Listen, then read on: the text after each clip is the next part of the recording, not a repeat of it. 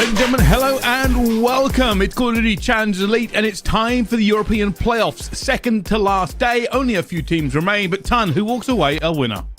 Oh, it's going to be very, very difficult to actually decide that, to be honest with you. We've had some crazy results over the entirety of the season. And for what was a 2-horse race over the previous 2 stages, is pretty much a 5-horse race now. There's so many teams that could go on to win this one. Pricey, arguably you could say it's a 6-horse race. I should have probably just went with that, not to be biased towards anybody else in particular.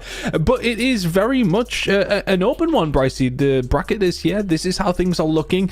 It's very, very difficult. Each and every single one of these games, I'm not 100% sure which way they're going. Yeah, that's going to be one of the ones that we kind of keep having an eye on here. There have been some upsets, and, well, now we get into the final week. There are no more excuses. Last chance to win an elite for some of these teams, and they'll all be trying to take that away from Team Notorious. Yeah, Team Notorious are 100% going to be the favourites, of course, as they should be. I mean, they only lost one game entirely over the whole of every single elite stage in the group stage, and then of course lost to Mystaken in their final swing at it. But since then they have been pretty much indomitable. They've looked sensational throughout the winners bracket side of things. They still look like the team to beat, but our team's going to be able to close the gap in this final week? That's going to be the big question. Yeah, I think so. I think realistically, when you talk about the teams coming into this week, Notorious are always going to be kind of the headliners, no matter what happens. But, you know, on the other side of it, I feel like I'm interested to see how the Magpies play this week, because they upset, you know, many teams last week and looked incredibly good. And Notorious, while they were basically untouchable in the very first stage of the Elite, still incredibly good. Like I said, only dropped one series, but slightly more contested series as time has gone on. Yeah, definitely. I mean, teams are getting better, whereas they've kind of, I mean, they've always looked really, really good, but I wonder if the gap has closed. I think you're probably right in that aspect. They definitely look like they can bleed now, and I think that is the point. I'm very curious to see how it is going to go down today, though, and here are 2 of their front runners. Afro and Eric Boom have been putting up the numbers. We got to see it on the main broadcast of how some players have been doing over the challenger stage. Lovely to get some recognition for some of these players as well. There's another one that it was actually at the very top, who we will talk about a little bit later, but these are the 2 front runners for, of course, Team Notorious, Afro and Eric Boom. But honestly, everybody on that roster has been performing at a very high level and have been stepping up when they've needed to. Rafi last week was incredible. F-Dot has had his moments as well. It's not just about these 2 boys. This is a very, very good team. Yeah, it's super solid, and I've been looking forward to see that SMG duo just go to work over and over again. They just make the biggest kills in the biggest ways, but they aren't the only team kind of running for this championship, and a lot of teams will have looked at all the VOD on them, and I wonder if that'll start being their weakness. With this much time to prepare, the teams should be ready to try and counter them as much as they possibly can. But we still have some teams left, Ton, and who's the best of the rest? Well, I think it's really hard to say now, to be honest with you. Mystaken went through their group undefeated, beating, of course, Team Notorious. They're going to be taking on Katana Gaming for the very first game that we have going on. That's going to be on Alpha, which, by the way, is an absolute cracker. Team Orchid taking on Jumpshot France. That's one of those games you don't know what you're going to get out of it. Team Orchid have looked very, very good, but Jumpshot France surprised us somewhat in the groups, but didn't quite get it done so far, of course, across the playoff side of things. And then, of course, we got the winners bracket final, which we just kind of mentioned. But here's some highlights from the side of Jumpshot France, and they're kind of I feel like they're a little streaky. They've come into this season with a really nice win up against Katana. That was in the very first game, actually, not even just the first week of what we've seen during this stage. And since then, yeah, okay, they looked solid across the group, but would be probably disappointed to find themselves down here. There were some games that were potentially could have went their way. They didn't, and now they find themselves really having to go up against it. I mean, even against Kinky, they got pushed quite the distance. So for Jumpshot France, they are probably the underdogs today, possibly alongside the Mission Magpies, if anything. And we're curious to see how they're going to do. But from what we've seen from them, the potential to win series against very good teams is absolutely there. Yeah, and I think that might be the kind of the key point for all of these going through, is that there have been highlights all the way through the Elite.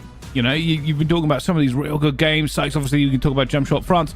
And Jumpshot France really, I mean, jumped onto us so early onto our screens. Like, wow, this is kind of insane, right? Like, they took down Katana, and that is a game that even 2 weeks ago, when we first talked about it, we were like, hey, this should be Katana. Good warm-up for Katana to make their run for this one. And then instantly taken down by Jumpshot. Since they've not been quite as smooth sailing, admittedly, they have had some issues. And while those issues probably came in the first part by Mission Magpies, really, who got into the bracket and looked like an entirely different team.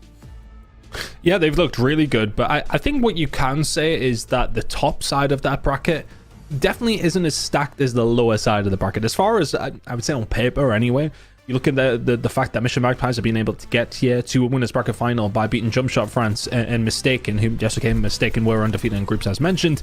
But for them to do it in that manner, would you fancy them in the other side of the bracket to get this far with Team Notorious and go here? I'm not too sure. But look, I mean, that's kind of how the cookie has crumbled. We have now found our two teams out of either side of this winner's bracket, and we'll see how it kind of unfolds, because this is where it really gets difficult. There are no bad teams left remaining. You cannot slip up whatsoever. Any mistakes will absolutely be punished. And one thing as well I want to say for them as well, they do have a little bit of experience, of course. Kez has been around for a very long time. But do they have the experience of some of these other rosters? I'm thinking of teams like Katana, Orchid, Team Notorious, of being in these deep situations in playoff brackets in these elite stages. The answer to that question is they absolutely don't. So let's see how they're going to manage to deal with this pressure that's going to come in today. They are a team who have been fortunate in their bracket, of course, but ultimately you just got to beat who's in front of you. They've done that. They find themselves in that winners bracket final. They certainly do, and we'll have to see just who really wants it this week. Like I said, this is almost feels like a little bit of the last hurrah. There is obviously still more to go with lands and a little bit of the qualifiers and all that sort of stuff coming down the pipe. But for the elite, the next 2 days could prove very influential. Every single one of these teams, of course, wants to work away as the last elite winners of this season. And to do that, they'll have to make sure they're the best of the 6 teams remaining as we get into this next one. But, I mean, our first game and every game that we've got coming up today is pretty good, especially like you mentioned at the beginning there, Ton. The competition seems to have increased. Getting into the playoff bracket, we were like, there are some teams pulling away. And then as soon as we got into it, every team looks good. Yeah, that has been the case. I think, you know, as the year does go on, you sometimes do see some teams kind of crack on, become a little bit better as time goes on. But for a lot of these teams, it feels like they've kind of reached their ceiling early, and there's these other teams who've had that ceiling and have now caught up as well. So, I mean, none other better than Mystaken Esports, right? I mean, these boys in particular have kind of come through the ringer. We've seen them as time's gone on. I think for the very first time we got to see, I believe Julian and Cal in the very first stage.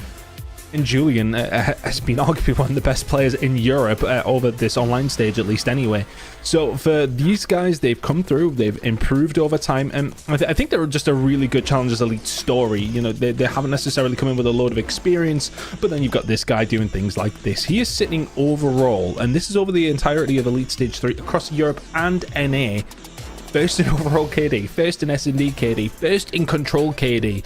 Julian is a serious threat and a potential future star for the EU stage, and that's how things kind of played out. This is the graphic that was shown, of course, over on the main broadcast. I mean, he is within some very good company there, and well worth the statistics that are on your screen for him. Incredibly good player, and I'm curious to see how he's going to do here, because it's all very well doing it over the regular stage, but can you do it at this late stage in the final stage of European Challenges this year against a very experienced team?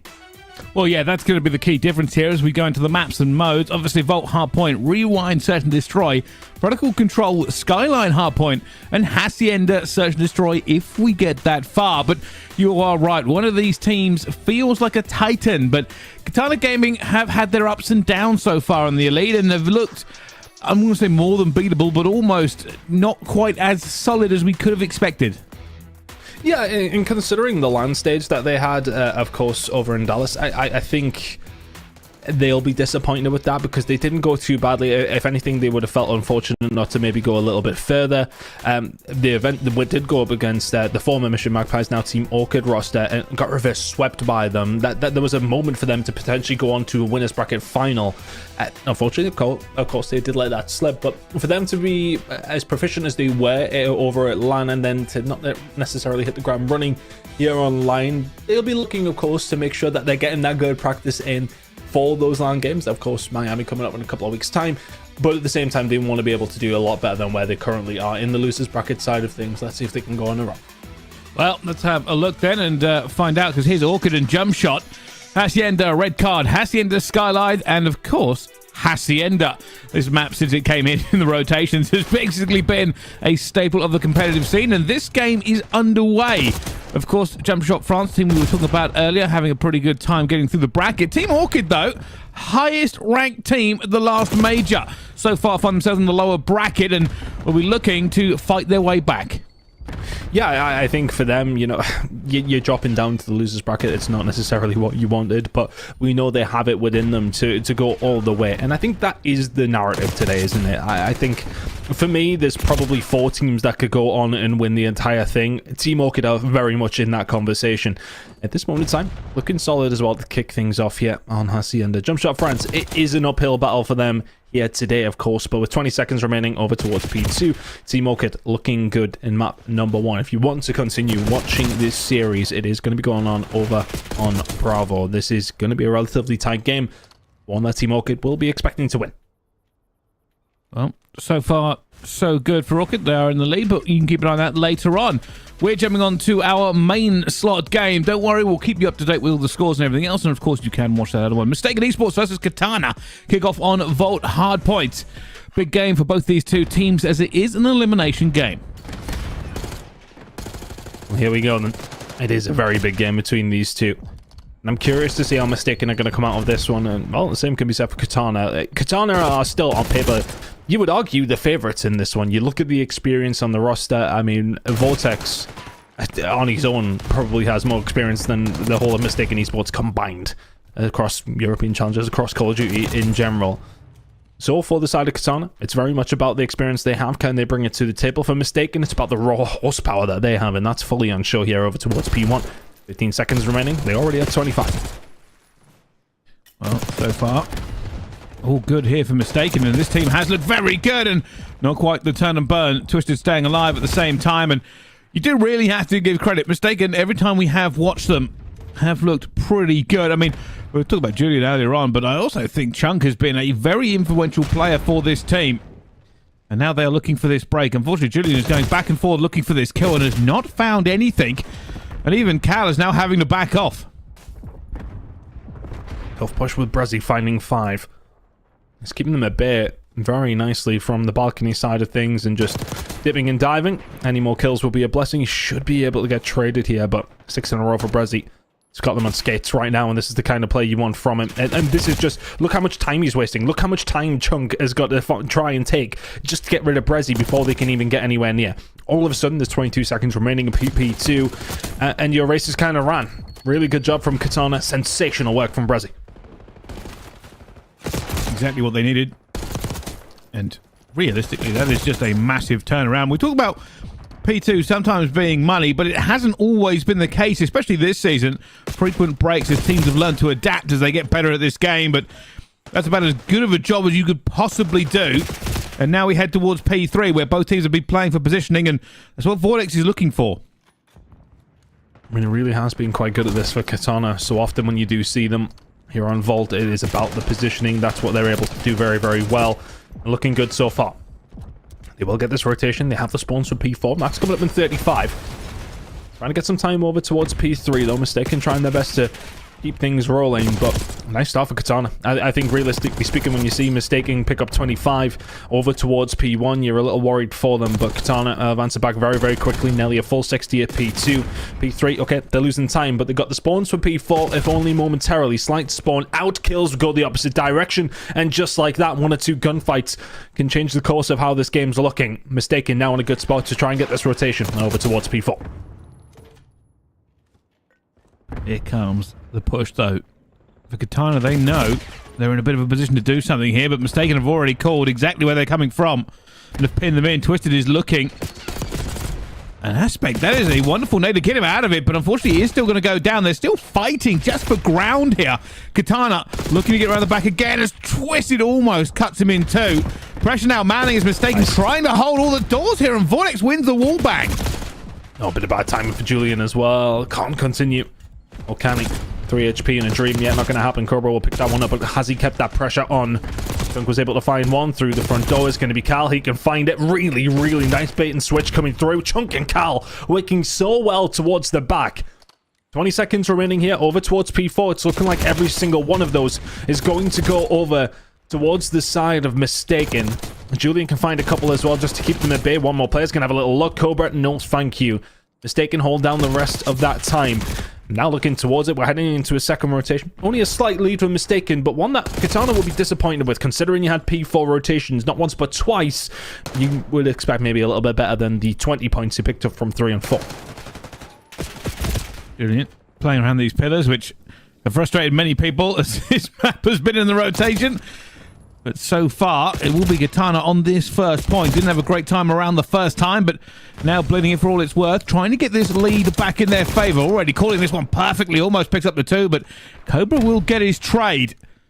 Now, if you're mistaken at this point, you knew that P1 went well, but P2 went very, very badly. Katana picked up 55 seconds from it alone, which means this needs to be a priority on the rotation. Unfortunately, with a Cobra in the backfield and the kill feed going against them, they now just need to stabilize. Yeah, really good job from the side of Katana Gaming as well, finding the kills when they need to. And again, they just seem to be so good at lining these kills up at the right time and lining up 3 as Aspect. Ridiculous shots. And that should be now some very good time for Katana if they can get the setup over towards P2. About to enter, and once again, Brezzy's in his spot that he just played with Mystaken last time out. Can only find the 1, but ridiculous shots from Aspect. This is where Katana could really twist the knife. P2 was flawless. Can they do it again? Pressure mounting a little bit here. A headbutt from Mystaken through the pool side. They're putting bodies into the point. They're still holding on for a few seconds as Vortex finds his second. And doing just enough work in here is now Cobra goes for the flank and looking for the players off of it. He will have flipped the spawns there. You can see number 7, Cow, will be behind. The reaction coming in from Katana Gaming. And they still hold P2. Yeah, for Katana, now Aspect, yeah, he's going to know he's going to need to turn around in a second. The rest of his team now spawning out towards the other side. No comms on that sense. So for Katana, the writing was on the wall there. Had the opportunity, but Mystaken will get those back spawns. But the thing is here for Katana, they pick up a good amount of time, and that is the important thing. We're now heading over towards P3. Katana have the spawns for P4.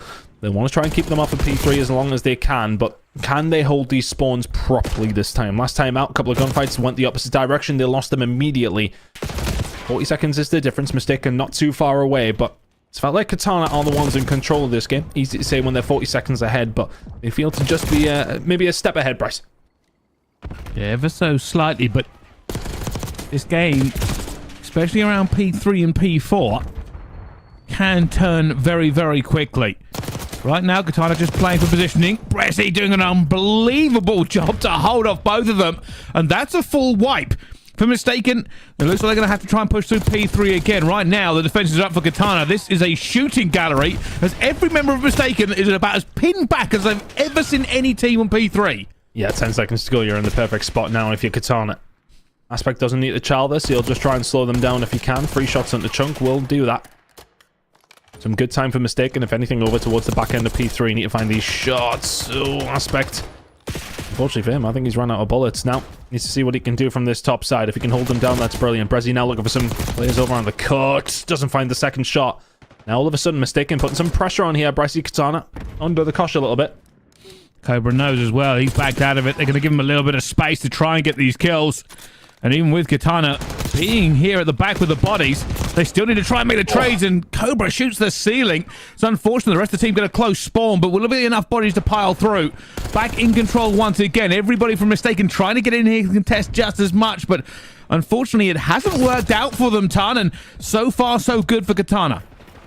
Mystaken still inside the point, but as you say, from the side of Katana, you're in the position to retake just like that. 10 seconds to go. Katana doing a really good job. They'll pick up in nearly every single second. Over towards P4. Mystaken managed to get a couple of touches, though, so they stopped them from the full 60. Cobra getting himself up top again just to try and get something going here over towards P1. I really feel as if Katana have controlled this area of the map very, very well. Mystaken have struggled to deal with it. You look towards your talisman and a player like Julian, he hasn't been able to get things going, whereas everybody else, Katana, has kind of been doing their job here. 195 and rising for Katana. Mystaken yet to turn up on P1, on map number 1, I should say. Slaying is paying. And Cobra came to play today. Almost gets a little bit of a turn and burn there as well. The pressure mounting now. Mystaken, no. They're going to have the angles to take them off here as Vortex is trying to play everything, but his teammates are just killing around him. Vortex is on a 5, but cannot find the 6th. Aspect going to be looking to cut more players down off that respawn. Knows where they're going to be, and that's going to be a bit of COD timing as they get away. One player slipping the net against Vortex, who's in the hill. And Vortex will go down here, but P2 back in the favor of Katana. I will say that Aspect is quite a way away here from being able to help. Sonny's we're back though for a potential pinch. If Brezzy and Co can hold it down towards this backside chunk. Weakest man on the planet. Everything else will be picked up by Aspect. Free spree for him. Can he do what Brezzy and Cobra have done so well, and that is just continue to survive? Look at this, just taking his time, making them work for it. Yeah, you want to push up poolside, have to deal with me first. Katana Gaming up 15 seconds away. This has been a wonderful performance in map number 1. Make it only 10. Kill feed looking very good for them. Bryce, Katana's map to lose. And incoming reinforcements from the sky as well. This game is done. It is a battering for Katana. They have taken Mystaken down a peg or 7. It was what felt like a close game, about halfway, but only halfway and no more. 250 to 119 is a statement on the opening day of Elite Challengers. Yeah, that is a very, very good map number 1 coming out from Katana. You were scared for them, especially coming into this one. You think about their history up against Team Notorious. They got 3-0'd by them in the playoff side of things to kick things off in the winners bracket. Then you're going up against a team who've actually managed to get one over on them in the group stage. You would worry for them to kick things off, but the hardpoint will go their way in a very, very convincing fashion. Everybody coming to the races there, though. Katana having a wonderful map number 1, and that's what you want to see. That's what you kind of have expected of Katana. I think if you were to talk about the season overall, Mystaken coming into it, that's the kind of map that Katana would have wanted to had against Mystaken at the beginning of the season. Of course, they have started to prove themselves as a up and coming, potentially even a top 4 team here in Europe. Katana now coming into it just to re-establish that order. Haven't quite done it yet. That's only the first map in the series, but it's a long way to getting that double already. Very nice map number 1. Wow. What do you say about that? But the slaying was on point. I mean, you got to give it credit to players like Cobra. I mean, just back and forth, causing issues continuously. Couldn't get hold of him, couldn't lock him down, finding the kills. And it got so far away from them. You know, we talked about where it could have turned P3 to P4. It didn't. It only got better for them. And I don't think I've seen a team be that pinned into one area on P3 ever. Yeah, it definitely felt like the rotations were working out really well for Katana. It felt like they were controlling the spawns very well. It just felt like they outclassed them on nearly every single level. Rotations were there, spawns were there, everybody doing their job on the same front as well. Really good job from Katana in map number 1. For Mystaken now, it's to a kind of tried and tested mode in Search and Destroy. Very good Search and Destroy team for Katana. It's about trying to continue that kind of level. I want to say that is a very, very good opening. Honestly, I was a little worried for them, if I'm honest, Brycey. We've seen in playoff bracket so far, kind of haven't been at the very best. Mystaken coming in as one of these up-and-coming challengers teams. There's usually a direction that first map goes, but it goes the way of Katana as they would have expected themselves. And now heading into map number 2, can you keep that momentum going? Yeah, I mean, that's what we're looking for going into the search, realistically. We said before, you know, we think Katana might be a slightly better team, but Mystaken have been very, very good the entire way through. This could still be a series that goes the distance, and even with that start there, I mean, realistically, Mystaken did look pretty good most of the way through. A great P1 break from them and just weren't able to get anything onto that P2, and maybe that's just where it fell down a little bit. And once they started falling behind, the slaying got away from them and they could not push any further forward. On the other side of it, though, Jumpshot France have taken the first map against Orchid. That is a very big map for them to find. Team Orchid now backs against the walls just a little bit, looking over towards it. A very close game for Jumpshot France. And I mean, look, you're scratching your head a little bit, aren't you? Because you see Jumpshot France come into this season, this stage, and sort of saying to yourself, right, okay, cracking win up against Katana. They're able to find a relatively decent run of things, of course, throughout the rest of their group stage. These two teams would have played each other, and Team Orchid won it. So I think for Jumpshot France to find that first map as well, it's a nice way to kick off this series, because now you're in an S&D on red card, which, I mean, I love for Team Orchid because you've got Henry in positions like this. Bance is so good at this map as well. Melko's able to answer back. Bance will pick up another here inside the restaurant. He might well find a second. Yes, he will. He closes it out. Team Orchid will find round number 1. But for Jumpshot fans, I think for them, finding that first map, nice way to get things rolling after a disappointing week last week. Well, I mean, Jumpshot France, at least they've embarrassed people. Well, I say embarrassed. Upset, I think is the better way to put it. Not embarrassed. Teams before. I mean, for Team Orchid, I don't know why they seem so much better at the major than they have done in the elites, if I'm honest. I mean, don't get me wrong, still a very good team in the elites, but have had their issues map to map, and against many teams as well. They drop a considerable amount of maps as they go through the tournaments, and well, we'll have to see whether or not they can just be a LAN team maybe as they head towards the next major. I mean, what would you rather be? I think you'd kind of rather be a LAN team, I suppose. Everyone puts more stock into that, and I think that's understandable. LAN is the prestige, isn't it? It's the, I want to say, the fairer environment, right? You're not just thinking about certain people's connections or anything along those lines. And that's where the pressure is. That's where the prestige is, and that's where they're getting the job done at this moment in time over this season. I think if you had asked them, they'd rather be better there. Anyway, can they convert it to some online presence though today? Right now, doing okay in the Search and Destroy, but down in the series. 3 versus 3. Plenty of map presence here. You've got players watching the middle of the map. Henry probably could get this bomb down, and you're not in a terrible position to hold it down from there either. So Team Orchid looking to find the second round. Mighty, though, he's just walked through. He's just walked through. It's absolutely free. Bance isn't there in time to stop Mighty finding the kill. 2 versus 2. That's the free kill. Bance gets the trade, and he's had 4 in a row so far, but unfortunately, because he has to plant, this might be terrible timing. Sykes get there in time. Sykes is going to see him. Goes up and down. Not going to work out for them in the end. Jumpshot, get that round. Keep an eye on that on Bravo if you want to. It will be available to watch on the YouTube Bravo side.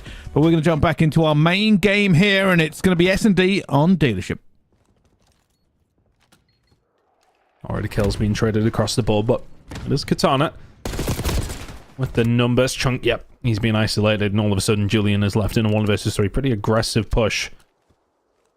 From the side of Katana over towards the diner side of the map. Julian is going to get called out. Never mind. Aspect. Oh, I mean, I want to try and make excuses. The tree maybe got in his way, but Julian will pull his pants down and now has a 1 versus 2 for the ace and for round number 1. Still looking. And I'm still upset that I call this Dealership's Rewind. Okay. This map's been in from the start, Bracey. I know. I don't know why I called it the wrong one, but it doesn't matter. Right now, this is information game. Katana doesn't know where they are. Mystaken Julian doesn't know either. They hear that? He smashed a window. I don't know if they've seen him. I don't think they have. Oh my goodness, Cobra has walked past. Almost gets taken down as well. Now they're running for their lives. Julian firing on all cylinders. Oh, what a 1 versus 2. An angle has made the mistake, and oh my goodness, did Julian get the clutch? What on earth was that? I mean, they've walked past him. Put some bullets into Cobra, deals with the other, and knows the child is coming. It's a 1 versus 3 from Julian with a turn on in a 1v2 gunfight he should never win. And that is the kind of moment as to why people are speaking about this kid. It's the ace on top of it as well. What a round from Julian. Everything that could have gone well for them did. I mean, he smashed the window. They thought he had run out. They did not catch him on the bomb in the angle. And he could have thrown it away as well. He didn't kill Cobra, but somehow still found the 2-piece. Everything about that clutch will have to be rewatched. An unbelievable start for the S&D for Julian. Katana, they'll be kicking themselves. But if experience is to prevail in that one, you sort of say, right, okay, well, we played the round well until Julian was left all on his own. Aspect should have had him, and that should have been the round. Done and dusted. So you do, what, 80% of it correctly. The other 20%, though, does hurt. A lot of bullets coming in here over towards Mystaken, but it's Cal who can find the first. Aspect there for the trade. He's going to be able to find a second. No, Julian will continue to survive. Still on 4 in a row. 3 versus 3.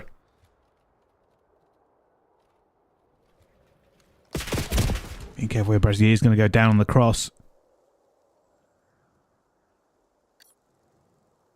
Katana going to wrap this. An opportunity in timing. You see him in the corner.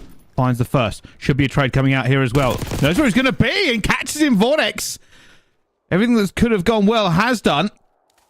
The only issue is that bomb is not down with 12 seconds to go. And Or could have been a bit of a nasty fight, but Katana get that one done. Good shots from Chunk, but not good enough to seal the deal. Really nice technical 1 versus 2 from Vortex around the site. Aspect was there for the backup. Vortex deals with them on his own. Chunk presuming the spot, presumed correctly, but Aspect with the cover, never going to lose that one.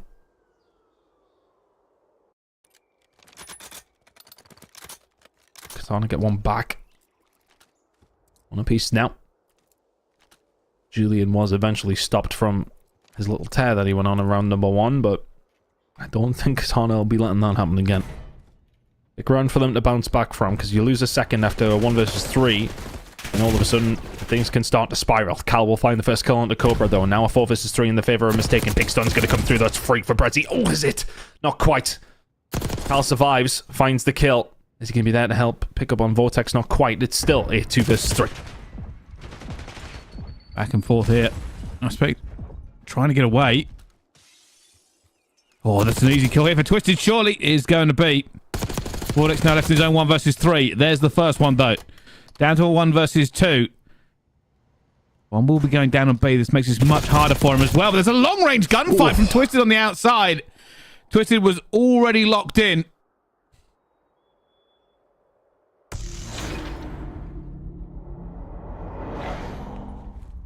Incredible work on the boys on Mystaken. Just isolating where they need to, but I think the really big moment was when Cal actually managed to find Brezzy. It seemingly had a very free 2-piece. Doesn't pick that up, and that would have put it in a very different position. It would have been a 3v2 the side of Katana. In the end, it ended up being a 3 versus 2 for Mystaken. So a couple of moments here and there going Mystaken's way right now, but they are creating those moments for themselves. Katana looking to try and get themselves in a bit of a better position here, because right now these very frantic rounds are not going their way. Cobra will find one after 2 of his teammates do fall, though. Julian trying to find something else here as well, just to put a solidification on this round. For Mystaken, but still a 2 versus 3 and a doable one for Katana. Cobra now trying to rotate around. It's looking like B is on the cards. Mystaken have split themselves up. Still in a 3 versus 2, but this bomb may well go down before they get a chance to do something about it. Never mind. Gotta be careful. Cobra already with the stun check. Not even gonna get that first one, unfortunately. And that's an easy read, taking the end ton. Yep, had the numbers for a while, and Katana, it's about just trying to survive once that bomb goes down, but crucial timing for Mystaken. They swarm together from 3 different angles, and you're doing very little about that if you're Katana. Mystaken 3-1 to the good now. Looking very, very solid, but I think Katana will still be thinking to themselves, this should be 2-2. Well, I'll tell you something. It's certainly going to be seen on the Reddit at some point. An unbelievable clutch in that number 1. Maybe set the tone for the S&D. Katana need to regain, give the heads a wobble, and get back into it. And now in the defense, can they find this first blood? It's a big aggressive push here from Mystaken, trying to take this mid-map control.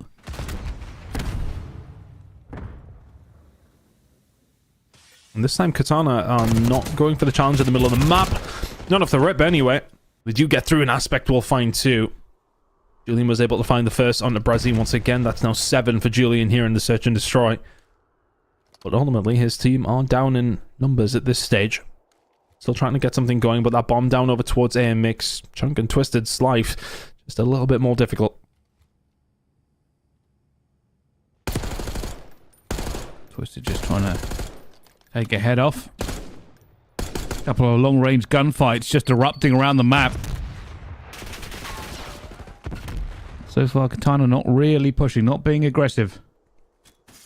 They don't need to. They know where the bomb is at this stage. They can kind of chill a little bit. Or do they? Just from their positioning. I think it's really going to be Vortex that's going to spoil the party here for Mystaken. Cobra gets eyes on a little bit of information. Vortex finds Twisted. There's the one around the site. Now Chunk looking for the fight. Can't find it. Katana will get one back. And after that first couple of kills go their way. Julian finds 1. Aspect finds 2. And the other 2 teammates were Mystaken nowhere near to answer those trades. Nice round from Katana. Wow. This is what they need. Consistent rounds to get back into it.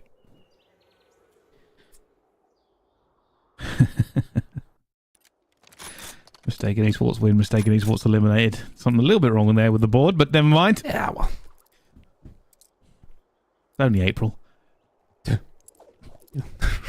a further comment I could make. I mean, we've had issues for about 5 years now, Bryce. Who am I to argue? At least we've got something.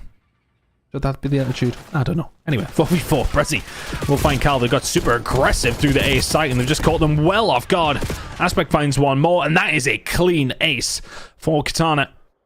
That's a hell of a way to answer your critics. 3-3 now, Katana.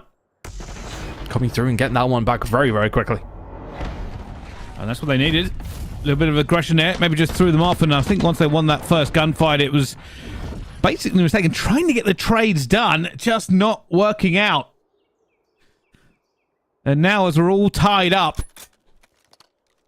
Katana feeling probably a little bit more comfortable here.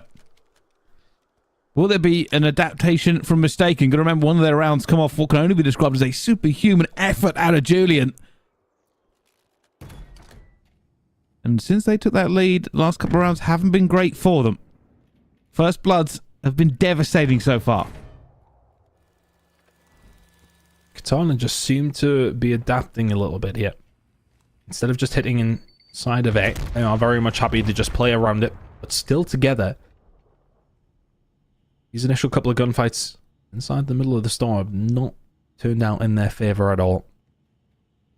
So they've opted to try and go more so for the retake. Resi in a position to pounce. Maybe a bit of info just came his way. Yeah, it did.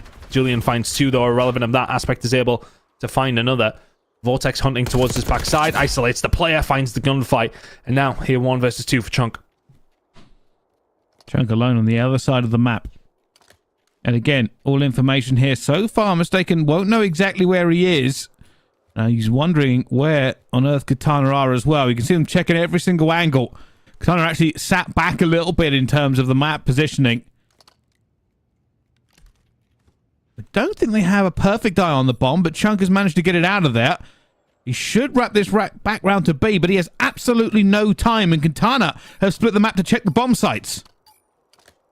Oh, they're just going to get the collapse on him. Yeah, nicely done from Katana again. You just seem to be in control of this series. Everything that's been thrown at them is, well, being answered for. Aspect now, 7-3. And I suppose shoe on the other foot. Katana are in a really, really nice spot now. Okay, they may well be finding themselves, what, 5-3 up now, is it? Or just a 4-3.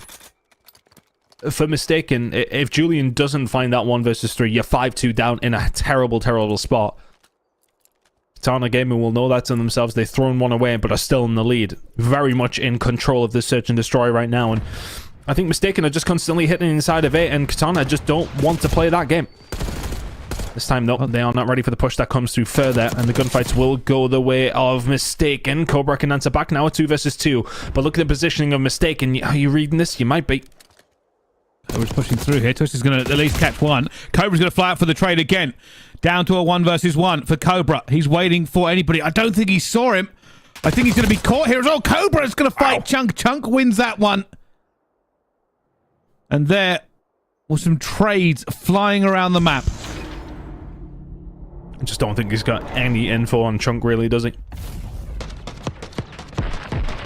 That's a couple of bullets, but Chunk gets the first one in, and that is the difference maker. Mistake can get one back. 4-4. Still really, really tight for all it feels like. And I kind of just said that Katana were controlling this one. Mystaken are keeping themselves in it. Some really big players coming through. Julian finding 2 in the middle of the map. Here we go, though. Now getting aggressive over towards A again. They're doing the same thing. So Katana, happy to go for the retake if they need to. Mystaken, gonna invite them to do so, and the bomb is going down.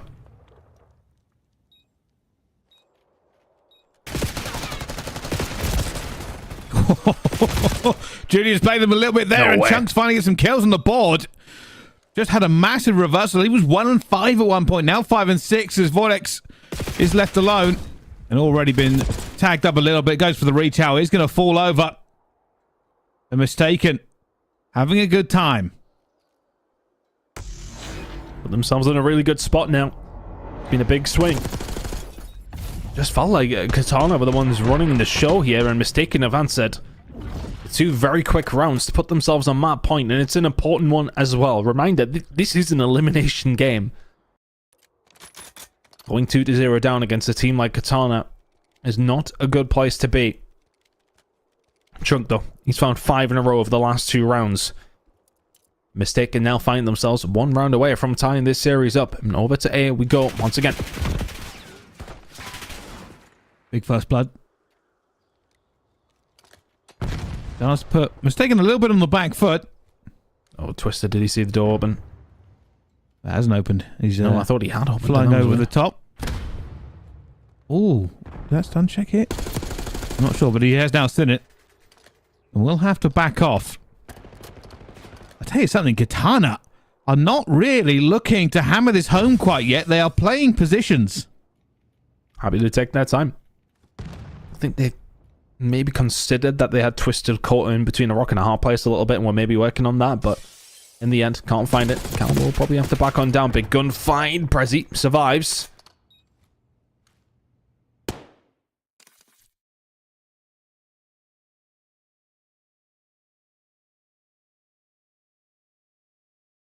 Oh. Not great there. I think a little bit of a lost connection there. We'll jump back in. But never mind. We will get back to that when we get back to it. We have lost connection to the host, so that game is ongoing. Yeah, presumably. Yeah, I had a couple of things actually disconnect on my end as well, production. So if that was, I don't know if your screen went a bit funny there, Bracey, but mine did as well. It did. Yeah, I thought it was me. I always think it's my fault. Anyway, I think I thought it was me. For both those 2 teams, though, we'll figure out what's going on there exactly. But over on Bravo, big round of Search and Destroy here. I tell you what, if Jumpshot France find themselves a 2-0 lead here, it's a bad news bear for Team Orchid. Oh my god, well there you go. That always does help though, doesn't it? A big nade comes through from Mythics. 4v2 in the blink of an eye. Search. Yeah, I mean, how does that happen? We thought we might have a nail-biting round 11 to catch for you. A little bit of a aggressive jump in, and it is going to be a 2 versus 4. Mighty and Sykes have found their teammates in bits spread across the map. And all Orchid now have to do is trade.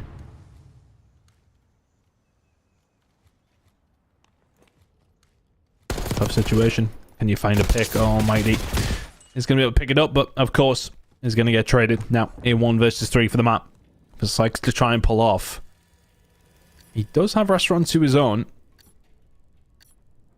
At the same time, it's even getting the bomb down and holding it from this position. I think he wants to try and find somebody coming to have a look, but 1v2 from that situation with this amount of time on the board would still be very, very difficult. Needs to do something. Can't. And it's Orchid who find the 6th round they needed in the round 11. And they will take that one away and tie the series up 1 apiece. Oh, there you go. It's all going to be good for Orchid in that last one, but that nade will haunt Jumpshot for some time. An opportunity to go 2-0 up in the series has been taken away from them by a nade position going through as well. But hey, what a time for them as well. And I've been told there is an update. The match has continued and still going on. Apparently, Katana won that one 6-5 ton. So it's gone well for them. It was only the Observer that crashed out, so the rest of the game continued. And unfortunate for Mystaken, they were not able to do anything more as Katana took it. God damn it, Q.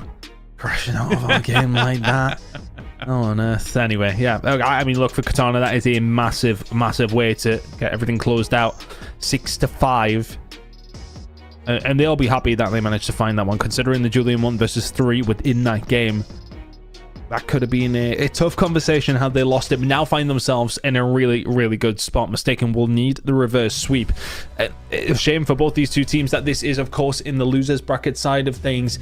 Loser is done for Elite over the entirety of the season. It's a big, big game. Katana arriving when the big game really does matter. 2-0 up and out in that series. Heading into the control, Bryce is very much backs against the wall for Mystaken now. Yeah, and I kind of a little bit sad. I didn't get to see the end of this, and Team Mystaken were having a very good time. But hey, sometimes it happens, Ton. And realistically, I think for me, Mystaken have definitely shown they can hang, especially in the S&D. Yeah, they looked solid throughout. Of course, I mean, finding that 1 versus 3 from Julian, we've seen big moments from him over and over again. And no bigger than that one had Mystaken actually been able to take that search and destroy. So Katana, now 2-0 up. Jumpshot France against Team Orchid. Of course, as you just got to see, that round 11 falls the way of Team Orchid. Honestly, I did think that would be a little bit more comfortable of a game for Team Orchid, but being forced to a round 11, lose map number 1, very much could have gone either way in either one of these 2 maps. But on Alpha, Katana Gaming are the ones stretching their lead. A really, really convincing map number 1. Very, very close map number 2, but ultimately what matters. They're 2-0 up, heading into a protocol control. It's a big game as well. Coming up next here on Alpha, we've got Mission Magpies against Team Notorious later on today as well. Big games across the board. Bricey, it's still anyone's, of course, though, in this bracket right now. They're looking good for Katana. And a very, very close game on the other side of things. Yeah, 100%. I am very curious how that Orchid Jumpshot game is going to continue to go on, of course, with it being tied up 1-1. Those two will be trading back and forth as well, especially with what could have been a close S&D. It went to round 11, but obviously a nade ruined our fun in that last round. But that could already be Jumpshot France up 2-0 ton very easily if there was a trophy. But on the other side of it, kind of the same thing really in the game we're watching. Mystaken had such a good performance, but 6-5 they end up losing that one. And I mean, realistically, yeah, good performance from Mystaken, but their only highlight's going to be that clutch in round 1, because that scoreboard is not going to matter if they don't win the series. Protocol control incoming as well. It's going to be tough. Katana always just feels like control, well, other than when they play against Team Notorious, is a pretty good mode for them. They'll be feeling confident heading into this map number 3. Let's see which way this one's going to go. I mean, Mystaken need to be able to bring this back. They need to. It's their season on the line now. Got to find something here on protocol control.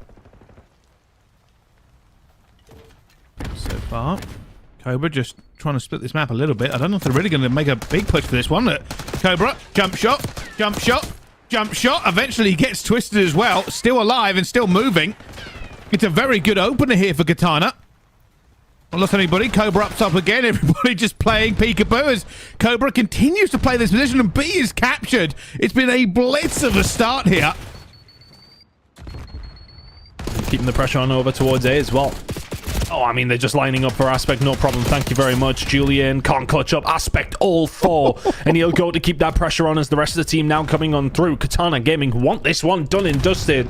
Round is gone. It's done. That is a wildly quick round of control on protocol. Of course, like, attacking is the more favored side. That is typically what we do start to see a little bit more of as the season has gone on. Not that favored though. Yeah, that was convincing. Oh, this was it. Aspect like just caught them on the rotation transition, and that was basically it. Even with Julian getting that kind of trade going through, gonna have to work out exactly how long that one was, because it may be one of the fastest we've ever seen for a control round on this map, especially. So close in this series in general, but that one maybe not so much. Aspect with another good start, keeping things rolling. 5-6, can't find the 7th. Was on a 5 spray. Cannot stop Mystaken getting a hold, if only momentarily. But now they're being pinned back into their spawn just a little bit here. Cobra, if he can continue to stay alive, is going to cause so many problems. Katana are shooting a little bit differently today. Everyone we're going on board with just is laser beaming Mystaken, and there is very little they can do about it at this moment in time, Bryce. Well, I actually want to speak a little bit about Cobra while he goes to work here. This has been a player that's been hyped up in challenges in Europe for quite some time, but truth being told, there have been some lukewarm performances, or maybe just not to the level that we've been expecting him to perform. Today, that is not the case. This game, he has been everything. His movement is smooth, his gunny is perfect, and the centering is on point.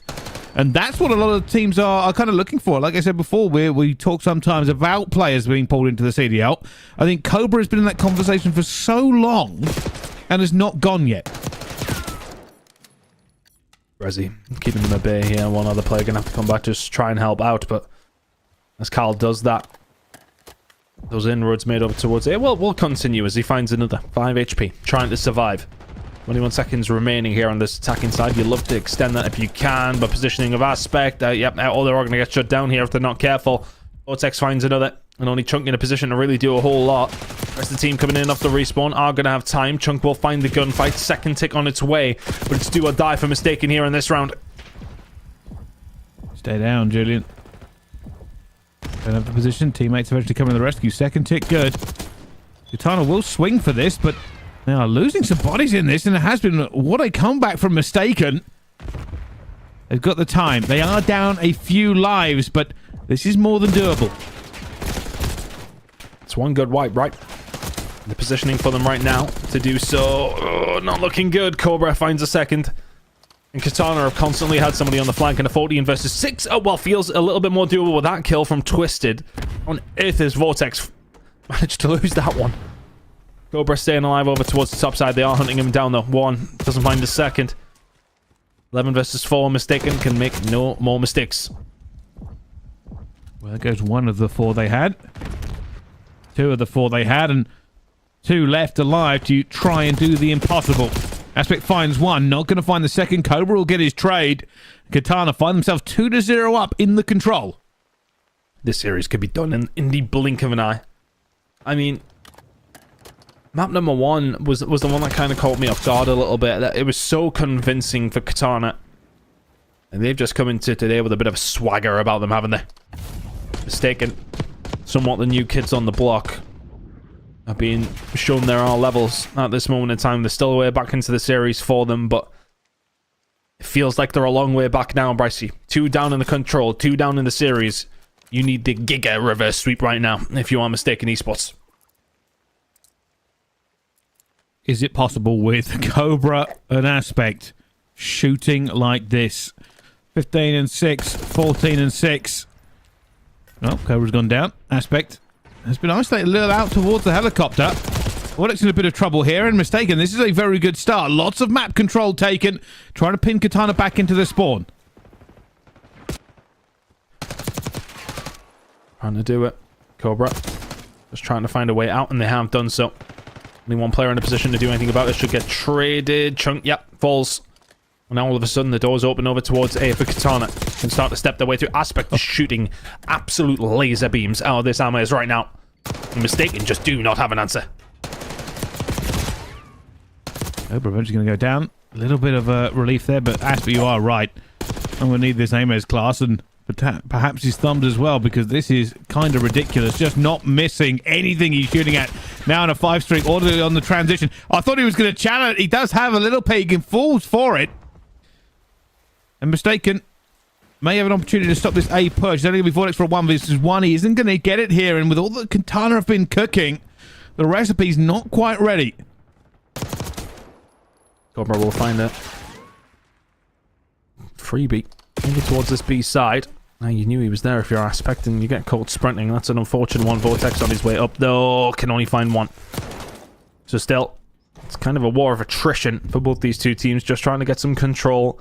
If it Katana, so you can actually jump into the point, and is that going to be the moment? Julian still top trips. That's going to cause some issue. Cobra gets shut down as he tries to find a push. They ain't expecting Brezzy here as well, though. Now back on towards A. Time looking to be extended for Katana.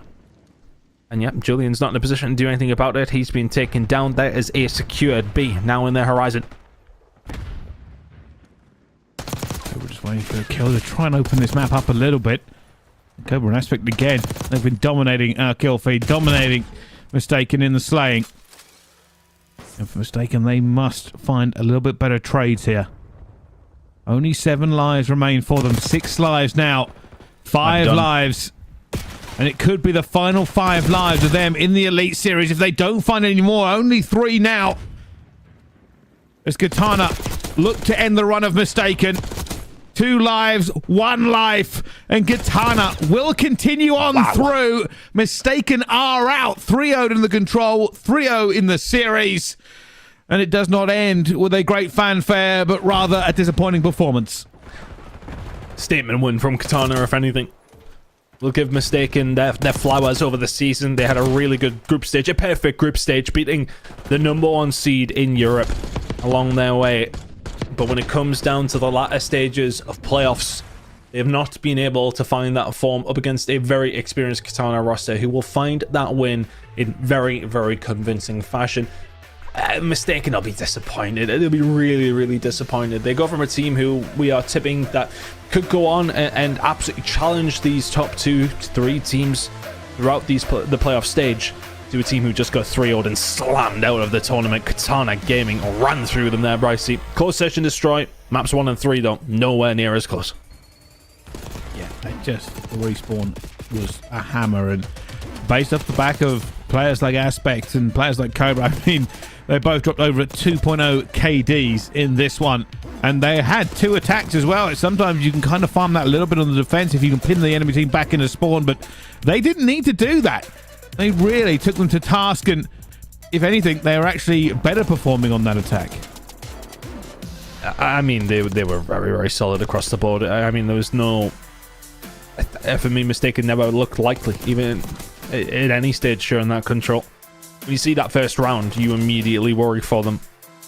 Well, I think for them, it's time to dust yourselves down. You know, Katana Game are the ones who are going to advance, but a word over towards Mystaken. As mentioned, very good group stage. You put yourself, you put your name in the hat a little bit, didn't you?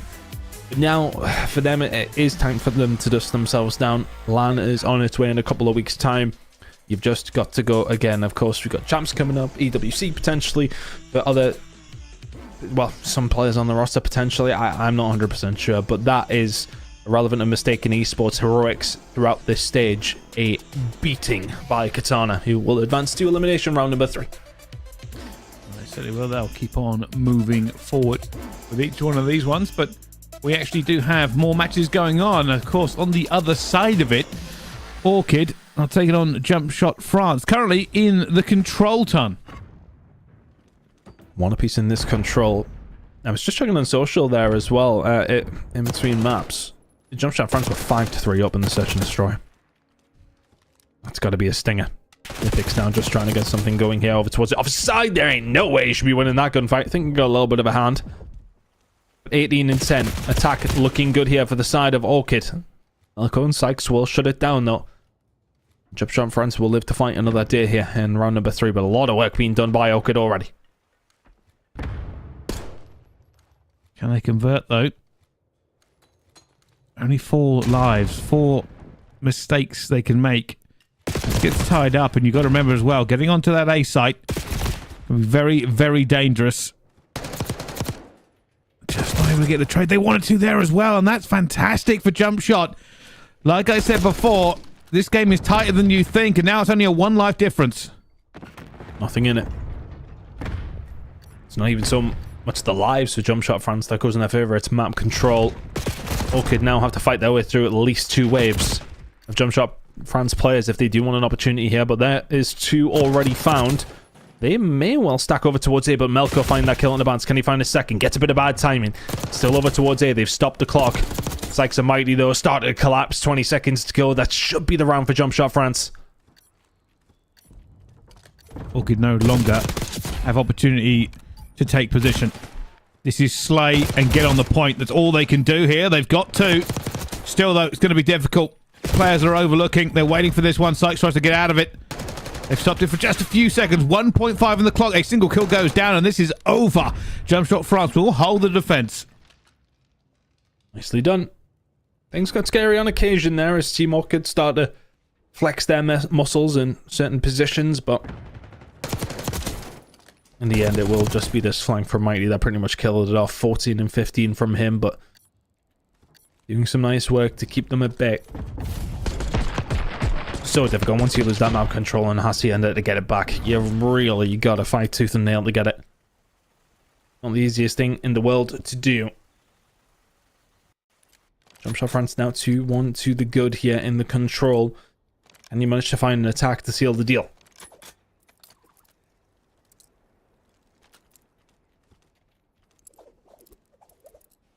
That's what they look for. A good break. Necessary. Mythix finds Mighty. Sykes going deep here and might just get a timing, but Lucifer hits him with a drop shot and gets away with it. And while Nadok sort of stopped the clock for a few seconds, it also kind of gives his position away.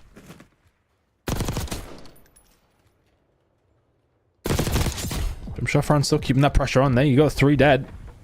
And he's able to answer back with something, but you can start to make some progress over towards A. At least helping, stopping the clock. It's like Suck and try and get the spawn kills going, but he gets a little bit greedy. Gets caught out by a couple of different players, and now all of a sudden it's not quite back to the drawing board for Jumpshot France, but it becomes a little bit more difficult as they start to read a few kills that go their way. Lucifer should find at least one here over towards the B side. Reads it perfectly himself. Alex and Sykes will fall. And the team able to really establish much control, but that's 3 in a row for Lucifer. Would have been the 4th had Bounce not picked it up, and now the pressure is on. Next couple of kills need to go Jumpshot France's way, and Alex can find one, doesn't find the second, and the trade is absolutely not there. Team Orchid putting the pressure on now. Still holding quite nicely. Everybody back in spawn for Jumpshot. Orchid trying to get in position. Henry will call this one out. He'll be begging for reinforcements. So many bodies piling the way here, and it's good for Jumpshot. Lucifer trying to find these bodies as well, but not getting it as nades fly into him at the same time, and Jumpshot have found an opportunity to get this one back into some contest. A massive opportunity with a 2-1 lead in this control as well. It doesn't matter which way the 3 runs find themselves. If you can find it here on the attack, stops the opportunity for Team Orchid getting something going themselves, but being kind of cut to ribbons a little bit now, and the contestant will come through. Lucifer and Henry doing really, really well. Find the kills over towards B. They force Sykes and Code to have to go over towards A, and with 16 seconds to go, there's not a lot of hope here for Jumpshot France other than one final push. A little bit of a dangerous gunfight, but Jumpshot will now throw caution to the wind. Mighty onto this point, just wants that extra minute, wants the opportunity to continue this one, and that might just be some bad timing. Mighty looking the wrong direction, and Bance will catch him before he does any more. They have a body on here as well, but Mythics takes down Maddox, and Melko will dive B. 3.1 seconds remaining, has to make that gunfight and doesn't. We're going to a round 5 on the control. Really nice job from Team Orchid. They just find the kills in the middle of the map, and they just never relent in that pressure. I think it's so difficult though, isn't it, for Jumpshot France? I mean, for any team. When the presence is found in the middle of the map, and you just really struggle to get it back. There was a couple of minor opportunities to get something going over towards this B side, but in the end, it's an attacking team that don't find a great deal of ticks. And Team Orchid will go for the repeat again. Fence falls their way. Jumpshot France will have to do it the hard way if they want to find a lead in this series.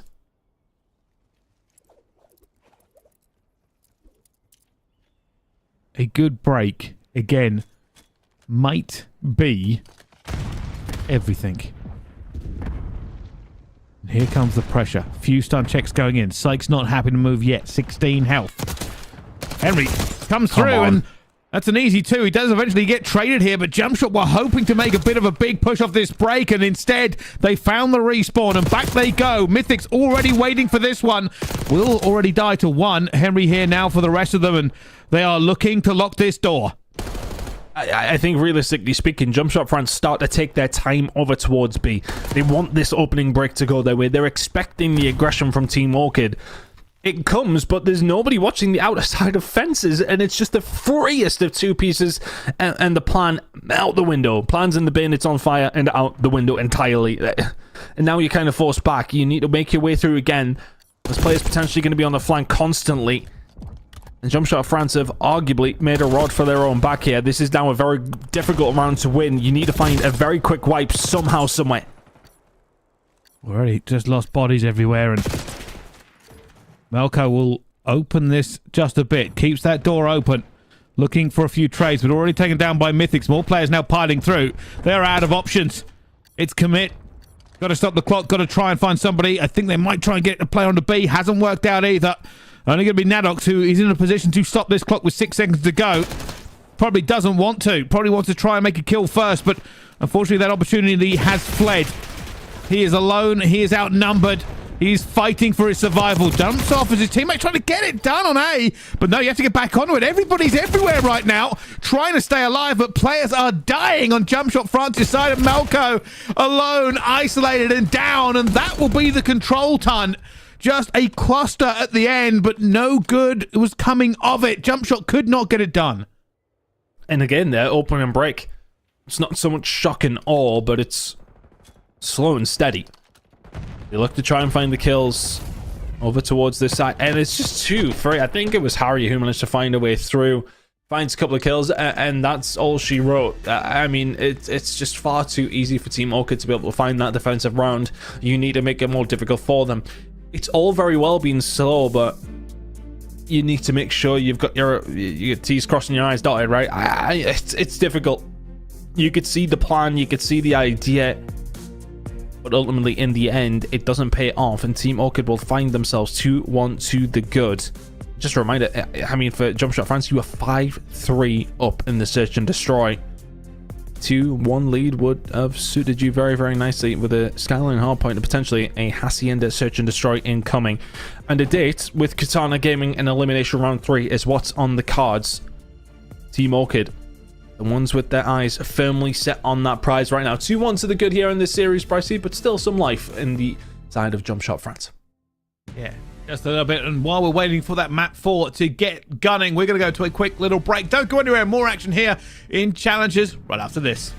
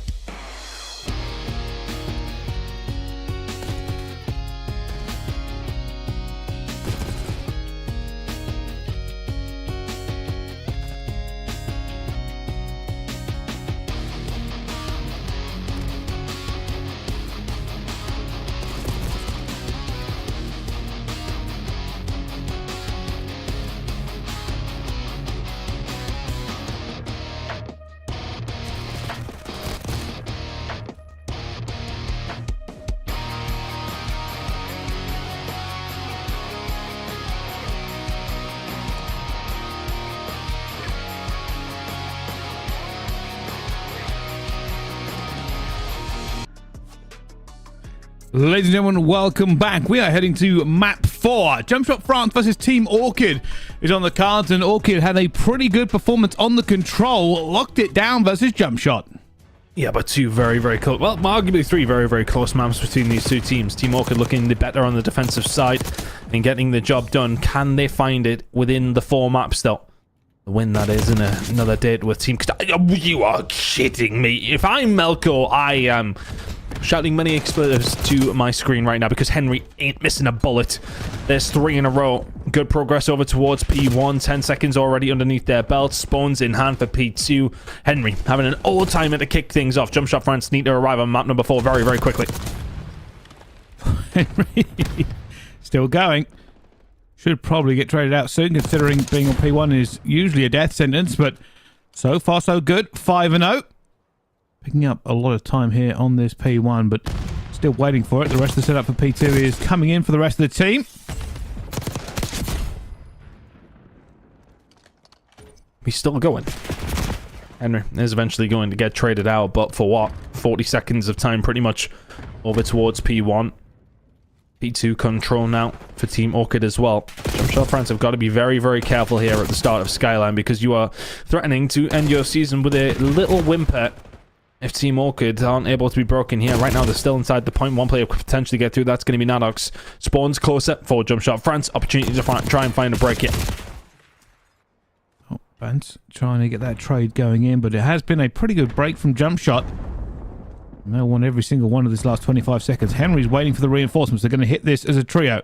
Sykes laying down behind the sofa may mean that they don't find anybody. And, well, that's a huge 2 from Melko. Sykes will find Bance as well. And they lock it in for the remainder. It's not so much of a momentum swing with these final 15 seconds or so going to go their way, but it's just a nice way to, well, stabilize. If you are Jumpshot France, you are getting hammered at the start of the game from Henry. He's sitting at 9-3. We're finding that 20 so seconds over towards P2 is a nice respite from what was a terrible, terrible start. So find yourself 30 behind, but more of an opportunity here to try and get something going over towards Kitchen. Mythic should be traded, and Nadox is in. Nice break from Jumpshot France. Doing well on this respawn, fighting back every single step of the way. Melko is going to go down, and there will be another break right back through from Team Orchid. 30 seconds to go here. Lots to play for. Jumpshot setting up again as Mighty already finds 2. And Bance will have to commit to the point here, but timing goes against him. And Mighty does not get all 4 as Henry gets the trade. And reinforcements flying as Henry flies at them and gets his own 3. Unbelievable. I think Henry's kind of been laid up there, hasn't he? 3 very weak players. 12-5, though. He's still going to finish the job. Bance has got some terrible time. That's the worst time I've ever seen. Is still somehow going to find a kill. Players above him, players below. Everybody from Team Orchid, though, looks unsung right now. One player, though, slipped in it, and Nadox, he will find that kill, and that might just be an opening that Jumpshot France solely need. All on his own, though, and that picking very much comes home to roost. That is a good hold from Team Orchid in the end. 45 seconds remaining now. Jumpshot France do have the pressure. Can they find a break?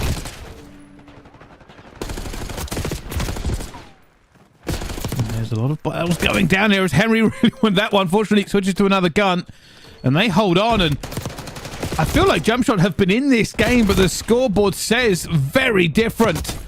It is now getting well away from them, ton.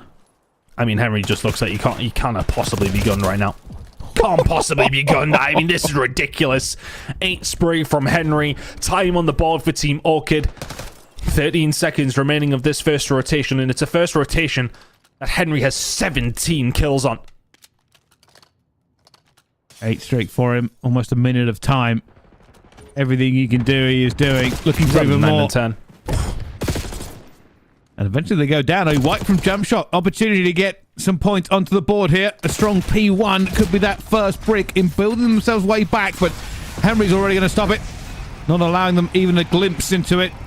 And while this is a slow one coming through, he managed to hit Mythics and will get a kill on the enemy team, so at least not completely wasted. 1-for-1 trade. A little bit of wasted time inside of it as well. Not necessarily the best turnout, but it does force Jumpshot France to have to jump off. Jumpshot France will force themselves off the point and, of course, back up towards P2. Good pressure coming in from Team Orchid. Not able to make it count, though, and this is a nice hold from Jumpshot France. 20 seconds remaining here. Not the end of the world if you lose some of this, because there's a potential full 60 on offer over towards P2, and that full 60 will put you right back into the game if you can manage to grab a hold of it.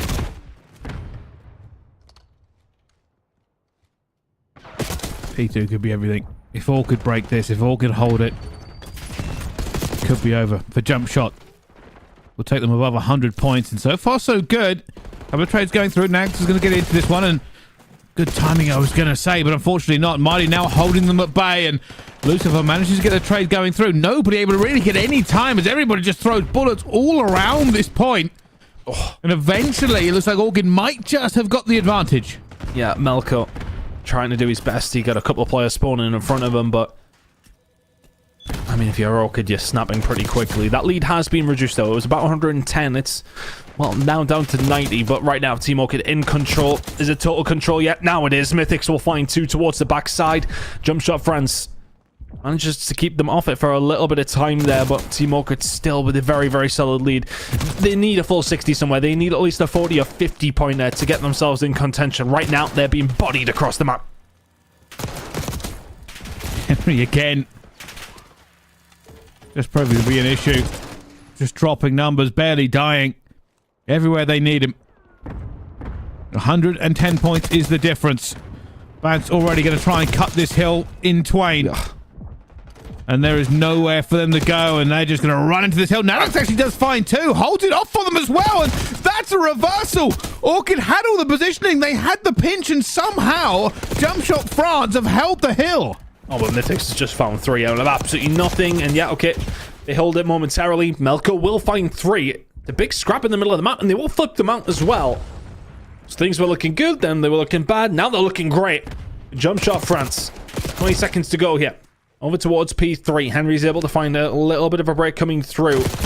As Melko was able to find 5 in a row.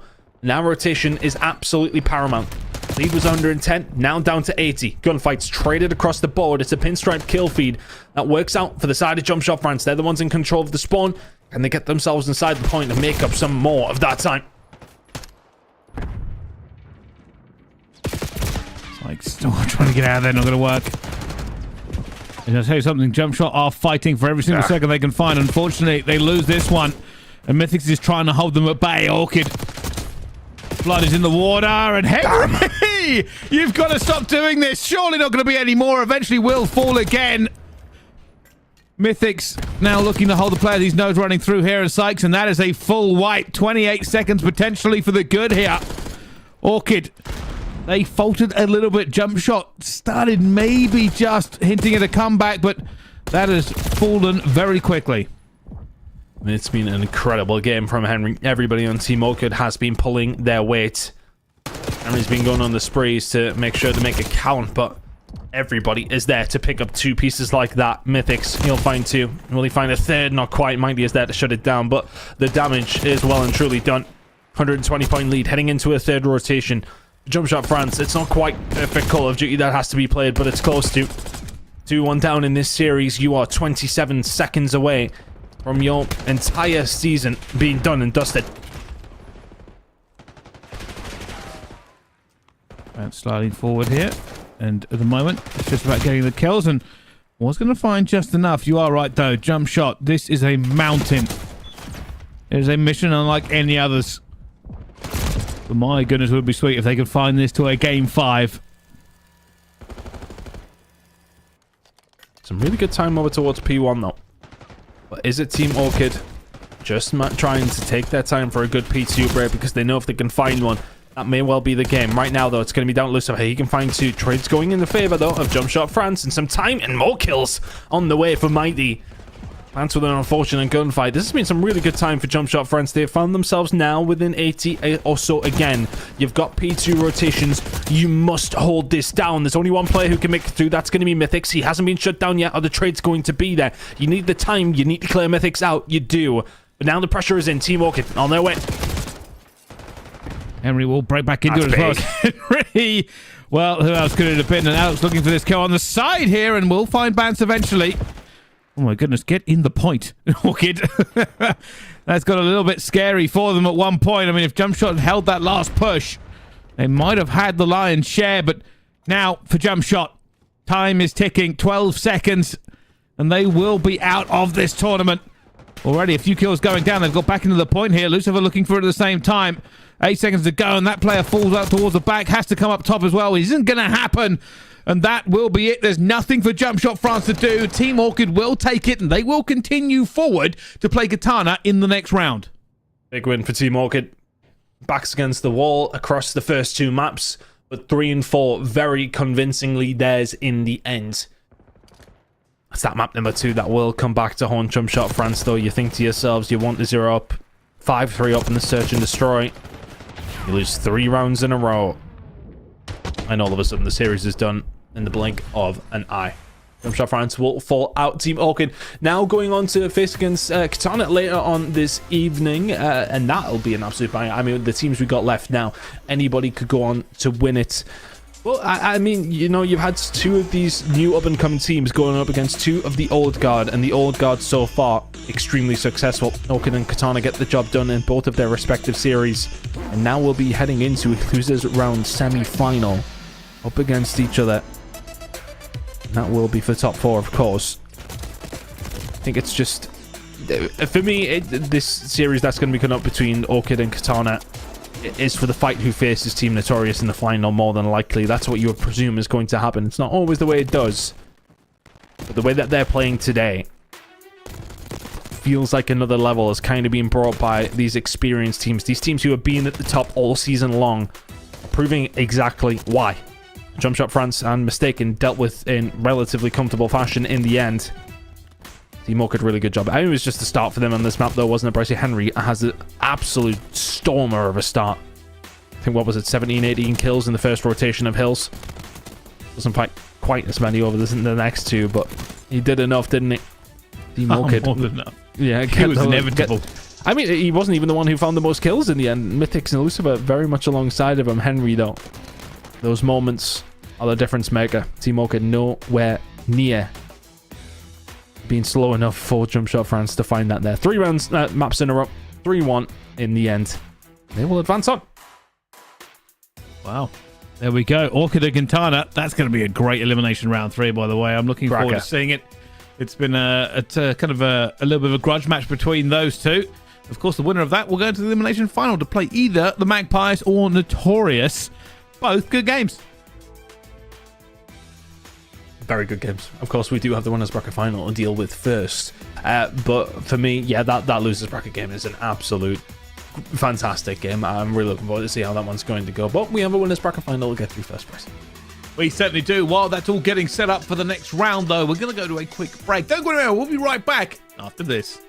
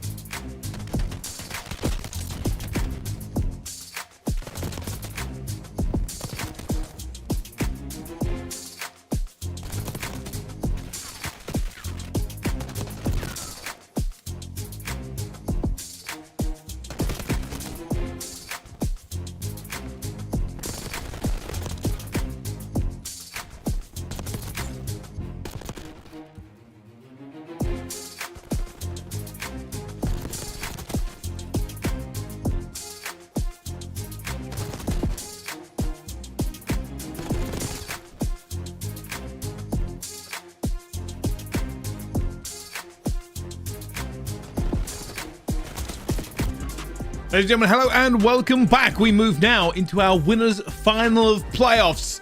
The two best teams so far in this tournament ready to throw down, and this is how they got here. Mission Magpies, they done the run, took down Jumpshot France, then took down a Mystaken, who were flawless in the groups, now facing off against Team Notorious.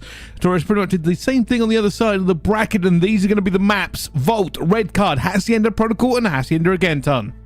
Yeah, should be a really interesting series. I think for me, it's about what Mission Magpies show up. Is it the team that have battled their way through playoffs, or is it the team who in the group staging kind of had a mediocre time? We're going to find out very quickly. Team Notorious are very much the team to beat for every other single team here in Europe, and it's a Vault Hardpoint to kick things off. It's a nice map for Team Notorious. They'll look to come out swinging. Mission Magpies, though, can you cause the upset? It's a big challenge ahead. Let's see if they can get it done.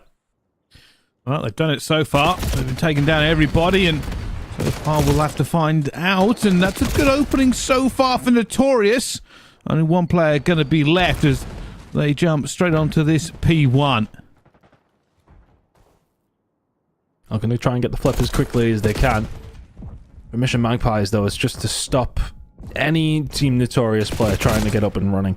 I think for them and their SMG players are going to have to be solid. I mean, we've seen the two statistics from Eric Boom and Afro, both sitting in the top 10 of Challenger players across the entire globe.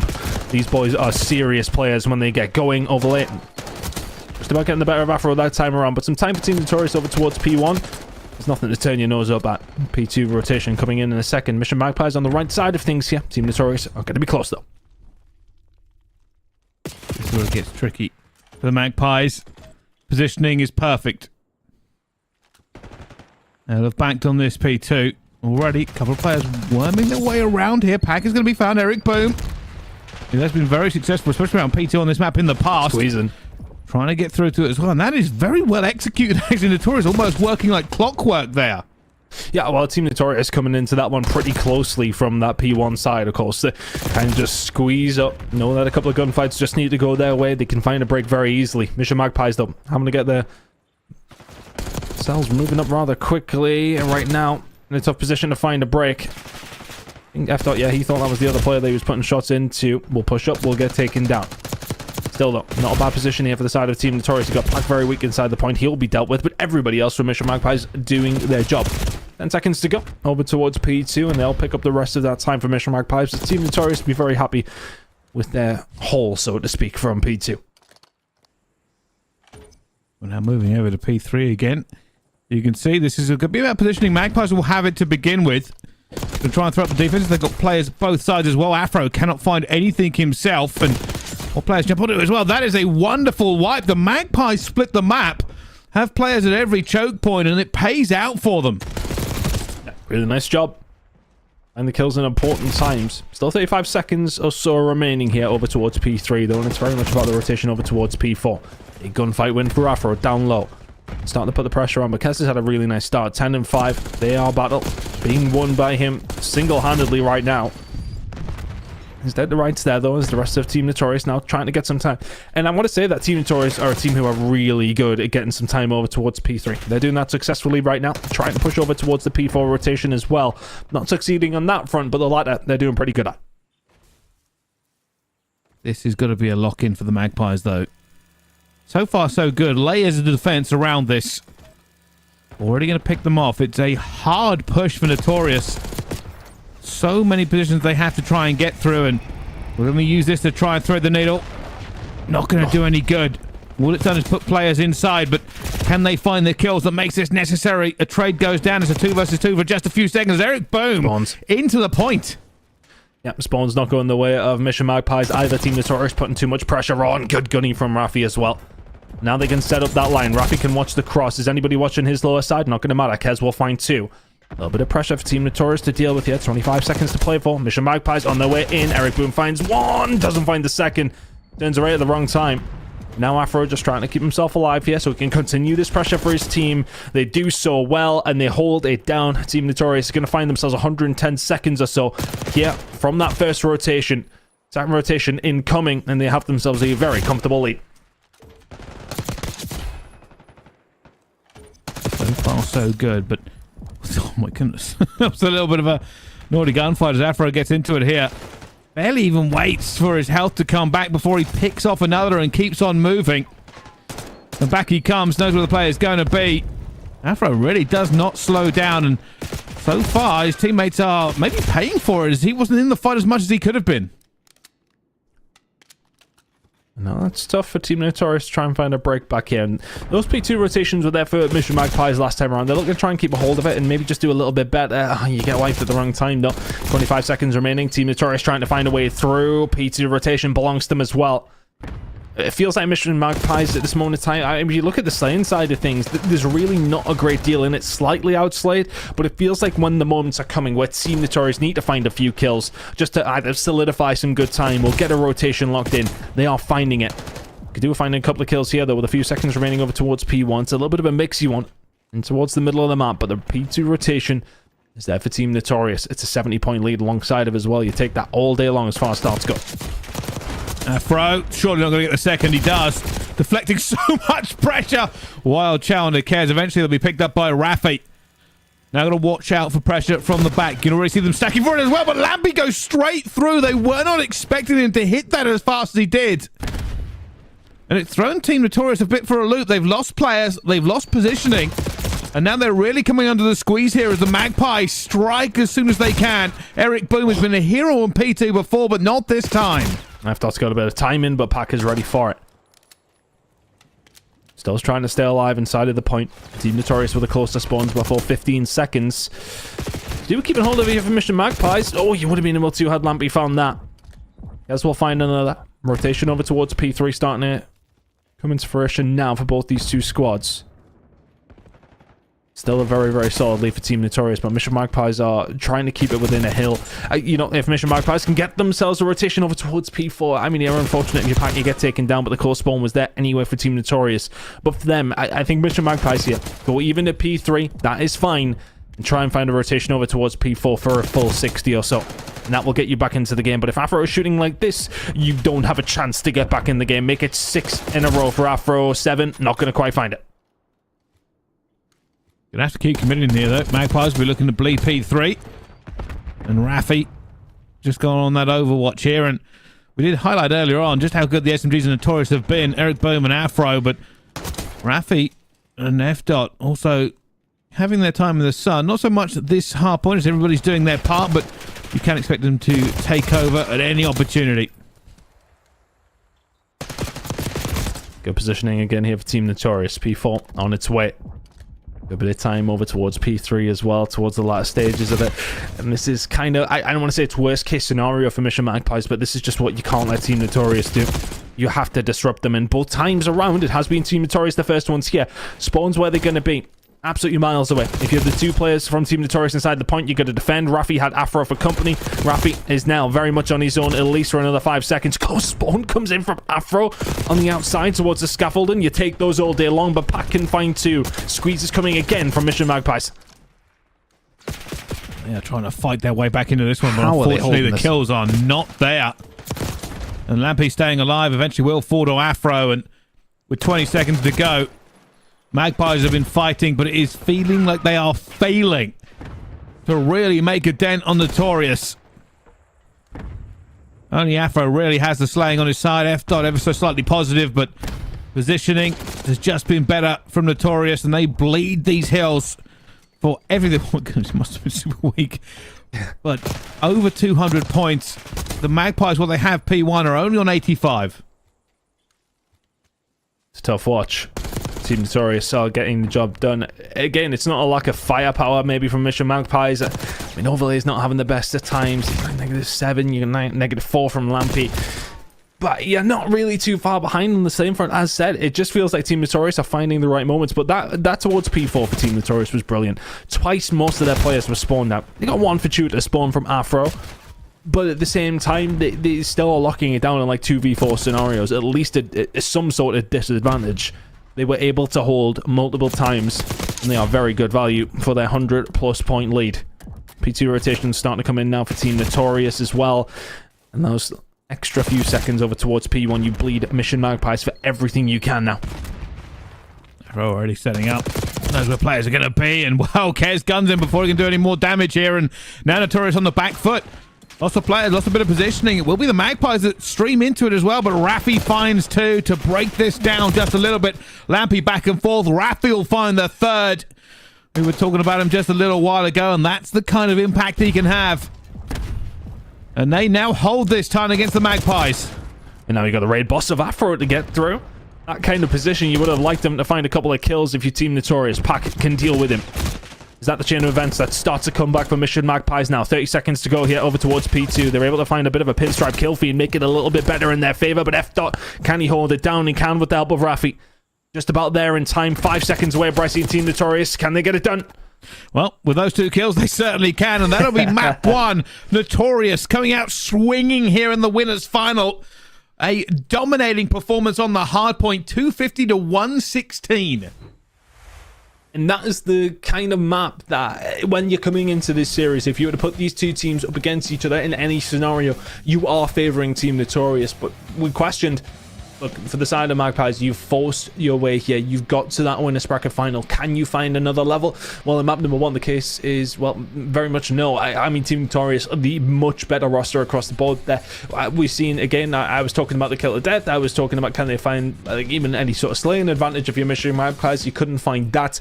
And Team Notorious, when they were able to find those kills, they were made to make it count every single time. Kez will drop the most damage in the lobby, but doesn't really matter when Team Notorious are in unfavorable situations and holding it down every single time. Everybody dropping 26 to 25 kills on the side of Team Notorious, just finding them when they needed to and doing so perfectly every single time. And as we go through here, I mean, there are so many opportunities for the Magpies to potentially come back into it, but every single highlight we see, Notorious just have double the points every single time. No matter how much the Magpies kind of fought back and got some points back on the board, Notorious would find a way to extend that lead even further when it comes to these big swings around the hills. And I always thought that for Notorious, this has always been a preferred map. Every time I see them on it, very, very effective. Afro and Eric really do know how to work P2 and P4. Yeah, they were really good over towards those 2 hills, which are the ones that you count as the money ones, right? And if anything as well, they picked up a real good amount of time over towards P1 and have themselves a commanding lead. A red card search and destroy going to be incoming as well. This is not necessarily ideal, I want to say, for Mission Magpies heading into this one. This is a very, very tough one to try and bring to the table up against Team Notorious, who, I mean, the problem, you know what the problem is? Team Notorious are just bloody good at this game, Bryce. And that is the big issue that Mission Magpies have. It doesn't matter what map you're going to be playing them on. It is going to be difficult. Red card search and destroy are going to be coming up. I don't know. I think heading into today, those 3 games that we had to kick things off, I'll be honest, this was the one that I probably had more conviction in my prediction than any other, and it really wouldn't surprise me if Team Notorious walk away with this one quite simply. I think they're above and beyond the best team in Europe right now, and still are. They lost a game to Mystaken. They're out of the tournament now. It doesn't matter for them anymore. They don't get a chance to, well, get their revenge, but they also don't have any potential banana skins to worry about in that sense. At this moment in time, they are looking a class above Mission Magpies, at least within map number 1. Anyway, that is a really, really good result for Team Notorious to give them hellish momentum heading into map number 2. It really is. And I mean, the Magpies, look, you are right. I mean, obviously Mystaken and everything else we talked about before, but it's an interesting one. The Magpies didn't set the world on fire in the groups, I think is the easiest way to put it, but coming into obviously the playoffs, started swinging. They really did. Just an unbelievable performance time and time again. Problem is, they are now going up against, you are right, the number 1 ranked team for most people here.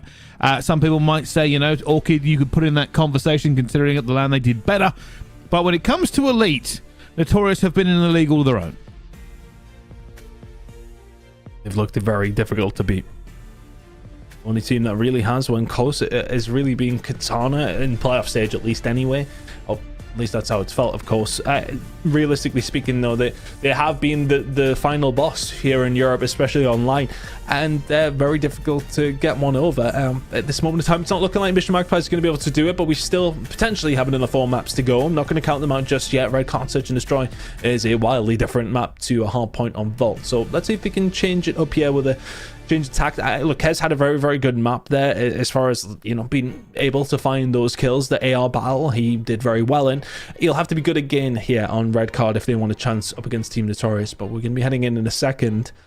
And it's always feeling like Team Notorious's game to lose, isn't it? I mean, that's always going to be the case for them online here in Europe, but for the Magpies, is there an opportunity you can smell here on red card? I'm not too sure. Yeah, I mean, this is where they'll have to try and do it, realistically. It is absolutely locked in as we get through, but while we're talking about going all the way to the end here, this is how this game kind of stacks up. You got to remember, they start jumping in money quite significantly. A $4,000 game between these two, as we can already see Jumpshot, France and Mystaken, they jump out the $4,000 mark. The next 3 and 4 will be $6,000 and $10,000 respectively, Ton. Yeah, it's a big jump for either one of these two teams, but for Mission Magpies, you know, you've already secured a minimum of 6,000. That's the same for both these two teams, but it really does step up, doesn't it? Those top two, if you can manage to get yourself there, an extra 10 Gs, no, not bad. Not bad for an evening's work. Of course, we'll figure out who's going to get those very top prizes tomorrow, but we still have 2 more games to close out here.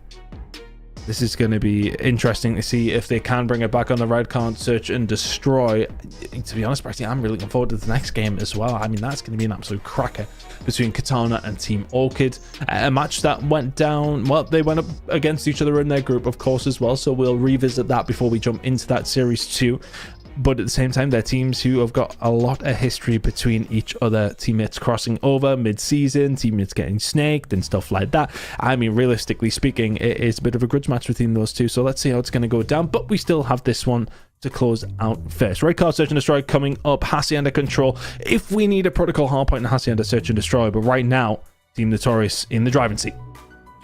Yeah, they 100% are. And for me, I'm curious to see how this one continue on running, but we should have red card search and destroy loading up in just a few seconds. The players have had to get into the lobby and get this one started, but I believe it is now upon us.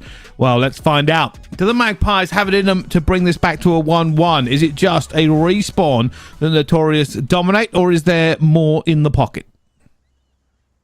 Let's see if they've got anything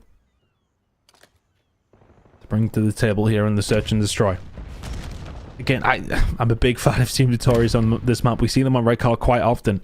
We just see red card quite often between a lot of the teams. They all seem to enjoy it. With Team Notorious, I mean, it's very easy to say that they're good at this map. Brycey, they've barely lost a series online in Europe, so it's not necessarily like I'm a statistical mastermind who just remembers it all. They just win this map a lot, and I'm telling you that. If thought it's going to fall though in the first blood, Kez will find it. Afro trying to stay alive. Awful lot of pressure. Rafi's going to try and help him out here, but will this aggression be good for him? Rafi wants to get through. He's desperate to try and make this trade, and he does. He finds it back out now. Down to 3 versus 3. He's getting up top as well, but they haven't plotted yet. Afro's going rogue. He's looking for the kills. He does have Sun comes through, and while he gets stuns, he does get it, but it's a 2 versus 2 time. Bomb going down. But he keeps that pressure on. It's Eric Boom, the one with the bomb. He will get it down. Rafi covering the mid. Eric Boom's got a lot to watch himself as well. Be curious to see what Rafi's angle is on this, because I think they've got a good idea on where the push is coming from. Eric Boom got a very good idea now as Overlay has put his bullets in. Shots through. Rafi can't find it. He's not got a terrible angle, but Overlay apparently has a great one. Brilliant shots coming through. You'll find the gunfight. It's 3 in the round for Overlay and a 1-0 lead for Mission Magpies. Well, I'm hoping to see that one in the kill cam again. Overlay beamed.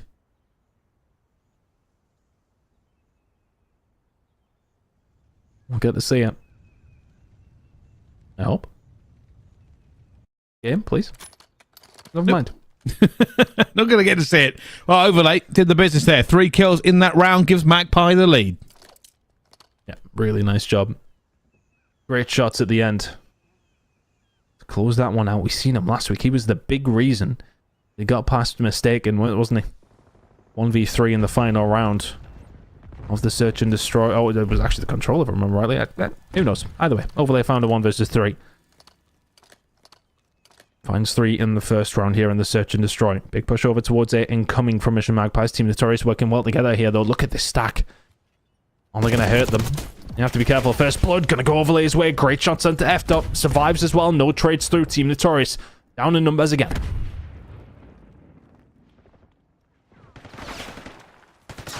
He gets one back. Lampy trying to sit. Lampy might have a bit of timing here. This might work out very, very well, and it's going to. Lampy finds one. Oh, it's not going to be the second as Pack takes it away from him, but now Rafi in a 1 versus 3. Oh, flying around. Not going to be any good. Magpies, 2 to the good. Yeah, really good job from Mission Magpies. You find those opener bloods. Overlay having a really, really good start to the search and destroy. It felt like Team Notorious with the stacks towards this site were prime position to cause a lot of problems, but they tried to trade out the kills. Doesn't work in their favor. The Mission Magpies get the job done. 2-0 now. 4 for Overlay, 2 for Lampy. Ticking along very, very nicely here are the Magpies.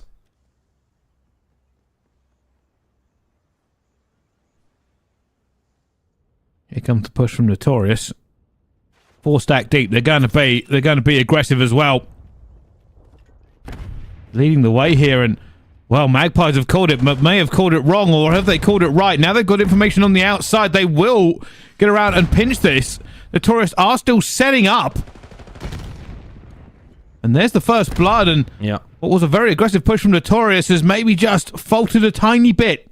Yeah, just no min-mam control. Mission Magpies have gambled at the right time. 3 versus 4 though. Can they hold this down? Here comes the slide. F-Dot. You can only find one. Pack able to answer back. Rafi trying to hold the flank. He will fall. Eric Boom 1v3.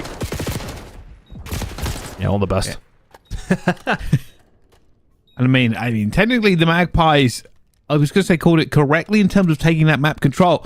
To kind of context what happened there, obviously, Notorious, that was a play from them. They were going to go aggressive. They were hoping that somebody would be inside so they get their trade done for them. But instead, because Magpies went aggressive in the middle of the map, very quickly did they realize what had happened.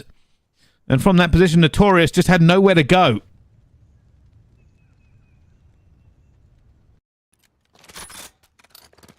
Magpies cruising right now. Just making every call correctly.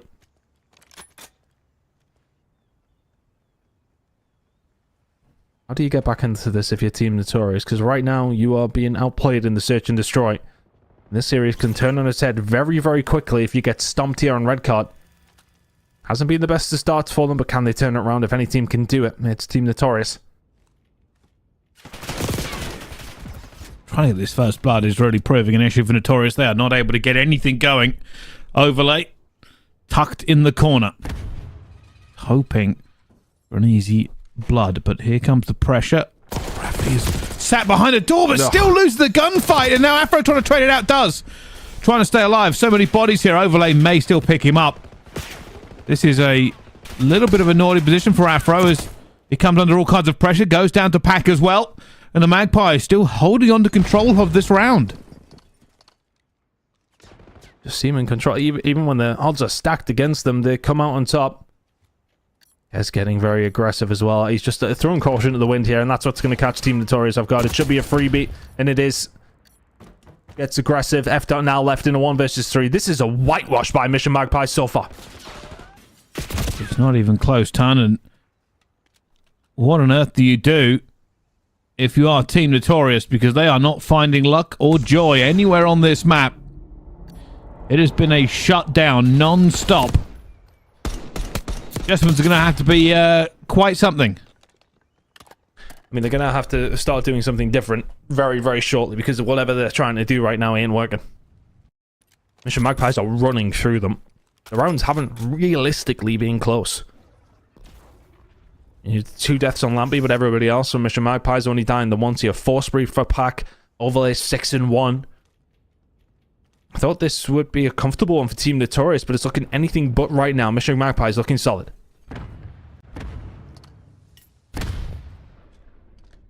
Four rounds in, barely 5 kills on the side of Notorious. It has been not good. Magpies just seem to have this map under lock and key. And Lampy, a little bit of bad timing there for him. Maybe, though. Is he going to get away with this? That is unbelievable.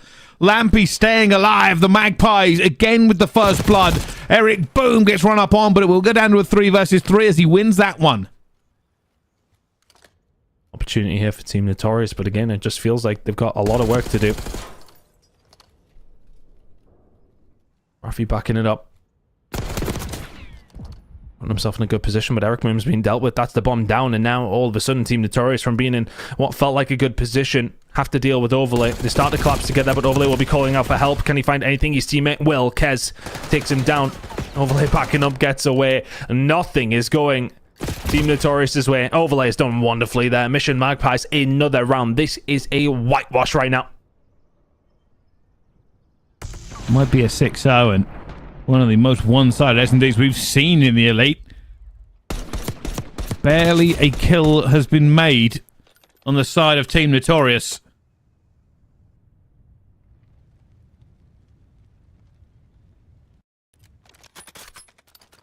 Magpies are destroying them. Only 6 kills made by Notorious over 5 rounds.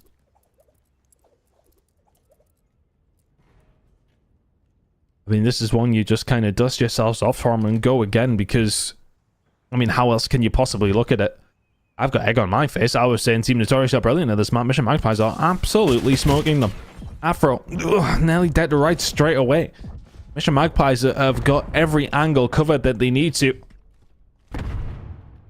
Now they will just be backed up a little bit. Team Notorious trying to find a round on the board here, but you've got to find 6 in a row.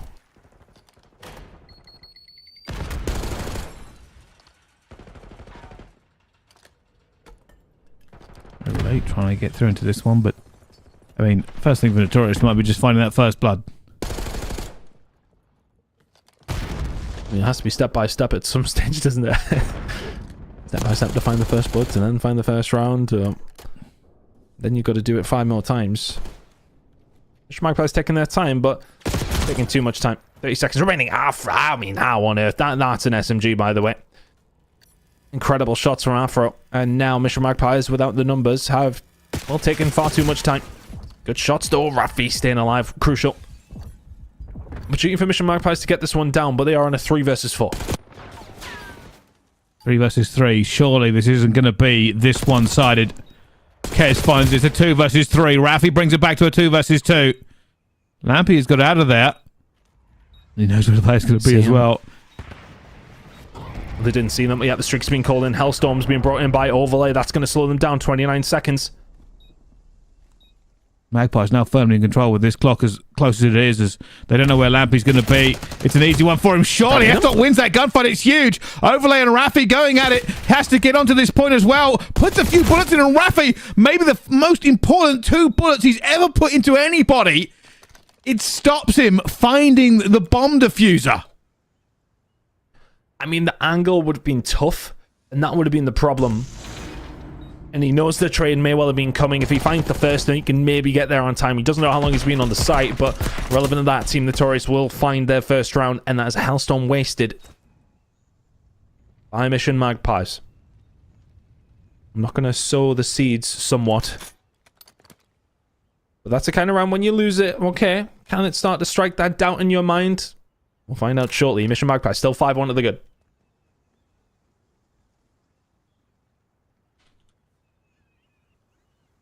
Is there a way back for Notorious? I don't really know. I mean, this feels so good for the Magpies, but there's another first blood for them, and Notorious will get it back, and this will be a devastating loss if the Magpies do eventually throw it all away, but the full sale is rarely had.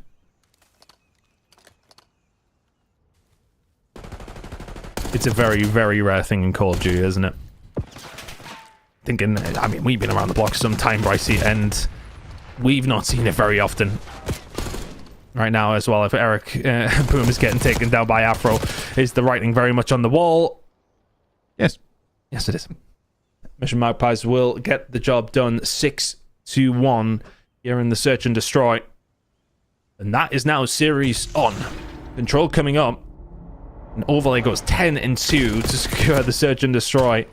Incredible work from him and the entirety of the Mission Magpies roster, but Team Notorious, I mean, just a very, very confusing Search and Destroy. I never felt they were even in any of the rounds apart from the one that they won, and even then, it was a difficult one to get a hold of.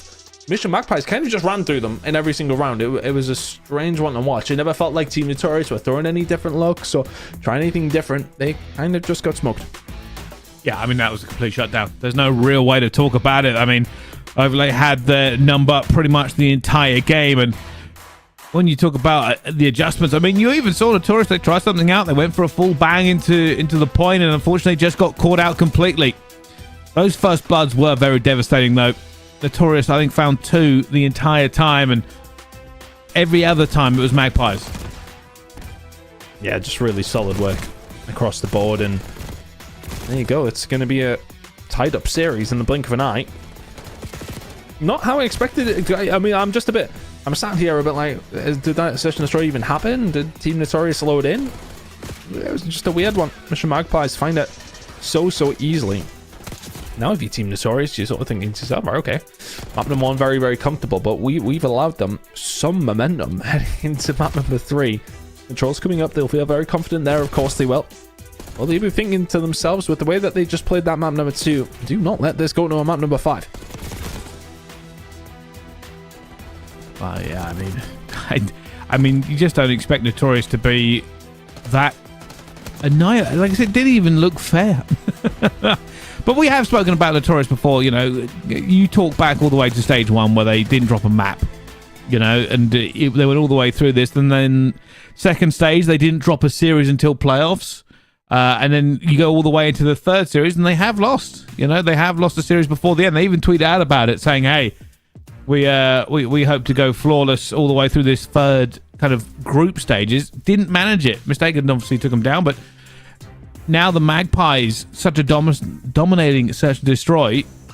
Got to ask yourself, is this going to be everything from Notorious? Do you think they just get these respawns back in their pocket? You would still think so, but it does create that seed of doubt somewhat, doesn't it? It makes you think. It's for Team Notorious now. You've got to make sure on a Hacienda control that can go defensively in one way or another, can't it? If Mission Magpies can hold their defenses, get a little bit of couple extra ticks, all of a sudden they're in the lead. Map number 4, can't remember which one it is in particular, Brycey, but then I would probably have some sort of thing I could say about it if I remembered. But map number 5, of course, then you've got another Search and Destroy. Look, in production, read my mind. Protocol Hardpoint, again, a very nice one for Team Notorious, but Hacienda control, that's going to ask questions. You don't want to get Neslo'd here. That's kind of what you're thinking if you're Team Notorious.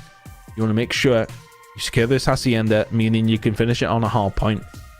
If you perform well enough, at least anyway. You don't want to be going to another Search and Destroy. Hacienda very different, of course, to Red Card, but the way that Mission Magpies played that, I don't think it would have mattered what map we were on in particular, Bryce, because that was very, very dominant. Yeah, 100% was, and we're going to have to find out if the next Hacienda, first of all, appears on our screens, but if not, how it's all going to go down in the control. Realistically, Notorious still probably the favourites going into this respawn, but for everything else, I mean, the Magpies kind of justifies them having this kind of run up until winners, as we're all tied up in this series. And I mean, it's always a difficult game against Team Notorious, and anybody who's played in the Elite will tell you that. Yeah, it's always tough. It doesn't matter really who you're going up against. If you are Team Notorious, in a certain sense, it always feels like you can kind of get one over on them. But for the side of Mission Magpies now, you've got that map. Give yourself some confidence. And a Hacienda control incoming. I mean, let's see if you can get something done here. It's on the cards now. It certainly is. Well, we're going to go to a quick break while we get these teams in for the control. Don't go anywhere. We'll be back in a few minutes.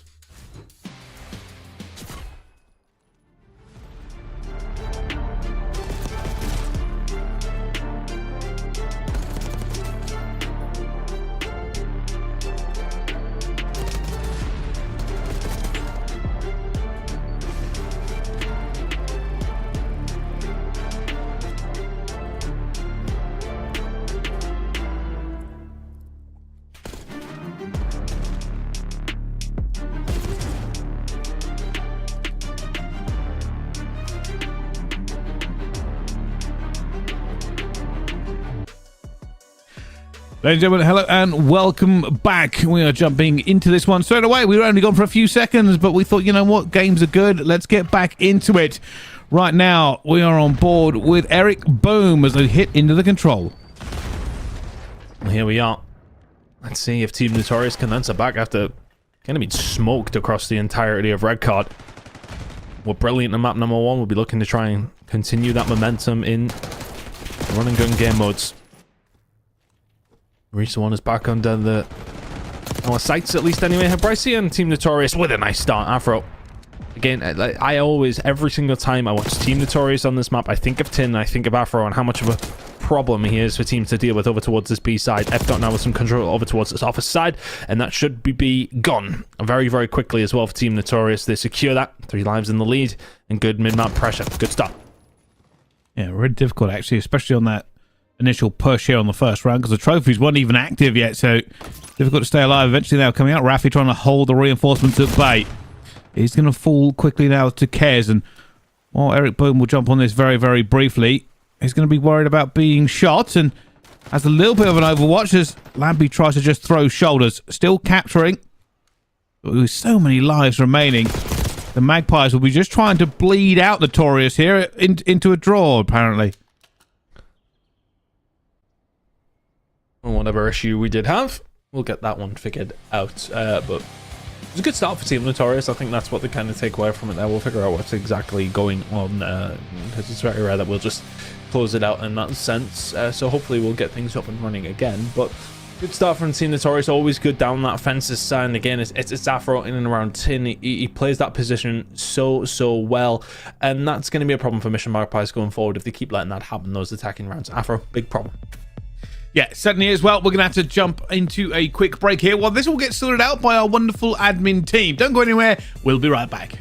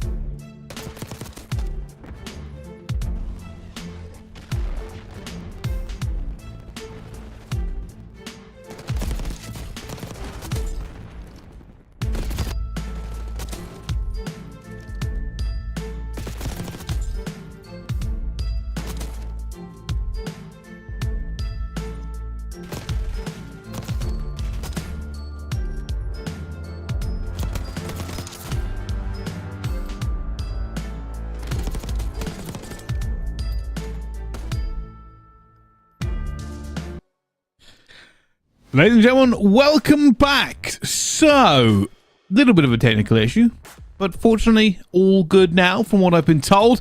However, we are looking down at a full reset on this one apparently. And it's gone wrong again. Oh, God damn it. I feel like we had so much momentum. Team Notorious trying to ice them after that search and destroy. Well, no, because the Notorious were having a great time on the control. True. Maybe I mean, I was kind of being facetious, but at the same time, I mean, it's icing me, Brycey. That's what it's doing. But irrelevant. I mean, look, Team Notorious looking try and get themselves up and running again. Hacienda Control is the map we are trying to play, and hopefully we are going to be getting ourselves back underway. But yeah, not necessarily the best way to get things going. I've been told we're reloading again. I want to say it's 4 times the charm, possibly. It is, and while we have this opportunity, allow me to push my agenda. So, here's an interesting thing. I told you about this earlier, Tan. Occasionally, I'll have the stream up on another screen just to keep an eye for replays and stuff so I can watch replay again. Yes. Chat is terrible. There's always, it's always, and it's never the same account. It's always the same person that goes, oh, I'm like platinum in rank play and I could beat these. And I can never tell if it's just a troll or delusional. It's probably a troll because surely people aren't that kind of crazy for it, but nobody outside the top 250 is touching these players. I just thought I'd put that one out there. However, ignoring my ranting, it looks like we're good again. Do you think you would have any chance, Bryce? If we No, I've played against some of these that destroy me. I'm not going to make any comments. My performances on Warzone the past couple of days have not necessarily lit anything up apart from, well, my opponent's kill feeds. In this moment in time, kill feed not looking bad for Mission Magpies. I think if your Team Notorious, you're a little frustrated. You had a very, very nice start in, well, 5 restarts ago, I want to say. Haven't been able to get the ball rolling here. Eventually, they will get themselves over towards B, and can they make it count? Eric Boom will find packs. That's one flanking play. Don't expect the second. Overlay there to pick up the pieces. Mission Magpies in a better position to try and defend this, but Team Notorious getting some ticks. And they had such a good start last time, Notorious, and to find that same kind of success, but it is one of those rare successes. Eventually, they're going to get onto this point here as well. Afro, try to cook that nade. You know, there's going to be people up on plat. Second player comes in. Eric Boom's going to be there. Rafi's going to be there as well. Almost got that last tick in, and they can start the long road. Afro, big chow if he can hold it, and he does. And B is now secured, and while B can be easy, it's A that can be the issue here. You are constantly up against it, as there will be players all over. Afro is going to try and turn this into a TDM. I mean, if anybody's wanting to do it in this kind of position, it's Afro. Again, just be so elusive.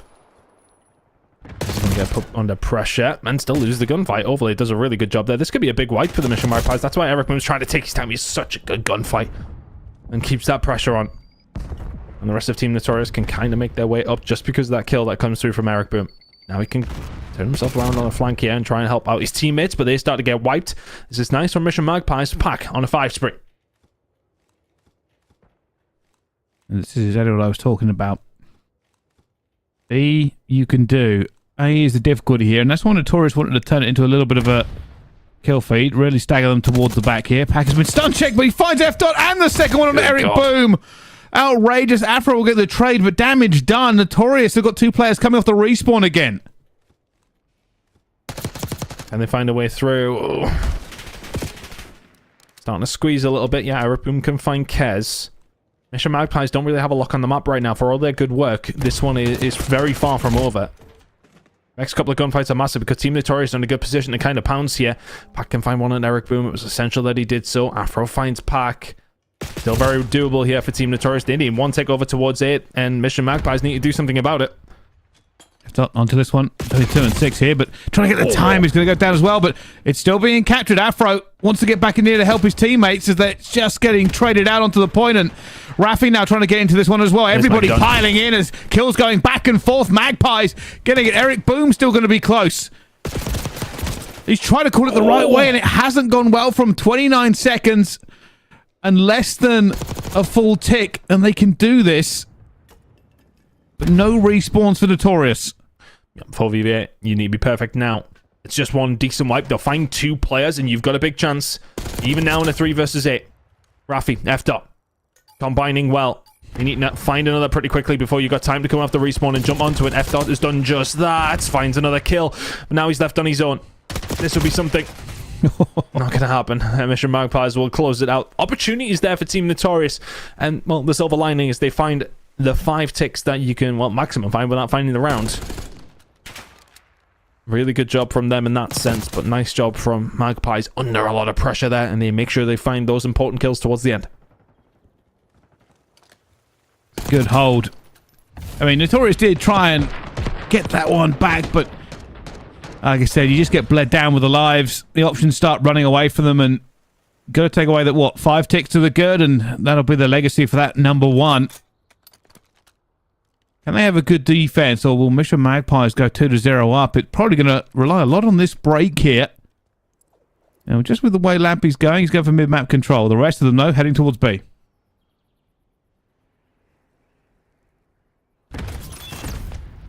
Mission Magpies can have a nice start to their attacking round. Team Notorious here and plenty of numbers. Like a big hero of that half. Got things going. Pin Team Notorious back for a good amount of time. I'll be the first to drop from his team, but no, it is going to be Kez. Rafi finds that. Afro finds another. Oh, that's a bad time to get 4 dead. Good job for him. He actually spawned over towards the garage if you're Kez. Everybody else, well, further back a little bit. Oh, that's a big gunfight for F-Dot to win, and now you're kind of caught in your spawn. You really have to fight your way out now.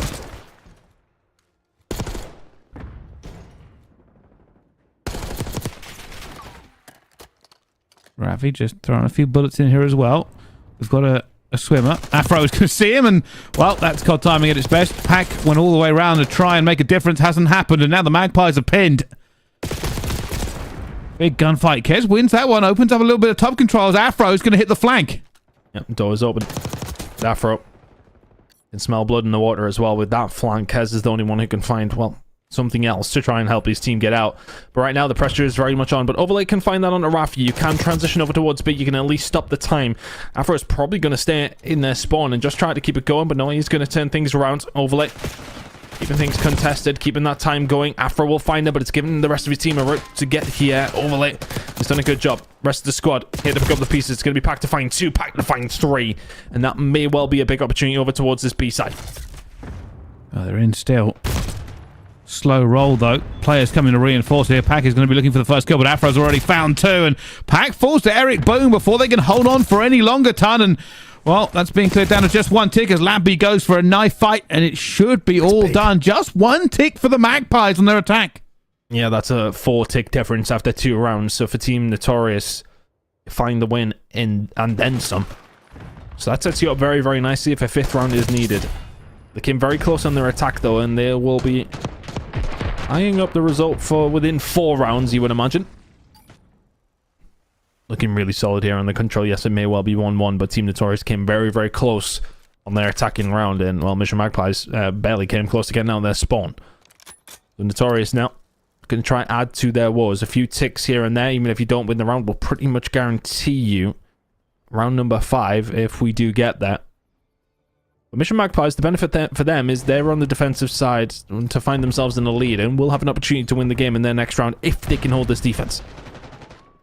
So trying to overwatch here for Afro. Afro tries to go to work. No way. Almost finds the second. Not going to work out for them, though, but 3 already on to this point. Eric Boone trying to stay alive. Trophy going down. That helps out massively. Rafi in this position again. They're going to expect him here, but will he still win the gunfight? No, he will not. Not that first time. Eric Boone falls as well. Going Just a tick and a half, but that will go back down as they clear it, as the rest of the Magpies swing in. Crucial that F. found something in. Yeah, he's doing the right thing. Oh, well, just about doing the right thing. You'll find Lampy.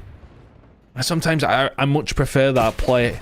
Kind of been the same for years. If you find yourself in a position on an island where you think you're in a good spot to do something all on your own, you're not. You turn the tables around, come back around, free flank from a good position. That's exactly what F. has done. He's eased that pressure. He's helped ease the pressure. Team Notorious can maybe get something going now. B progress pretty much done. Eric Boom does come under some sort of contention here, though, and Notorious will just want to secure this, Bryce. Oh, and Eric Boom just looked the wrong way for half a second. And Afro gets back onto 8. Yeah, I was going to say, he's about to push through. If I know Afro, he's definitely going to go for the kills off the spawn. Here he goes again. Finds one.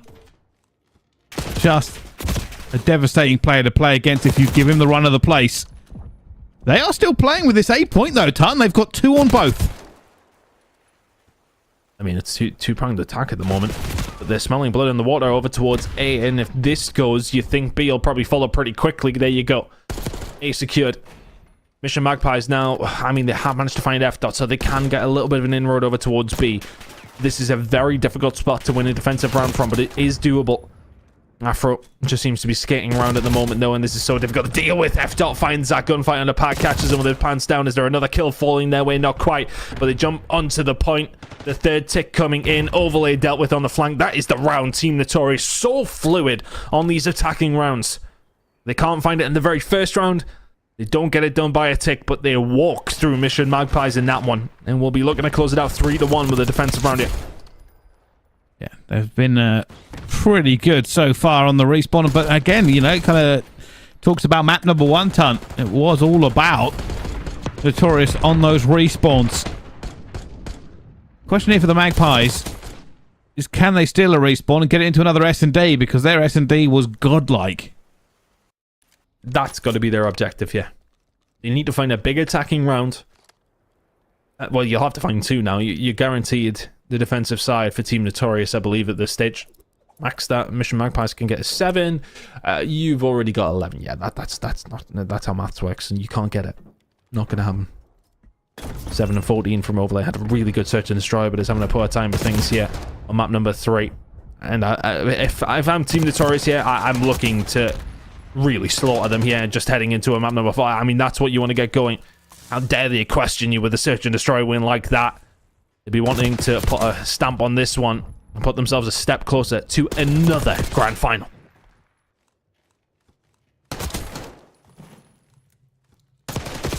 Yeah, bro, just trying to hold the stairs here. A little bit of reinforcements coming through, but all right, Ton, this is a good hold so far. F. goes to the flank, but doesn't get more than 1. Afro throwing himself into a corner here. The rest of the Magpies, this is all about trying to break this defense. Been tough so far. Just seemingly can't get any momentum going. Eric Boom should be able to finish Lampy off here, and does. That was a potential inroad. You maybe have another one worth pack, but 25 seconds remaining. Whatever you have to throw at the wall here to find something that sticks for Mission Magpies, get thrown right now.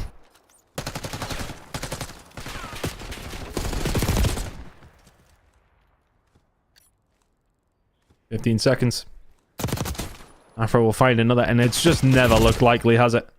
Eric Boom will be back to back. Afro, he can find 1. Mission Magpies now with an opportunity to get something going over towards the safe side, but you need to get a touch, boys. You need to get a touch. 0.6 seconds. The kill will come through. Team Notorious, they've just run through Mission Magpies to retake the lead in this series. Yeah, never even really gave them an opportunity.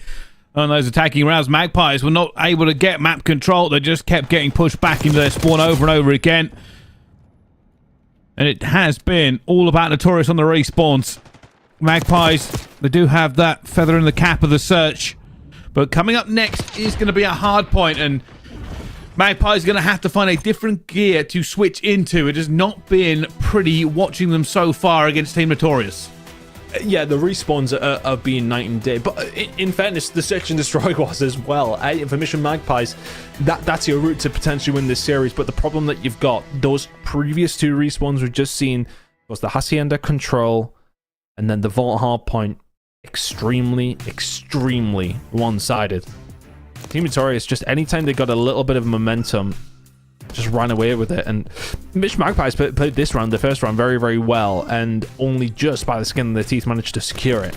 If that was left in a 1 versus 5, okay, it's maybe not necessarily as tight as I would say, but it came down to maybe one good push from Team Notorious. It would have had the round, and this would have been a 3-0, and we would already be, what, 2 minutes into the hard point.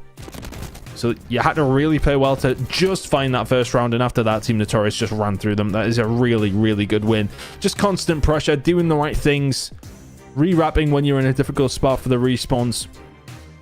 Just all around, very, very good control play. Protocol Hardpoint, so what's going to be coming up for our map number 4. I think the respite here for Mission Magpies is that Vault, okay, it's important about finding your rotations, absolutely. You're thinking specifically P2 and P4. That's where Team Notorious found a lot of their very good work. But when you're thinking about Protocol, it's about those P3 and P4 rotations specifically. Just make sure you're getting there first. And if you can hold it down, you have a big chance in this game. But if it's anything like map number 1 and you play anything like that, this is going to be over very, very quickly. Yeah, and that's got to be the issue for the Magpies here. I mean, the respawns have been so good for Notorious. That's what they're banking on. And hey, maybe, just maybe, they can hit them and steal this respawn, take it to a map 5 and show us. Because I think probably even Team Notorious kind of want to go back to an search and show that they're not going to be run over as much as they were. I think red card obviously was a bit of a mismatch, but I don't expect Notorious to be that bad in map 5 if we get there. No, you wouldn't think so, would you? If we get there, but the big question for me is whether or not we do get there at this moment in time. You wouldn't think that Team Notorious would be as bad in the Search and Destroy map number 5 if we do. But at this moment in time, I think the bigger question is if Magpies can show up here on map number 4. I'm not 100% sure whose actual pick this was. I mean, that's a good opportunity to just quickly have a look as we have a look at the bracket. I was going to say, it's in that other chat. We'll just have a little spy at this one to see who's actually went for this pick. So this would have been...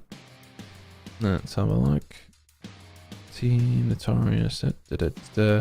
Magpies picked Protocol. Yeah, well, yeah, it was Magpies. So there you go. They're gonna fit. I'm glad you picked that out there. Honestly, I was having a look through this little this little table that we have, looking through the S&D picks and muns to try and figure out who picked the hard point. Big brain, Chris. Anyway, it is a Mission Magpies map, so they obviously feel confident on Protocol, but getting it over the line is one thing. Being able to do the next 2 maps is another, but it's just it's hard to look any other way, right? But this is their map. Let's see if they can find something different to what we see in map number 1 and map number 3. Well, it calls upon us. Of course, this is not elimination. This is just the ticket to the grand final. So winner of this guaranteed top 2, which is still quite a decent chunk of change realistically, but we'll find out who eventually makes it. The loser of this series will drop down and they will face either Katana or Orchid. So big teams left in this battle for it as well. And I have to say, Tana, our prediction has got to come true, calling Orchid, Katana and Team Notorious the big 3. Obviously, Magpies want to make a difference there and prove everybody else wrong. Yeah, I mean, they've still got an opportunity to do so. Is it going to happen, though, on the Protocol Hardpoint against Team Notorious? I'm not too sure. They have an opportunity, though, throughout the rest of the day. This is the position they put themselves in, with not just a good start and some good time at P1, but if they do go on to lose this series, they have one more opportunity to try and go that little bit further. Right now, though, getting some really good time over towards P1. Not a kill on the board yet for Team Notorious. Nice start by the Mission Magpies. Yeah, I mean, this is about as good a start as you can possibly have. Eric Boom, though, going to try and make a difference. Slides around the back, cuts him off at the ankles. Just getting him out of here. There are still some points up for grabs, so Eric's going to try and grab it as the rest of the team looks to position for this P2 run.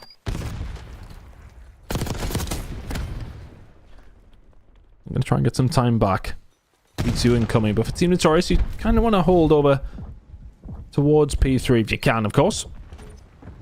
Off the inside of the point already should get caught, and well, those coming through at the right time here for Mission Magpies, who, I mean, immediately look a lot more comfortable on Protocol than they did on Vault. Again, you don't have to necessarily worry about Afro skating around the entire map and just cause an issue. Yeah, okay, he's still going to be a big problem to deal with, but I think I'd rather deal with him Protocol than I would on Vault. Yeah, I think so. At the moment, though, so far the team's just trading out here. Eric Boom, though, is going to be under a little bit of pressure.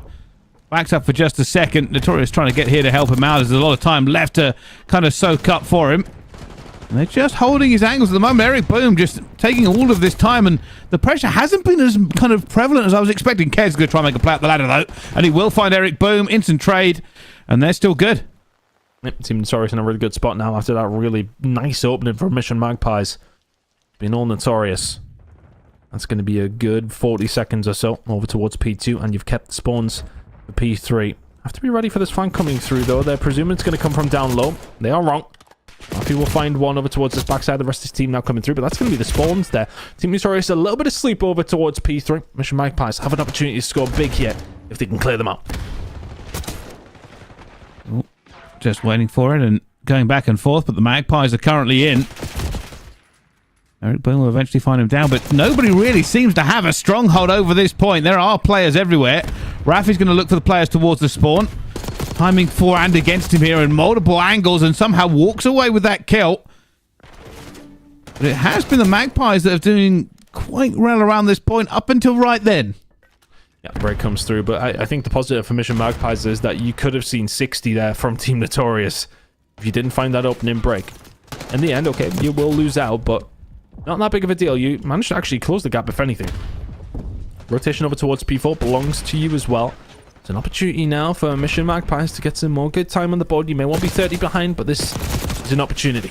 Pack, he can find one, but the kill feed is pinstriped and is it in the wrong way, though, because Team Notorious, they got the men inside of the point. Pack can find a second. Is he just doing so well to stay alive? Yes, he is, but eventually he will fall. Overlay, now back inside of the point. Technically, he will get two. The third is on its way. Not quite. Back and forth we go. Afro, though, the equalizer here for Team Notorious, finds three. And the fourth is not quite on the chopping block, but Afro is the tip of the spear here for Team Notorious. And that's a big three-piece coming through, and that should be control. Now, you can already see big fights about to erupt on all of the choke points going through. Afro's already found one, comes back out for it, looks for a second, sees a knee, gonna find that kill, looks for another one, and Afro goes berserk, able to get that last one, but a 6 streak for him as they hold everything here. He's not stopping, even more for Afro. There's the 7th, and Afro has been let loose, and they're looking for him. Eventually he will go down, his luck runs out, but all of the time that they need here, Notorious. I mean, this is otherworldly right now from Afro. 15 and 9. I was saying I think I'd rather play him on Vault. I might retract that statement in the moment. I'd actually just rather never play him. I don't think I'll ever have to worry about that, to be fair. But I see Rafi now. Inside over towards P1. Team Notorious like a well-oiled machine on these respawns at this moment in time, and Mission Magpies are struggling to keep pace. After now the rotation over towards P2. They don't have the spawns they want for P3, but they'll be looking to try and stop this time bleeding over towards P1. It might be an opportunity for Mission Magpies to get some good time on the board. And MP trying to just make enough work for them. All the nades now raining in onto Notorious, who are currently sitting on P1. Bit of pressure coming through. That nade almost helps them out enough. And, well, actually it does as more nades pile in. And at the moment, Afro just trying to hold enough because they know P2's coming up and they're in a better position for it, Ton. Much better spot. I've been doing well for this final few seconds. Oh my god. I pray to God that overlay was weak. I think he might have been. Rafi was on the flank. Eric Boom's just snapping on everybody. But the spawn's going to be coming over towards the backside here for Mission Magpies. And they can do plenty with it. Afro's the only one who can answer back. But some good time on the board. 45 seconds remaining here. If they can pick up the majority of this, they're not too far away with a good rotation to P3. Oh, Lampy's going to get caught just for a few seconds. All fights coming down. Kez, obviously, this very powerful stair position isn't going to get any more than that, though. Overlay waiting for the cutter as well. Magpies still refusing to give the ground here on this P2 as Notorious keep battering against it. Still in a good spot, though, Magpies. 15 seconds or so remaining. I don't think they'll be too upset if they can't pick that time up, because right now P3 is looking tasty. Overlay. Great shots in the middle of the map. 6 spree for him. And he's just dragging Mission Magpies back into life. Overheats maybe just a little bit as Team Notorious will pick up the final few seconds, but P3 rotation, well, it was there. The spawns are not going to be anymore. One player does spawn out. You need to stay alive with your pack. You've done wonderfully in the bottom of the map here over towards P4. P3 rotation, though. You got the bodies in here. Team Notorious, very close. Oh, they're trying to just pile through the door, and they do. That is a huge break from them. Magpies needed that time. Nappy all the way around the back. He's looking for the kills here, hoping to back up with his teammates. Finds one as well. Still, they are fighting for their lives out of spawn. Already got 2, gives them the advantage, and Lampy has done everything possible here as he looks for the third. Not going to need it because the teammate backs him up as well, but very well executed from the Magpies. Took their time, played what they needed to around that spawn to get themselves back into this point. Eric Boom towards the backside. Over they can find 2. And as does Eric Boom. 4 in a row. 5th was on its way. Not quite there. Quite back and forth, yeah. Mission Magpies are keeping this interesting at least. 70 seconds is the difference. Make it more so around 80 by the time we head over towards P4. An opportunity now for the Mission Magpies. You have to hold a few different angles. Team Notorious setting themselves up here for the push that's going to come from multiple angles. Can you hold it down if you're the Magpies? Well, here they go. Everybody's going to fly into this one. Overlay finds 2. Unfortunately, one's going to be a teammate. Eric Boom trying to help out here, but Overlay finds another. And now it's Eric Boom versus Overlay. No reinforcements here quite yet. He dives into the point, and he does find it at the same time.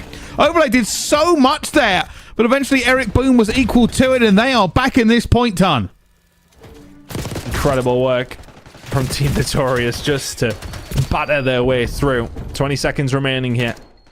Down low at P4. Mission Magpies have closed the gap, though. 15 seconds remaining here. Should be decent for this time. You're going to have to win a couple of gunfights. Not looking likely. Break will come through for the final 8. Team Notorious are just about going to touch 200 points here. As we head into a third rotation, it's a 70-point lead still. Mission Magpies have closed the gap, but not enough. And as we head into this rotation, the Magpies face an uphill battle. Over 200 points for Team Notorious. They can smell the end of this series. And it might be closer than either of them think. Realistically, a lot of soaking there going on the P1, but Overlay finding everybody now looking for that last player on the hill. And they are back into this. It would still take a very good P1 into the P2 rotation for the Magpies to bring this back to even keel. And they're threatening it, though, aren't they, Bryce? They are threatening it. Afro and Cove, gotta be careful here. Some great time over towards P1. There's just absolutely no way you should win that second gunfight. Eric Boom and Co, that's going to give them the onus to be able to push over towards P1. Rafi left alone momentarily. He's done well to find 1. Can't find the second, but it wasn't for very much. Team Notorious over towards P2 now. Need to stop this bleeding here, because all of a sudden, what was an 80-90 point game is a 50 point game. Mission Magpies, if you can find a way through. Decent time at P2. You got to stop the bleeding very, very quickly, though. Team Notorious, the benefit for them are only 25 seconds away.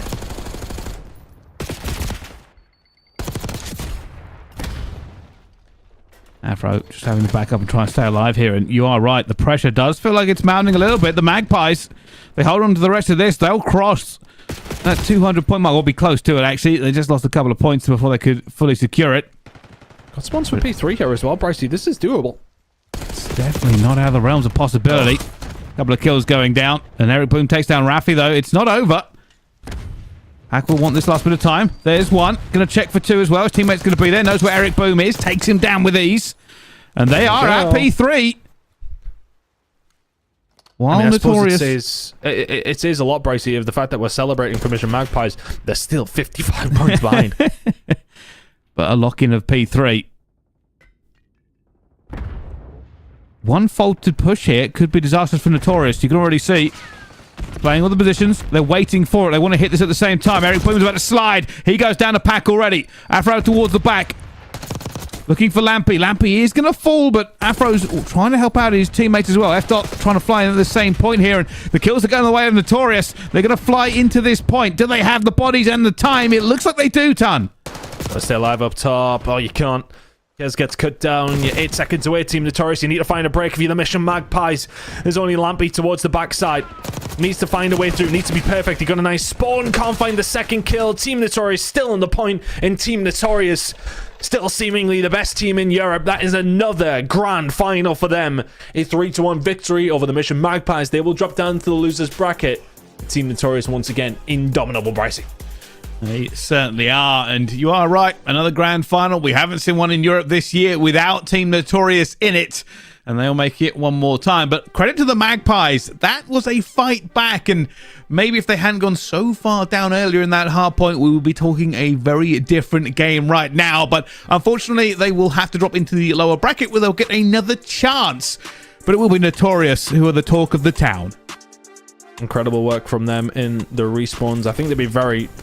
I think they'd be coming out of that one very happy with the result, of course, but I think they'd be looking back at that red card search and destroy and trying to figure out what went wrong for them, because they can't give that kind of advantage. If you're going to fumble maps... I don't want to say fumble maps like that. They just got smoked, really. You've got to give credit to the Mission Magpies. But if you are losing maps that convincingly, there has to be a reason for it. They are more than good enough team to be able to 3-0 Mission Magpies, with all due respect. They need to figure out what went wrong there, but the positives are the respawns looking very, very clean right now. I mean, map number 1, dominant. Map number 2, okay, Mission Magpies started coming back into it, but you feel as if Team Notorious maybe had their foot off the gas, knowing they pretty much had it done and dusted. Map number 1, I mean, incredible. Map number 3, so impressive. And it just, I kind of run out of words to talk about Team Notorious. They've been so consistent in the elites. When it comes down to it, you know, these long drawn-out weeks where you're going through all the games and having to do everything to get to playoffs, and then a double elimination over the course of a couple of weeks as well, just to solidify your position out in the grand finals. Again, it's not easy to do. They've done it 3 times in a row. And that is the legacy all of its own. It certainly is. I mean, Notorious have been just well, I say untouchable. I mean, that's probably the most apt description of them, Ton. You know, you can't take away any credit for their achievement, even just making that grand final again. But they'll want to go one step further. They will like to win all 3. That'll be an even bigger story. Yeah, I mean, that would be incredible to have that consistency in online Call of Duty, in European challenges especially. There are a lot of good players and a lot of good teams down here. If they can do 3 in a row, Brycey, I very much tip my hat, because that is not an easy thing to do. It certainly is not. Well, we have one more game tonight. It's going to be a big one. Katana and Orchid coming after this break. Don't go anywhere. We'll see you soon.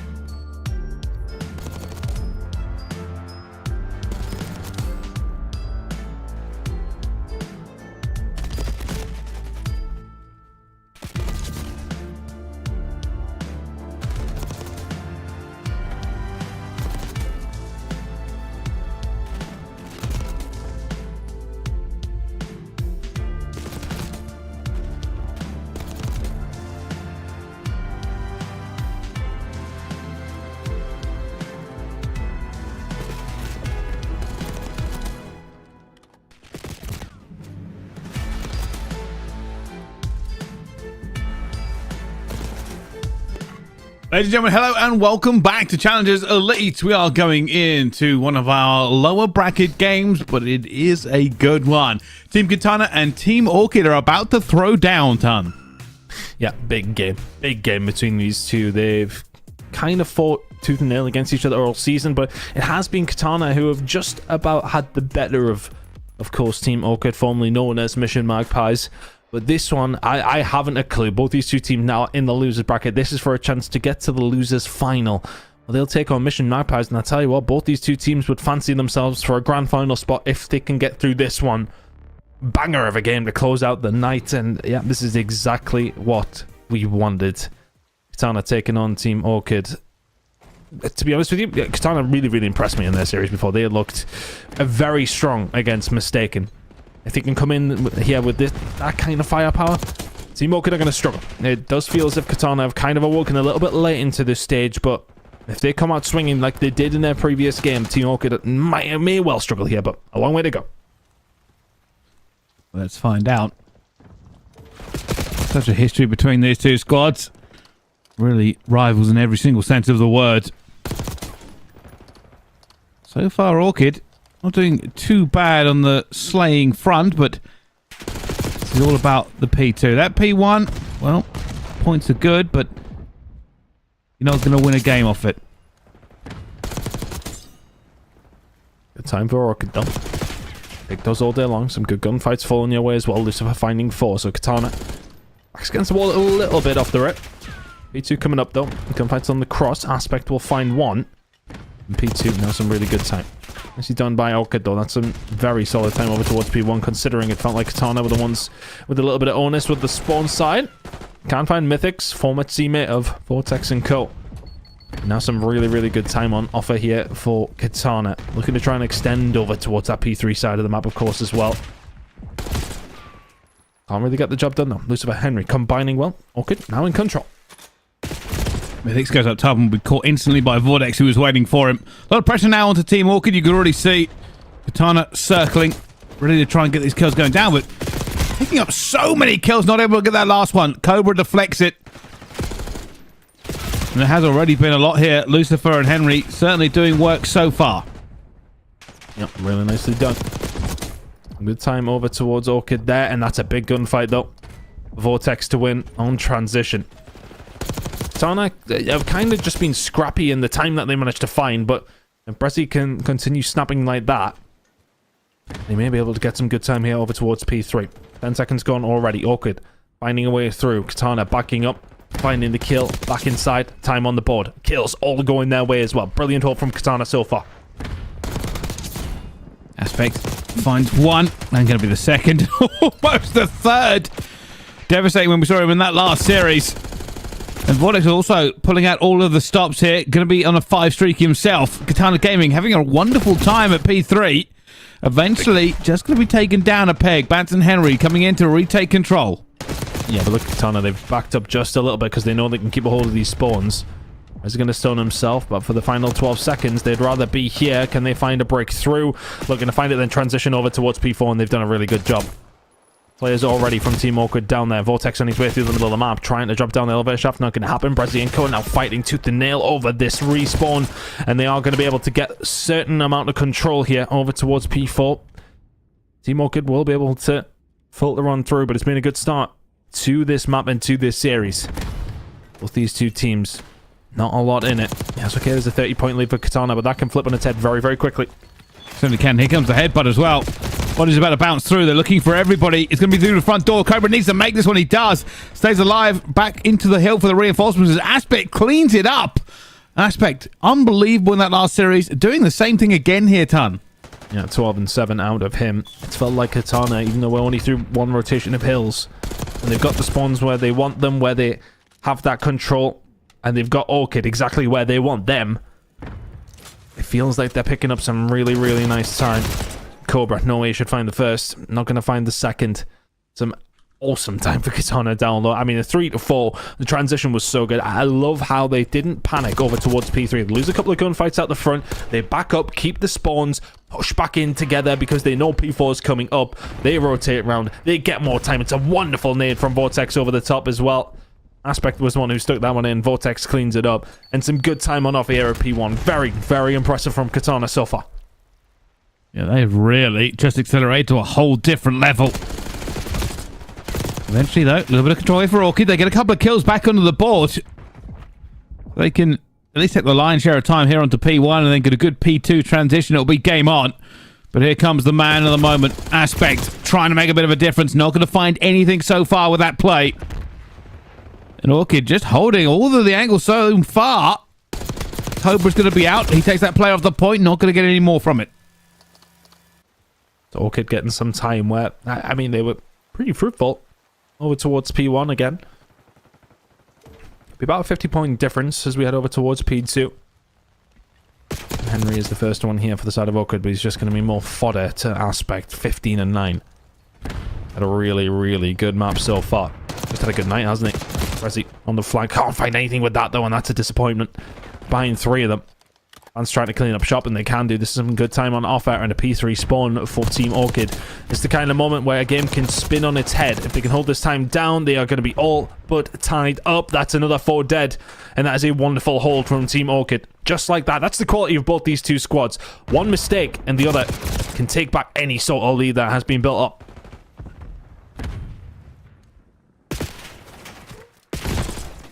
Here comes what could be an influential P3, though. He swings and roundabouts to this one already, making it a pretty good watch as Orchid have brought this back to not quite a tied game, but close enough that you've got to wonder who walks away with this win. On P3 so far for Orchid, this set of rotations has been much better for them. Oh, Mythics. Can't quite find that one. Cobra finds some important kills, so fighting off the back foot here is Katana to try and find a way through. What felt a very comfortable position for Katana is now being made very uncomfortable by this comeback from Team Orchid, but where Katana really did start to stretch, did start to find the lead was P3 to 4, but not from this side. They did have the rotation in their favor, and they were able to do a lot with it. Right now, though, they're trying to find a way through, and Lucifer's on a 5 spree. 25 seconds remaining here, over towards P3, and it's been wonderful from Orchid. They may well retake the lead, but 2 kills coming in from Katana just in time to stop that from happening. Spawns a little bit all over the place here with 15 seconds to go. It's going to be an absolute brawl down low. Who can get P4 control? Well, at the moment, Orchid do not have it, and they're not even going to soak. They're trying to get into position. Right now, they don't have that, and there's going to be a solo push coming in as Cobra picks up Bants and Mythics. And Henry gets cut down as well. Katana, full control now of P4. And if they get the rest of this time, they're going to be in lethal range. Again, this is where they really did start to stretch their legs in that previous rotation. Looking to do so again. Cobra on this 5 spree. Looking to add to it. That first blood going over towards the side of Katana is just bad news for Team Orchid. They get nothing but a kill from Mythics, and Vortex and Cobra will chow. Thank you very much. We'll have another kill. 25 seconds remaining for Katana. Team Orchid just had no luck over towards P4 whatsoever. And again, it doesn't feel like it's going to happen anytime soon. Katana just going to work. Over and over again, they are winning the trades. Everybody almost on the streak apart from Brezzy. Yeah, 6, 3, and 5. It has been completely devastating, and eventually Cobra does fall. As we head back towards P1, it's Katana's to lose. Again, when Katana are able to find a rotation, when they're able to find a good setup, Team Orchid are either really struggling to break, or Katana's setup is just that good. Could be a little bit of both. It's Team Orchid now flailing a little as we head into another rotation, but P1 has been kind to them. They have found some good time here over and over again, but usually they haven't had a Hellstone missile to deal with. Here we go. That's going to get called in. Okay, you're probably just going to have to stick this. It's going to find at least one. Cobra finds Bance. Will find Lucifer as well, and that should be some control over towards P1 for Katana, but more importantly for them, it just gets Orchid off. Jornex is calling it one as well. Oh, it's not looking fun for Orchid. Yeah, they're trying to fight their way back into this, and they won't even allow them to get near P1. Trades happening away from the points. As we head towards P2, Orchid will wonder if they can find their way into it. Already you can see Katana trying to take map control. Resi, done well here. And for a 30, will 100% child that. Yeah, you'll have it as well. Henry can answer back, and now the rotation over towards P2. Pretty much locked in here for the side of Katana. They find themselves 20 seconds away, Brycey. When they've gained control, they have just looked absolutely unstoppable throughout this hard point. Fans can find 2, though. That feels like one of the first times that a 4-man setup's kind of being broken, but Vortex is still here to try and lock it down.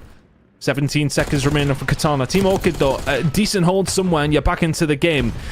Does it feel that likely? Well, when you've got P3 spawns, you're in control of P2. It is doable. 3 more seconds, and Orchid won't be able to win onto this point. They won't be able to win if Henry does that as well. Still holding. They get a full wipe, but the players are spawning both sides. Keep an eye, because Vortex has found his way to the back of P3. And Orchid should cross the 200-point mark with those ticks. No, they get taken off just in the last second, and Vortex is going to look to strike here. This could be everything.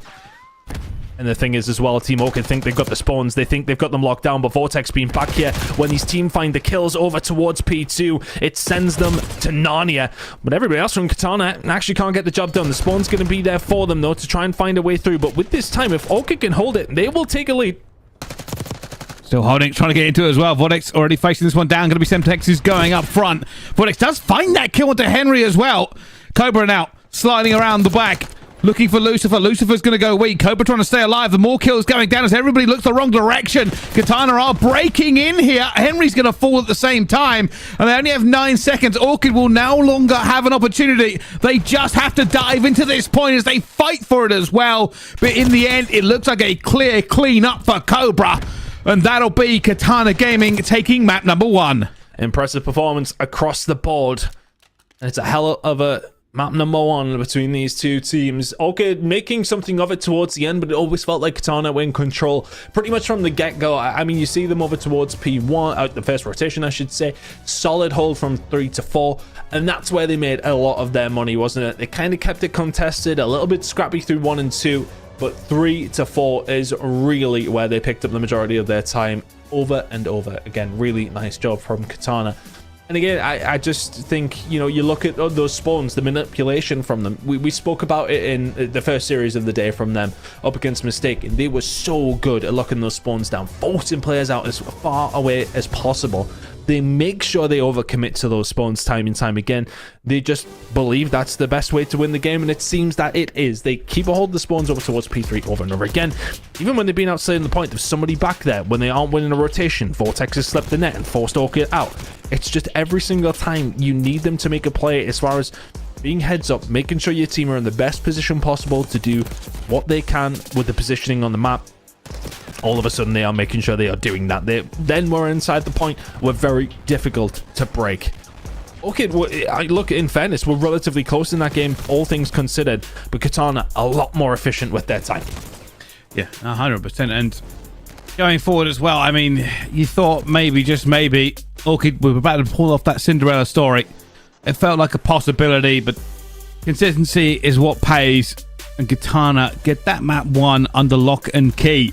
Rewind, Search and Destroy up next, though, and we haven't had that close in terms of series today's ton, but I feel like this may be the one. This may be the game that goes the distance. Yeah, and a rewind coming up, and there's an opportunity here for Orchid to get themselves straight back into the game. Watch Katana really get forced all the way to a round number 11 by Mystaken, so they will have possibly had an opportunity in between the break to maybe get a little bit of an iron of how Katana are going to play this one. Of course, Rewind, Search and Destroy, relatively new to the lineup here in our competitive rule set, as is Dealership if we do head to a map number 5. But the Vault Control and Red Card Hardpoint have been around for some time. Are we going to get to see either one of the Red Card or Dealership? We'll find out over the next 2. Rewind, Search and Destroy going to be coming up, though, and this is an opportunity here for Orchid. Obviously we didn't get a chance to see too much of Orchid on the red card Search and Destroy, but as far as what we did get to see from Katana specifically on Rewind Search was realistically the way that they played over towards A. They like to keep themselves outside of the point, and then they kind of go from there. They then will go for retakes over towards it. So are Orchid doing their research on that? Are Katana going to do something completely different? We'll find out when we load in a minute. Yeah, we certainly will. And I mean, coming down to it as well, I mean, these two teams are going to know each other very, very well. So It's not just the research outside, but they will have played each other 1,000 times. Maybe not this week. Maybe they knew that they'd probably be facing off in this game. We've had to scrim other people, but Yeah, this will be certainly a game of chess between the two squads. Of course, for Katana, they'll be hoping not to get clutched on again. But even though they won the map last time around, so we'll have to find out. Like I said before, I think when it comes to these two teams, and we've said this in previous elites as well, Ton, they've played each other so much, it can just be one of those who wants it more on the day. Between these two, it's never clear cut. No, it never is. I think, you know, they've both been vying to get to those grand finals time and time again. We've seen Katana in one of them, of course. Didn't manage to quite make it last season. That was a bad loss for them in the losers bracket final. I forgot what the name of the team was so weird that I've entirely forgot it. Who they actually lost to in that losers final last season. I remember it being Denzer and Co. Who the hell was it? What were they called again? We were called something very strange, weren't they? I mean, this is Crud Muffins. That was it. There we go. Yeah, eventually got there. They lost the elimination final to Crud Muffins last season to send them to that grand final for a date with Team Notorious. And I mean, they just want another shot at it. Surely, I mean, Team Notorious have had Katana's number. Team Orchid haven't quite been able to get close enough to Katana and get themselves some effective results over the course of the entire year, but this is the final stage. No better time than the present. Katana, though, onto the good. Looking good in this series and heading into a rewind session destroyed that they won just beforehand as well. Yeah, well, we'll find out. I believe this game is not far away from starting, so we should have the S&D underway very, very quickly. Of course, I wonder who everybody at home thinks is going to win this one, because I genuinely don't know. It's always been the case with these two teams that things can surprise you. You've got to remember that last map as well, the Hardpoint. Katana looked pretty good for most of it. Orchid almost made the comeback, only really like a 32-second difference in the end between the two of them, and I suspect this S&D should be the same way. Yeah, I'm expecting a close one. As we head over towards Rewind, Search and Destroy. As we head over towards the electronic store, I mean, that is where things are really going to go down. Over towards this A point. And again, Katana, last time around, nearly got caught out by the car bomb there. If you're Brezzy. I'm not for you are Brezzy. Brezzy's over towards Chicken, but we'll back down.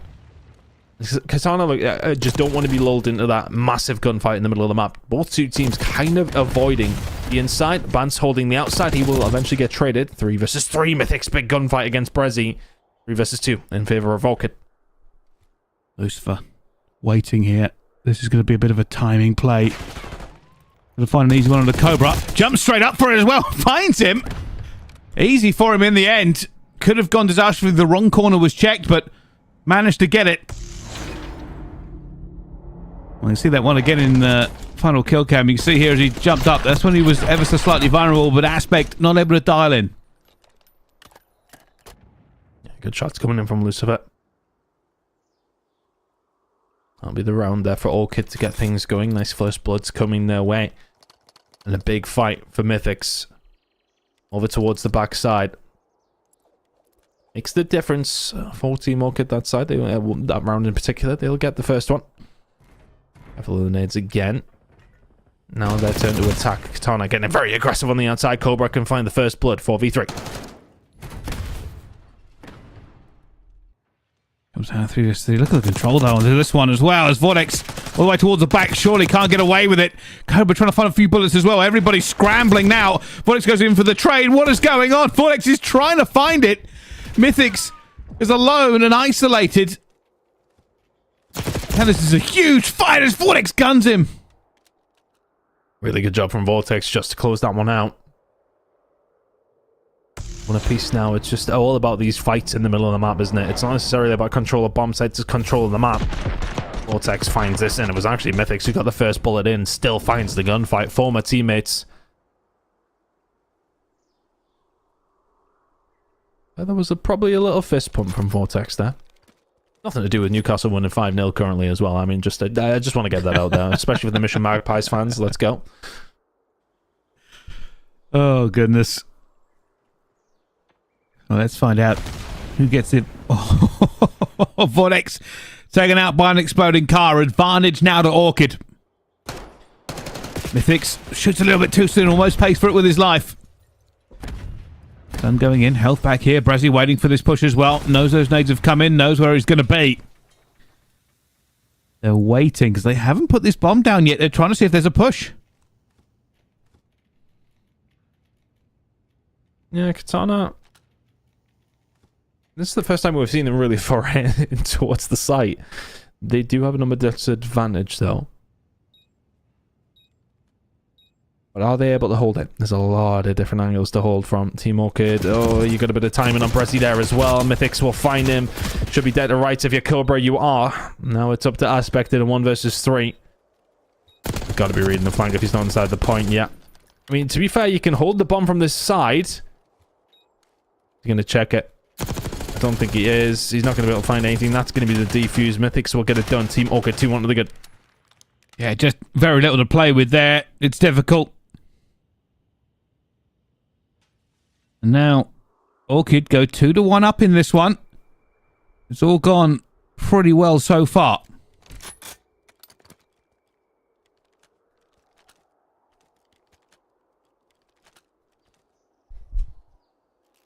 Yep, Orchid looking good here. Defensive rounds going each way at this moment in time. Katana's turn now to defend themselves. Feels like the attacking teams are... I don't want to say they're being passive, but it's definitely a bit more of a war of attrition, isn't it? It's about control. Not this time, though. Orchid are just going to get this bomb down in a 4 versus 4, and are going to trust themselves to hold it. Everybody else from Katana, though, they're going to push through that stun, and Henry might have just give them a little bit of a tease to go for it. Henry, though, can dip out. Survives the initial outlet that's going to come through from the side of Katana. 30 seconds remaining on this bomb. You got to move. He's been called out as weak, but somehow they've not managed to nail him down as much. Mythic's trying to fight as much as he possibly can. Hasn't worked out, though. 2 versus 2. Bant's alive in a good position here. Wondering where the players are going to be. All the way back, though, is Lucifer. Not going to be able to help out Bant. He's jumped until he gets a bit closer. Bant is in one. That bomb's still being defused, though. Bant has to go for this one. It's a gunfight against Cobra. It's not going to be enough. That bomb has been defused in the face of Bant. And they're going to be slightly annoyed that happened. I don't want to go as far as saying it's unforgivable, because that can happen. But to not have a check at all... Bant sees one to the right-hand side. I don't want to say it distracts him, but it's almost that's what you're then hyper-focused on. There's one on Plat's side. If you call that to his teammate, they then start looking in that direction. The bomb's already halfway defused at that stage. Big heads-up play from Katana, though. Give them their credit in that sense. Defuse comes through.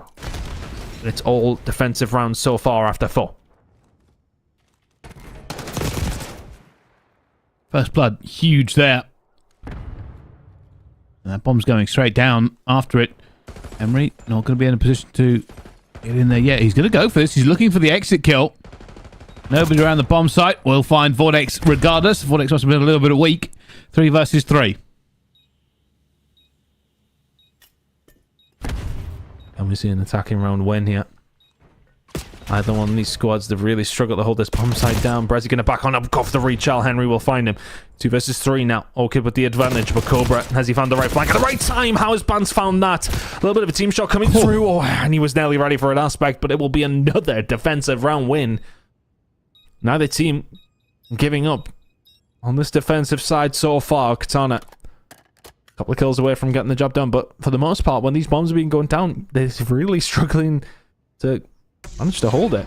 Team Orchid, 3-2 to the good. At the moment, just getting the better of Katana, but it is still only slight. Very much could go either way. And that's the best thing about these games. No idea who's coming out the winner. Not just round and round, map to map and series. So far, Orchid have the lead, but does that change upon this one? I mean, it really feels like one good attacking round win from one of these two teams, and all of a sudden, you could be in a massive advantage, especially if you're Orchid, you're 3-2 up. This is now your opportunity to find an attacking round. Katana Gaming flailing a little bit now, and Orchid will take their time here. Big backup from Aspect. He's not going to be in any position to help Vortex, who... I mean, if Orchid are going to push over towards A, he's going to have to come up with a miracle play. Aspect just hunting around. Vortex really wants a clean kill here. They check the corner, though, and, well, that's easy for them in the end. Aspect tries to get the trade back, but too many bullets, too many bodies. And Orchid get another round onto the board. Up 4-2 now in the search.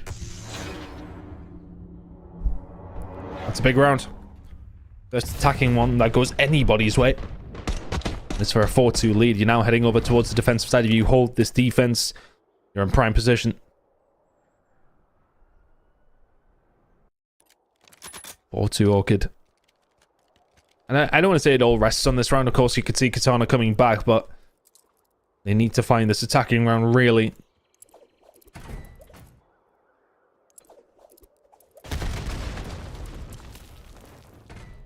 Nothing off the nade initially. Whereas he just hasn't been able to get things going. Katana, again, very passive on this attack. Just feels like picks have been really hard to come by. Lucifer was ready to maybe try and catch an easy pick on a Brezzy. Cannot get it done still. A 4 versus 4 with 1 minute to go.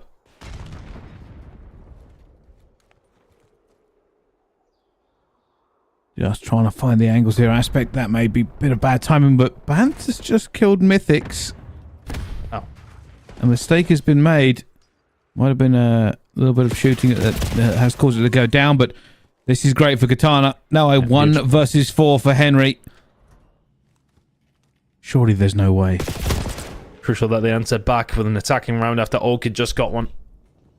They've been all defensive up till that point. And back-to-back attacking rounds. Now over towards the defensive side for them to try and tie things up. It's been a real tight game of Search, hasn't it? Nobody able to really get any breathing room. Couple of close moments, but for the most part, you know, the teams that have won the round, it's been relatively comfortable. Still, as far as the rounds go, it has been mostly defensive heavy. 2 attacking rounds back-to-back, as mentioned. Katana now looking to make sure they get their defensive hold to make it 4-4, or can Orchid find another?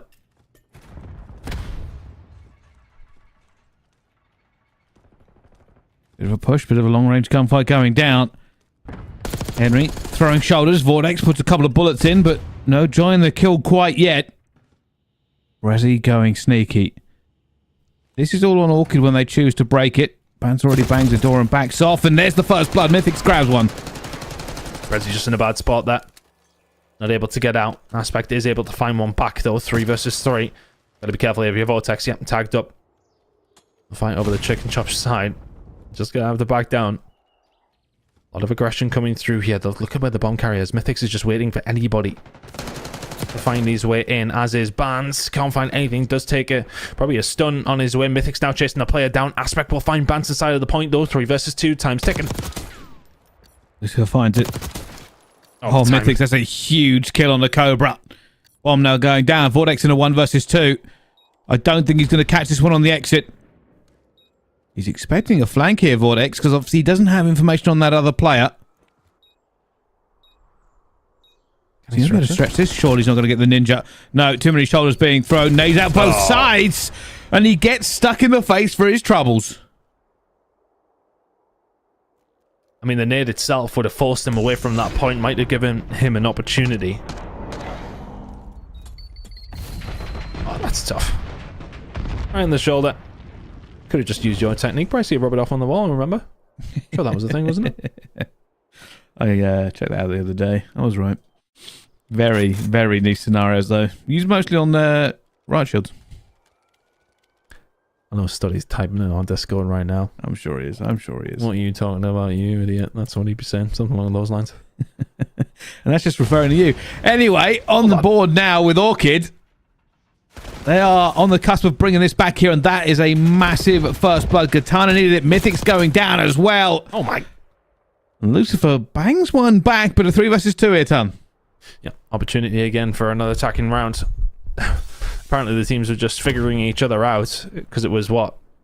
I think 5 back-to-back defensive rounds going one way. Now it's been 3 back-to-back attacking rounds, and Lucifer trying to make it another defensive round. He's found an incredible flank. Oh, Bance is going to get the info. There could be a plan coming here, and he could be able to stop it. Yep, over the wall. Thank you very much, Cobra. A 1 versus 2 now from Brezzy to try and keep Katana in the map. And he's wondering, where did Bance go? And Bance has completely left it, and now they're playing that very close formation, looking for the trade. Time ticking away here, and Brezzy hasn't really jumped it too quickly. They know where the bomb is as well. So Orchid now just going to be in a position where they can feel they can retake easily, and they don't even have to do it. It's going to be a 6-3 win in the Search and Destroy. The series is now very quickly tied up. Nice job from Orchid there, just dominant on the defensive side, got things going on the attack, and never looked back. If you Katana just struggled on these attacking rounds to hold much down, and honestly, it could have been worse as far as the scoreline goes. Really, really nice job from the side of Orchid, and they will tie it up. Brycey, as mentioned, very impressive performance there on Rewind. Yeah, 100%. I mean, just managed to get it done when they needed to. I mean, Lucifer, 10-3, locks that map down with Mythics. But they played their positions. I mean, that last kill by Bance, when he found the player onto the bomb, he waited for a few seconds to make sure that nobody cut him down and just got it through. And this is what I said, you know, between these two teams, we expected to really go the distance. And distance it did go. So far, 1-1 in the series. And I would not say that I think either team is really looking stronger than the other. It is what you said, ton. Adjustments being made for that game. Defense, then offense. It was so back and forth, wasn't it? And I'm trying to think of one thing that really pointed towards it, but it definitely felt as if both teams become maybe a little bit more comfortable to get inside of A and then try and do something from that stage as well, and maybe just start stretching their wings a little bit. In the end, though, it's Team Orchid who benefits from that the more so. They'll find map number 2. It will go their way. Vault control incoming. We will get to see a Redcon hardpoint. You might get to see a dealership search and destroy. This series does feel like a map 5 incoming, though, doesn't it, Brycey? And I'm curious if we're going to get what we want. But Vault control coming up. Both these two teams very solid. At Katana are probably the team I would prefer on this one to take the dub away. But as we've seen so far, it is anyone's game. Relatively close maps to kick things off. Vault control incoming. Red card hardpoint is what we're going to see from map number 4, as mentioned. I say send us to the map number 5 now. I'm pretty convinced it's happening, actually, Bryce. I've convinced myself. You know, I've got that smell for it, haven't I, these days? So I feel like there's a whiff, at least. Well, there might be, and I wouldn't put it past them, to be honest with you. Like I said, it could very much go the distance between these two squads. Evenly matched mostly across the board, and that's kind of why these teams have been built, right? Like, they've been trying to get one up on each other the entire time going through. The only issue that these two teams had is that Team Notorious team that's still waiting in the grand final. But while we wait for map number 3 to get underway, we're going to take a quick break. Don't go anywhere. We'll be right back.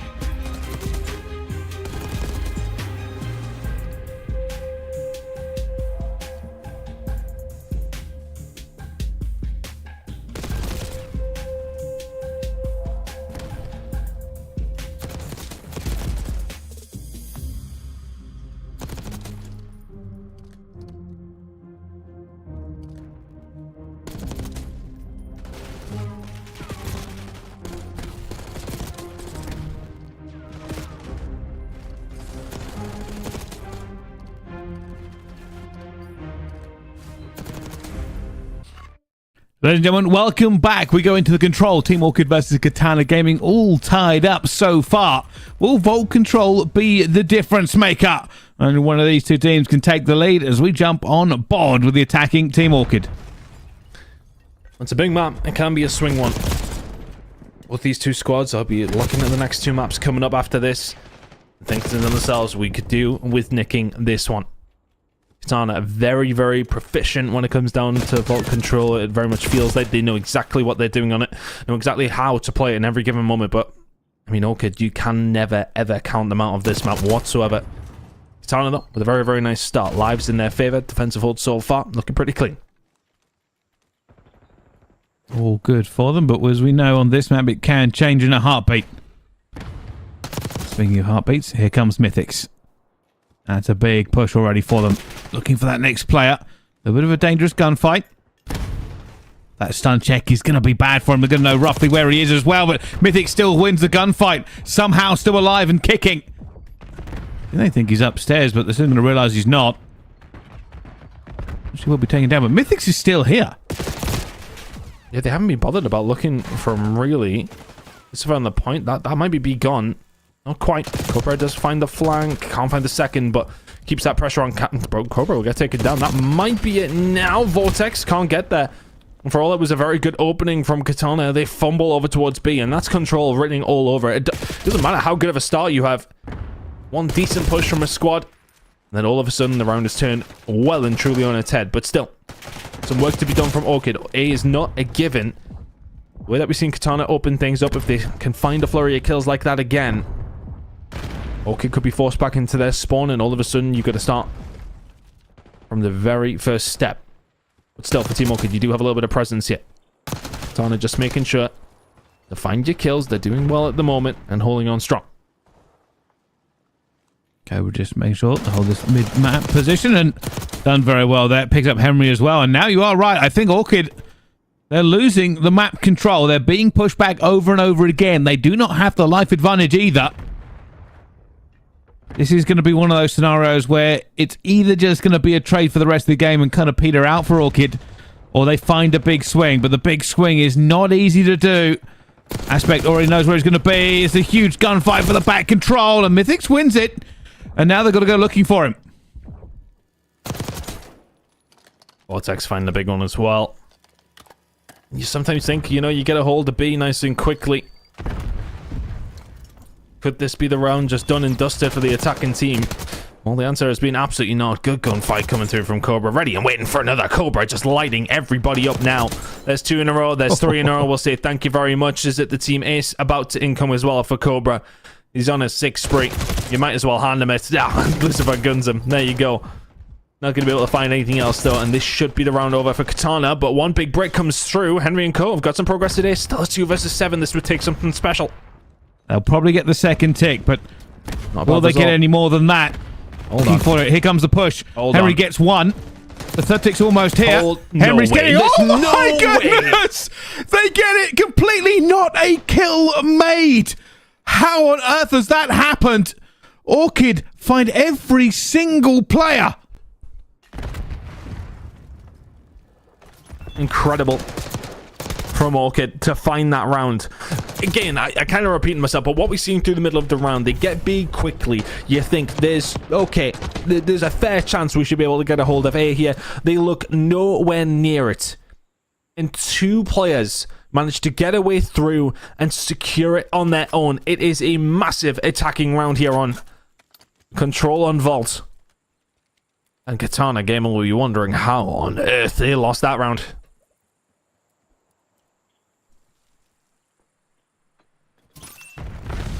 It could be a little bit of a mental block for them as well. That was devastating.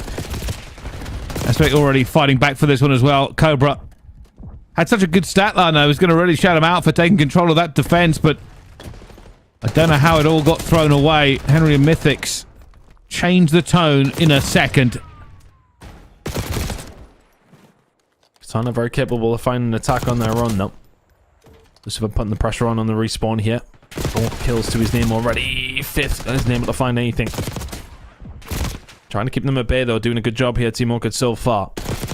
Katana struggling to get out their spawn. Lives very, very even. Bans, though. Great shots on the Vortex and then Cobra. Doing sensational work. Katana struggling to get out their spawn now.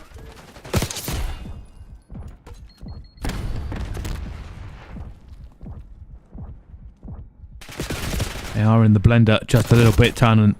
That's not where you want to be. Lucifer laying down, finding another one. Very easy kill for him. And this is what the problem is. Oh, Vortex with a knife. Bance just takes up where he left off, and this is the blender. Over and over again, you've got to fight for your very survival, but a big 3 white. They're going to go straight for this. There you go. It is now on the offering, and it may well be gone. I don't think Orchid are going to get here in time. No, they are not. So you can extend this time. Katana in the spawn the majority of the time, but that's, again, all it takes on control. One good break, it can change the complete momentum of a round. That took a couple of kills that come through for the side of Orchid, but all of a sudden Katana spawning on the B side. They can make some inroads. Yeah, big gunfight from Lucifer. Samantha's over towards the other side. Bance is the one spawning them over towards that side. Does eventually get taken down. Henry now just looking to take on the mantle and doing a little better. Vortex and Cobra will fall. He put himself in a really difficult position. But Katana deal with him. 13 versus 7 in favor of Orchid. This is still doable from Katana. We've seen it in the previous round. A 2 versus 7 happened. May 7 versus 12. Easy work.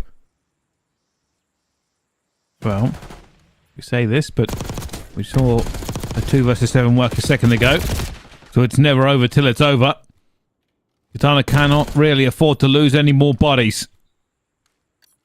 And just trying to keep them on the back foot here by splitting them out. Finds Cobra.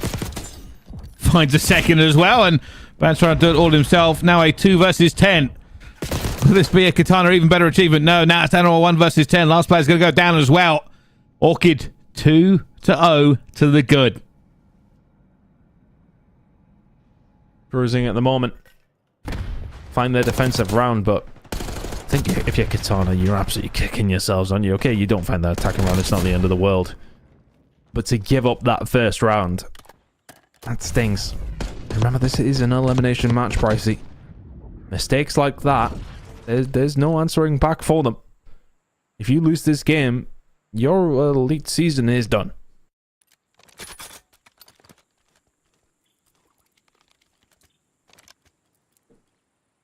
And for either of these two teams, that would be devastating. Especially with the caliber of these players. Always want to be at the very forefront.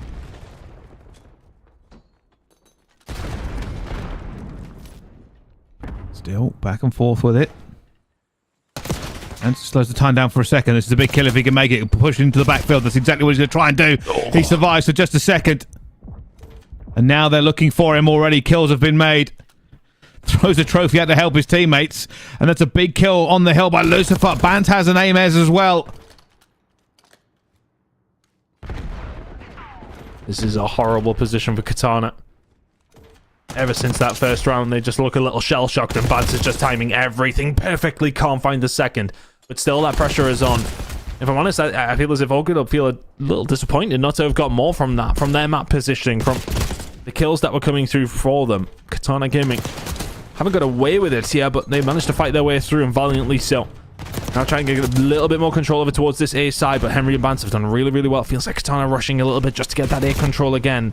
If they lose, it's not the end of the world. Cobra, though, can find 2. Cobra can find a 3rd. I mean, they're 2-0 down. Cobra's 22-12. There's something going wrong, right?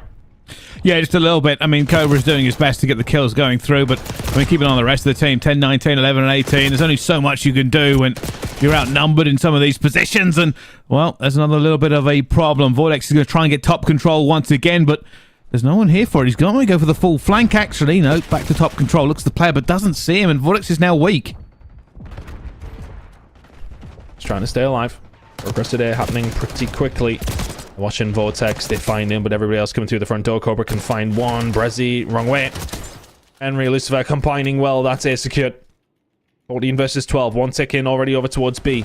Really on the tip of the spear. Henry here to try and get something going. Oh, incredible gunfight against Cobra. It'll ease a little bit of pressure as Bance will then find Vortex up top. Lucifer finds another. This one might be done, Bryce. Oh, it certainly is. Look at the pressure is just mounting here. Luso trying to play his life already. They're getting back on this point, and you can see them being a little bit cautious. They don't have a trophy down, but Bounce finds two. Still getting this tick going forward. One more big gunfight might do it. Isn't going to get it right then, but Lucifer picks it up as well, and that'll be the map done. And Orchid have been slamming people on control over and over again. A 3-0 for them. I mean, me just saying, I kind of favor Katana in this one. Absolutely slammed Orchid. Incredible work. 2 attacking rounds. The first one's amazing, though. I think you've got to give them their credit to find a way through, but you've also got to ask some questions of how that's able to happen. It is a literal 4v2 gunfight on the site that, you know, if Katana, they did actually wait to try and find that pinch. They didn't find anything, and as soon as that first round goes the opposite way, it feels like this map is going only in one direction, and that is to the round 1 winners of Team Orchid.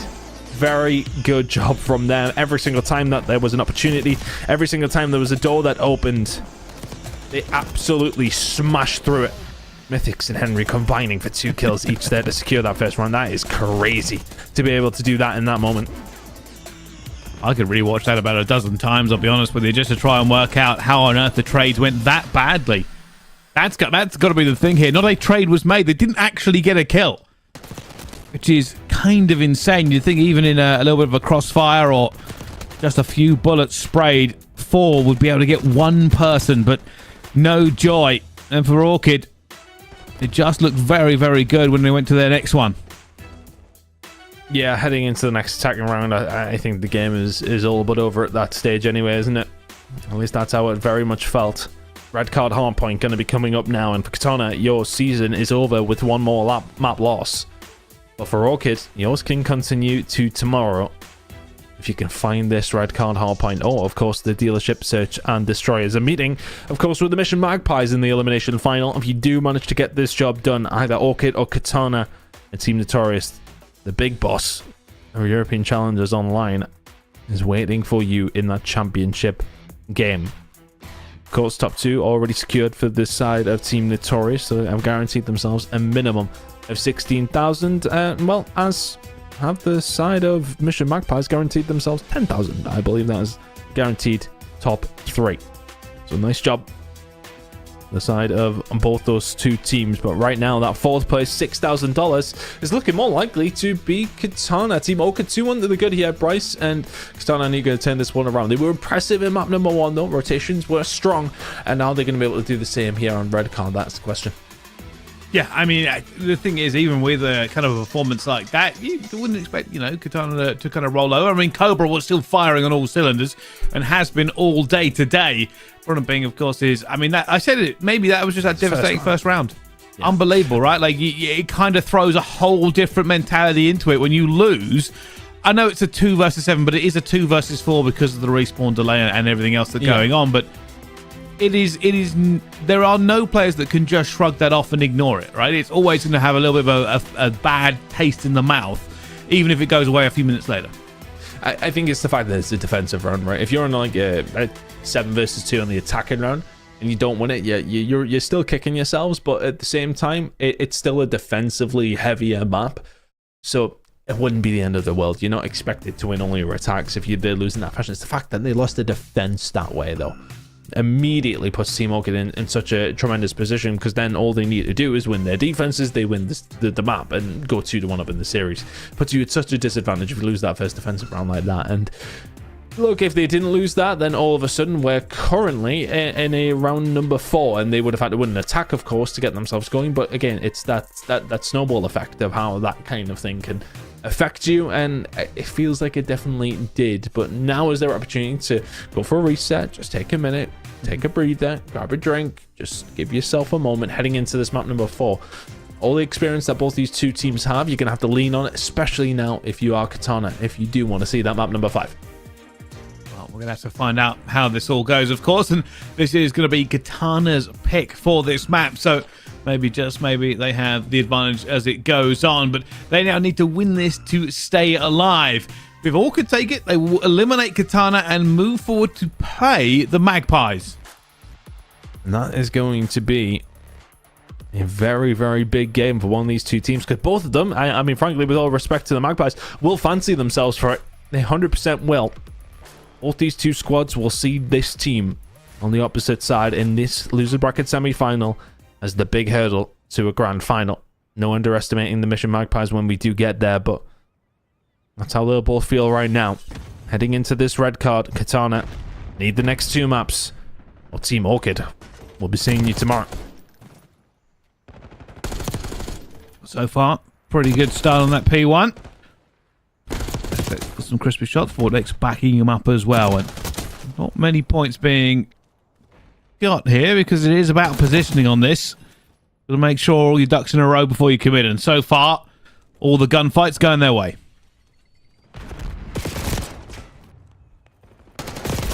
This is done from Katana. Trades across the board though as we do look over towards P2 in just 13 seconds time. Katana could do with getting themselves over towards that side now, but still contesting over this P1 time and getting some good time from it. As that P2 pops, expect them to just comfortably rotate around, but everybody from Team Orchid now spawning out. Might get a bit of a split here, actually. No, it's still going to be Katana over towards this backside, one in towards the restaurant, but Vortex is doing really well here. 4-on-1 to kick things off. Nice start for Katana. Really just controlling the flow of the pace here, and Cobra striking again. Team Orchid not really showing much of a presence yet into this game. Mythics, who has been a key player for them, finally gets his first kill. They head into the second point here, and there's a little bit of a wipe coming through. Cobra cannot fight that many bodies. Oh. That won't help either if you do need yourself. But with 21 seconds to go, Team Orchid with a lot of time potentially on offer here, and the P3 rotation not looking too bad for them either, as Bance will find a gunfight on the Brezzy. Trade potentially coming through here, though. Aspect didn't see him. Oh, just about take that one. Isn't able to find the second. Bance does a good enough job to be able to allow his teammate to get that trade. Katana again with a healthy little lead, but some good time potentially on offer here for Orchid. Bance holding the middle of the map here as well, taking his time. Finds one, finds two. Good job from Bance. He should spawn with his teammates. And Team Orchid now 50 seconds here over towards P3. That could well be theirs. Yeah, good fight back from Orchid. Finding all the kills they need to as Bance just tries to get around the outside as well, but this is being hit from all angles. Cobra finds a gap, finds a two, looking for his third as well. It's gone so well, and Cobra at the forefront again, already over 10 kills on this one. Not able to match up to Bance in that gunfight, but it means it's a stairwell fight for everyone involved. Piling through. Henry will get two, Brezzy will get one back as well as Lucifer goes for the chow, finds him, and both teams just throwing the bodies into this point. Yeah, Team Orchid never really let go of this control. They have the spawns though, and they will take the lead here. Would have liked maybe a little bit more, but Katana smell blood in the water there and now able to get a great deal from it. Apart from rotation over towards P4, but this is hard to hold at the best of times. Can they find something over towards the stage? Keep an eye on the kills and where the spawns are going to start coming in. That's going to be a spawn out. Bit of a split for both these two teams here. Yeah, nobody's got a clue whether each team are spawning.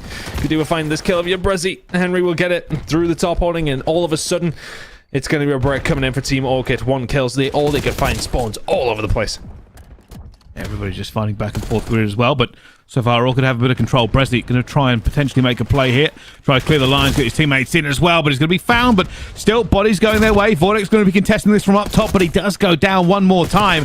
Right now, Orchid soaking up an awful lot of points onto this, and they haven't been able to get them off very quickly. Really good job from Orchid, considering Katana were the first ones here, but the spawns just got a little bit mixy, and Katana couldn't deal. Henry does well, though.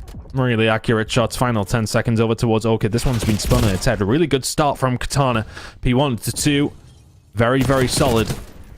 But Orchid, 3 and 4. That is a brilliant return from them two hills. Find themselves tickling over towards that 100-point mark.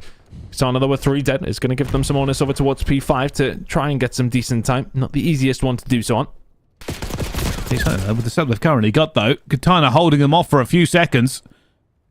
They've got to deal with the player in the backfield. That player is Cobra. Eventually, they do get him out of here as well. Brezzy's trying to hold up for his team. Isn't going to be enough. That's going to be a more or less wipe. And it will be Orchid who get back on this point. 30 seconds to go, and they are setting up for the Katana push. Vance knows they're going to be pushing out through this window. Nades going in. Gun ready. Unfortunately, just not enough guns here. Too many players of Katana. And Katana have done well here. Trying to keep players off, at least anyway. They're the ones who are going to be the beneficiary, you would think, here, especially with those 3 kills that will fall their way. Henry looking to contest. Can find one. Can he find the second on Aspect as well? Big gunfight. Aspect will win it. And with it, 7 or 8 crucial seconds for Katana. Heading in now, of course, into a second rotation. A couple of gunfights going to go Orchid's way to kick things off here. And Katana, I mean, you did a good job over towards P1, but you've lost those gunfights. No opportunity to do that now. 50 seconds to play for here. Need to find a break back. He's got a bit of timing in position. Finds one already. Going to split the lanes of fire. And already that has helped them break back into this one. Helbry finds Cobra as well, but Brazzy continuing that same move that he made just a second ago. Both teams still looking for positioning onto this one. Vortex firing through a doorway with 16 health. Drains the clip, but isn't going to get any more from it. Great time for Orchid here. Vortex keeping them off, though. Just letting some of that pressure off. Now can start thinking about P2 in 20 seconds. Could be a big 20 seconds, to be honest with you. Pick up this time. They're within spitting distance of Orchid. Good shots from Aspect again. Looking towards the scoreboard for both these two squads. It's just so evenly matched between them. It's a slight outside for Katana, but haven't been able to make a count just yet. Finding themselves around 10 behind. Oh, Henry finding a kill. This is big here as this rotation can usually be a big source of points for these two teams, and that's why everybody's playing around. Look at the positioning for them. So far, nobody going to be on it for Orchid. Probably let 5 seconds slip. And trying to stay alive as they keep the pressure on Katana to make this move. Cook grenade going to go up top. It's not going to be good enough to get a kill, but we'll slow them down again for a few seconds. Here comes the push for Katana, though. They do have bodies through it, and Vortex, that is a huge kill straight into the point. The rest of the team going to be there to back it up, though. It's going to be Lucifer and Bance the side of the point. Lucifer finding 2. Eventually he does fall. Bance has to back down, but he still wants Katana to spawn here with 15 seconds remaining. This could be big time. Mythics lines up 2. Henry can find another, and Team Orchid 2 to 3 are being phenomenal. Extended their lead. And now all of a sudden you've got the absolute gauntlet to run if you're Katana. Keep an eye on the spawns over towards this backside. It's going to pop. Katana going to get one. Yeah, they are. There you go, Cobra. We'll find our way through. Now we'll wait for the rest of his team, or will he, to maybe try and find a break. Again, it's Cobra. Katana Gaming. Oh. It's their big gun, and he's opened up it just a little bit. Brazzy now looking on the stairwell. Rest of the players around the outside. Henry tries to find one, but the trades come back into again. It's getting messy one more time as everybody piles through. And Banton and Lucifer currently here for Team Orchid, but they're going to go down to Cobra again.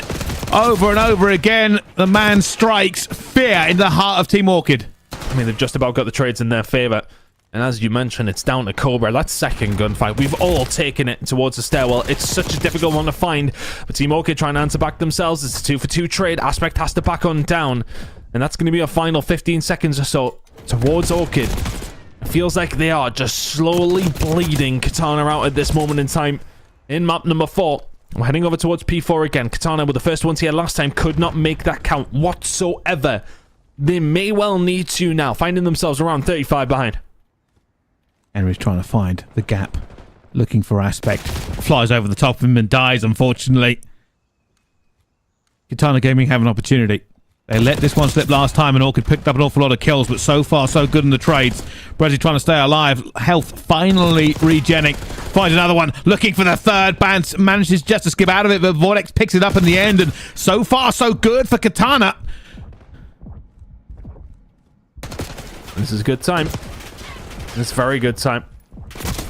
Just putting themselves in a position, though, where they need Cobra to be finding kills like this. They need him to be that tip of the spear. But everybody else is chipping in now over towards P1.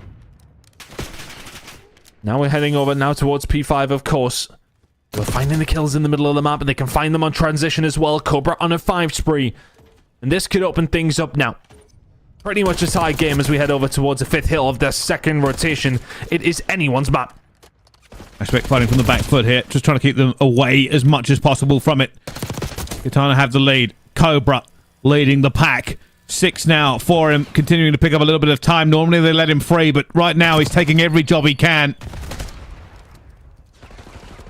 Orchid trying to circle round, but they are not finding any ingress into this point as Cobra finds his 7th. I mean, he's been alive for about a minute. Eventually will fall to Bance. Trade is there from Vortex. An Aspect hole in the middle of the map as well. It's just making it so difficult for Orchid to find a way through. Eventually, they'll just leave him and break through. But Vortex is here, ready and waiting. 4 spree for him. 5 spree for Vortex now inside of the point. Just trying to keep them at bay. Mythics knows where he is, can find that kill, but the trade is likely going to be there. Aspect on his way. Really nice hold from Katana. First one we've really seen in quite some time. They've been scrappy throughout, but P4 to 5 was wonderful. They're close to breaking 200. Team Orchid just somewhat floundered over towards that second rotation a little bit. It was looking good through the first couple of hills. The last two, Katana roaring back into this game. And there's the full wipe for what they desperately needed. Mantis looking for wherever this first player comes through. There's a little bit of a split coming in as well. Henry's going to call this one out, but guns against him. Finds the first, knows the second's going to be here as well. He's going to lose the gunfight to Cobra. And there was an opportunity to get another potential wipe onto the board here. Bant's going to try and find Aspect as well. Finds that kill. It will be Orchid trying to jump back onto this point. If they can hold even just the majority of this time and get a good P2 rotation, this game is very much on. Oh, I mean, this really could go down to the wire. Look at the kills that are coming through. The game clock on 1 minute and may well come into play here. Vance & Co. just doing their best to get some sort of control over towards P2, and they're in a good position for that now. I mean, look at the amount of kills that have went down. Bant's now on a 6 spree as well. I presume that Cobra did get a hold of a Hellstorm, though. So if we are heading over towards P2, bear that in mind. I presume he has Parallels. unless we've seen it. Yeah, here we go. Parallels coming through. Cobra with the Hellstorm as well, but it's going to work out in the favor of Katana over towards P2. Kills don't fall the way of Team Orchid. Katana Gaming now in a really good position to win this game. They're all stacked up as well. They're going to fly out here in a second, Orchid. They're looking to get the kills in as well. Vortex, point-blank fight. He's been playing so well in this last 3 or 4 hills, but he eventually will go down. Bance and Mythics combining. Henry will find another one as well. They're looking to just continue this one. Bressy firing to get back into this point, and if you are Team Orchid, you can't allow this to keep happening. Cobra about to bring in the missile. This means it won't be points for them, as he automatically attaches both to try and catch somebody. Nobody with it, but he does stop a few points here that Orchid could have grabbed. Game clock, though, keep an eye on that as we do go into the latter stages of this game. 25 seconds remaining on that one, and that is always really in the favor of the team who are in the lead. Bance, though, he's just found an easy way through, and all of a sudden Katana had an almost flawless rotation. 21 seconds remaining on this game clock. It's Orchid inside of the point. Katana, you have the positioning. Can you find a way through? Bance is trying to hold the angle and the hill himself, but that means he is going to go down. Cobra, God timing, already going to take him as well, and they can win this here on this hill. Cobra will fall. The rest of Orchid are now ready to hit this from the front. Bressy, he can find one. Mythics and Bance doing well, but this time ticking over on the game clock. It's only got 13 seconds remaining. Katana have themselves a 20-second lead. Bressy can't find it. Lucifer with a big 2. 20 seconds remaining on this hill. If you're Katana, do you go for it? Do you just try and get them off and contest it? I'm not too sure. Rotation over towards P4 could be beneficial, but the kill's starting to go the way of Orchid here. Bressy, it is a 10-point game. Well, here we go. Going on to this next point. 10 seconds. Bance will take the last few here as they get towards it as well. There's a kill. At 4. They're only going to be 7 seconds away from taking this lead. Stay alive underneath. That's all they want to do. A few seconds remaining, and Orchid have tied it. Orchid now in the lead. They can jump off technically if they want to. They can contest. They've just got to stay alive here at the bottom point. Henry's going to be there as well, but no, they're going to fly back into this one, and Orchid are not close enough. There's going to be a lead change again for Katana. They will now have it. Do they leave this one? I don't think they will, because they're going to have to be dug out as they bury themselves into this point, but Cobra finding 2. 45 kills for Cobra. They've jumped off of the point. They're now back in for the contest, and it is going to go to Katana Gaming in the end. What a finish from both these sides. Oh my goodness. We get to see the map number 5 we wanted. What a map between these two. I mean, literally so little in it. So little between them. It's Cobra who just goes ballistic on so many different occasions for Katana. That really is the small difference maker between them. It's a 6-point game. It's the one that takes the game clock to end it. Incredible work from both these two teams for such an entertaining map number 4. But Katana, when it was the break that came through from Orchid towards that backside, when they got a hold of P4, I thought they were going to be able to close it out. It's one big break comes back from Katana. But as you mentioned, look at the damage from Cobra. Nearly 6k across the map. It's a 46 bomb. Incredible work from the Frenchman.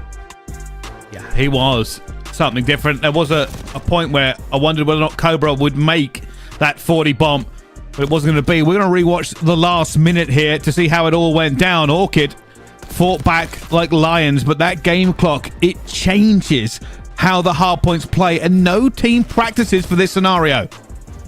It's so difficult because when you're in the lead, you want to, go for that risk, allow them maybe a big power position inside of the point where they can start to soak up time. Because the rotation came in for Orchid, they had to get time, they needed to get time, and then take the lead. Okay, and then you've got 6 seconds to go. Do you trust yourself to get off this point where you can't? Because Aspect, he's the one that finds one towards the back. Vortex gets one through the point. He's shooting Henry and catches Mythics on the other side. And then they start to take the lead in 1 second's time. There it is. And you've seen them on the minimap. Keep an eye on number 1 and number 2. They're inside of the point. As soon as Cobra finds those 2 kills, they're like, right, get off it. Can we defend this? Can we keep them away? As a 4 versus 3 technically, as players starting to respawn in? The answer is absolutely we can. Katana, get the map. And we go towards a dealership search and destroy to close things out here. This is going to be so difficult for both these two squads. I presume, of course, with that red card being a pick for Katana, this will be a pick for Orchid. And honestly, it's anyone's game. This map plays so wild. I'm thinking the SMG players are going to come in. If Cobra can play like that and have that freedom and have those gunfights go his way, Orchid may well struggle. But there's a couple of maps I thought Katana are going to win and Orchid have won it. So who knows what to expect heading into this map number 5. Yeah, I'll be honest with you. Yeah, it was kind of just back and forth between those two teams. You are right, Cobra being a difference maker. And if I've said it once, I've said it 100 times. CDL when. CDL when. Yeah, yes, he has had some less than great opportunities, but this man is consistently very, very good, and we'd like to see the opportunity for him to get up to the next level, because that game speaks for itself. Whenever they needed him, he was there. Shut them down in the end with a 3-piece 46 bomb, almost 6k damage. Not a lot more he could do. No, not a great deal. I mean, we've said it before, but it's almost like, if his brother owned an organization or something along those lines, one of those franchise things. Yeah, that might actually help. Well, he does. And look, if he's ever going to get an opportunity, I think it'll probably be next year at this stage now, of course. But I think he deserves one. Just got to give him a shot at this stage, right? And if there's anybody better to do it, your big bro, who used to be quite handy himself, probably knows Call of Duty talent when he does see it. But irrelevant of that, we are heading into this map number 5 now. Between these two squads, I have no idea. It's been such a good game. Both the hard points, though, going over towards Katana. It's going to be the search and destroy and the controls for Orchid. Looking for the Neslo here in map number 5. Hard to say which way this one's going to go, but as mentioned, it is an Orchid pick. I want to say we're seeing Katana on this last week, and I didn't love it from them, although they were up against Team Notorious. They kind of got bullied in the middle of the map, and I wonder if that's Orchid's play. Or have Katana made those adaptations to change up the result of what could be a bonkers dealership search and destroy? And remember, loser is done online for the season. Outside, of course, tournament champs further down the line. We're considering an EWC placement, that kind of thing. There's all on the line for both these two teams still over the rest of the season, but you would like to continue your elite stage just a little bit longer tomorrow. A meeting against the Mission Magpies. We'll go with that, is what is on the cards for both these two teams here. And then a grand final against Team Notorious, which is just, might as well be written in stone every single stage this season. That's 3 grand finals in a row from them. Incredible work. But who they're going to see in that grand final, we'll find out shortly. All right, well, there's a long way to go, but an S&D stands between 2 of these teams and the next rung on the ladder. One of them we'll have to say goodbye to, which is always disappointing with the amount of talent in these squads, but only one can progress, and this is where we will find out which one it is going to be. Orchid and Katana, dealership S&D, who walks away the victor. Let's see how this one is going to go down. Incredible map number 4 between these two. I honestly, at this stage, whoever goes on to win it, fair play. Let's see. It's going to be Katana on the attacking side. And again, that mid-map aggression, let's maybe not count into it in round number 1. No trophies available. Both these two teams are going to play very, very cautious, you would imagine, and are doing so. B looks like the more likely destination for Katana. Mythics. That's just 2 stuns to the face. Will catch a grenade as well. He's very, very weak on this site. Needs a little bit of cover. Has it. This blood could be massive. Mythics, he's done well though to find one. Should get traded 3v3. There's the bomb, Henry. That's a tough spot. Yeah, it's an awful spot, yeah. Man's backing up here. Really backing up. Really backing up, and it almost pays off perfectly for him. There's the second. It does pay off, and Vance backs up and finds the 2. Sensational work from Orchid. And brilliant work from Vance. It's 3rd in the round. And doing it all on his own. Finds Prezi to close it out. It's a nice defensive start for the side of Orchid. After what would have been a heartbreaking loss. Map number 4 of that. Oh, map number 4 of this series. It's getting late. We'll get there in the end. 1-0 for Team Orchid here. Mostly off the back of Vance. Expect me a little bit more aggression over towards the middle of the map now. It's Orchid trying to find something on their attacking side. It's a big hit over towards A. Emery backing up there. Not entirely happy with the position he was in. Katana taking a good amount of map control here as Cobra pushes forward as well and tries to find Henry again. They have backpedaled him to spawn. I mean, I suppose that there's the... I was about to say... hallmark of a very good team. One who can back up from a position of weakness, but in the end they now look the stronger. 3 versus 2 in their favour. Katana Gaming tried to take a little bit more map control. Maybe got greedy.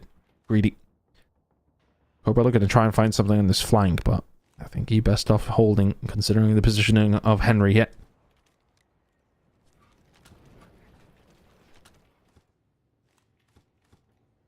Just a bit of a patience game here from Orchid, but with this clock burning down, the amount of mistakes you can make also goes down. Cobra got the information. He knows they're going to be here as well. Bullets flying out of his gun. And hasn't had to get anything here. Aspect now running away for it as well. Mythics finds him, and, well, Cobra would have to have God timing.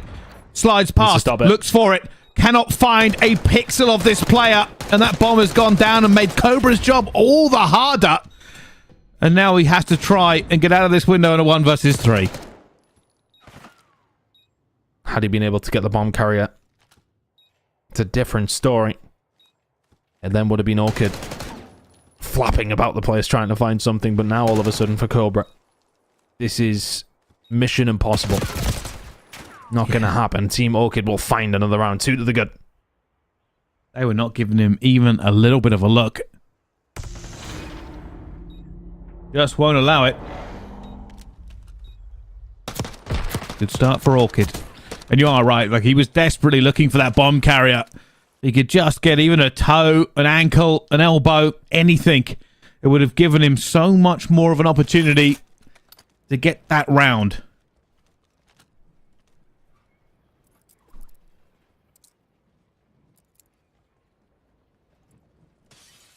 Katana could do with getting one on the board pretty quickly, and they're going aggressive through the middle of the map here. Big gunfight incoming straight away. Or maybe not. Team Orchid have chosen to give this one up, but they have to be so careful around the sites. Mythics has had to get aggressive. Oh, he's done better than that. Prezi will fall. Vortex is there for the trade, but a little bit of map control that Katana had has now been wiped away by Henry. He finds 2. Vortex 1 versus 3. Is all but dead to rights, but has he slipped the net? No, where he is. They've got him cornered. This should be Vortex dead to rights, and is Orchid 3 in a row. Orchid. 3 to the good so far. Can they continue?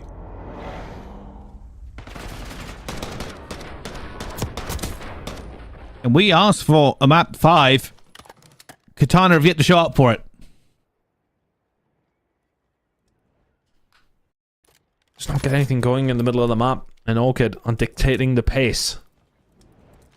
Katana tried to get aggressive there, and honestly, it's down to Mythic surviving. Finds that first kill, because if he gets taken down, then all of a sudden it's not going to give Orchid time to, you know, get themselves back into position. Katana would have full control. Mythics finds another. Prezi will be first to fall, doesn't find a second. Aspect will find one, as will Cobra, Vortex, everybody combining, and everybody dead. That's a fast answer back from Katana. 3-1 That's what they needed. Needed to be back into it. Needed that round onto the board. And there is life in Katana yet. He is wishing for a round 11. Katana have got some way to go if they want that, though, haven't they? Hasn't necessarily been cut and dry from them at all. Orchid are continuously finding first bloods. And Katana's life has been made very, very difficult because of that. Back in towards the map we go this time around. It's going to be, of course, Katana. Aggressive. Aspect finds the first blood, 4 versus 3. Mythic's now backed up a little bit this time on B, and he will be shut down. Lucifer can find Brezzy, though. Allows his teammate to get out, but now a 3 versus 2. Comes down. Can he get out? He can't. Vortex barely survives. Cobra's going to get there here hunting quickly. him as well. Here comes Cobra. Just trying to hold him off here. Nobody's committed to this defuse yet as they jump out the board, and Vortex hits one, and Cobra gets perfect timing. Bang! Down he goes! And Mythix is like, we have the advantage. What has happened here? I mean, they did see Cobra and Mimba, right? And they all choose to just try and isolate Vortex. They don't succeed to do so. He finds 2. And then Cobra's just got a free route through. I think even if Vortex doesn't find this kill, Cobra's got it. Well played from Katana, but some questionable decisions from Orchid. Of course, we have all the information to our fingertips, so it's always worth taking that small caveat, but still, I felt an odd one, because they've definitely seen Cobra and Mimba. Maybe they thought he backed down just enough to make the play. Fortunately, Cobra went and found the information, and combination there of Vortex and Cobra pulling that round out, and Vortex already come alive so far in this S&D, 6-3 on a 4 streak.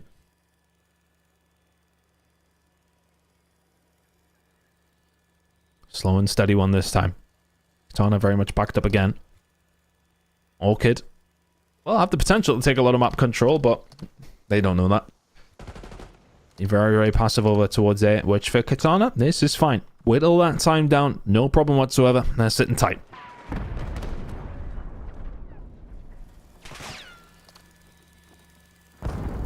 Comes a nade out. Not going to get anybody. Cobra still sitting pretty. Brezzy, though, will find Vance in the middle of the map. It's an easy pick, and now all of a sudden Team Orchid don't have the numbers. They don't have the time. 2 versus 3. There's been a big bounce back from Katana. Patience there from Cobra. Could have gone for it. Maybe Ego Chow at a 2-4, and well, that's going to be a little bit of a disappointing round for Orchid. They find nothing. 3-3. It was 3-0. Very quick rounds. Falling the way of Katana. Just very passive there, and I think it's just a bit of a roll of the dice from Orchid, isn't it, really? You sit passively in your spawn, you're expecting a little bit of aggression. They've got Cobra on the team, of course he's going to run at us. They don't, they sit tight very... I want to say... There's a word I'm looking for here, Bressy, but it's escaped me entirely. Well, it's very passive, but it worked, right? Yeah, I think these two teams, like I said, this map as well, you got to remember it's slightly new into the rotation. Disciplined. That's the word. There we go. I wonder what you were going for. Yeah, we'll get there in the end. 4v4 still. I'm going down. That's a huge... Not only taking out Cobra, taking out the bomb carrier, giving them numerical advantage. Orchid's round to lose, ton. Yeah. Need a trophy there to help them out, didn't you? Vortex will get taken down. This is Orchid answering back. Well, if they can find another 2 rounds, 3 in a row, has kind of been the case with both these 2 squads. I mean, outside of Aspect finding 1 versus 4, I don't fancy his chances. Here we go. Orchid take the lead back. Feeling a little bit nervous there after losing 3 in the bounce. It's still tight between these 2 teams. Really don't know which way this one is going to go.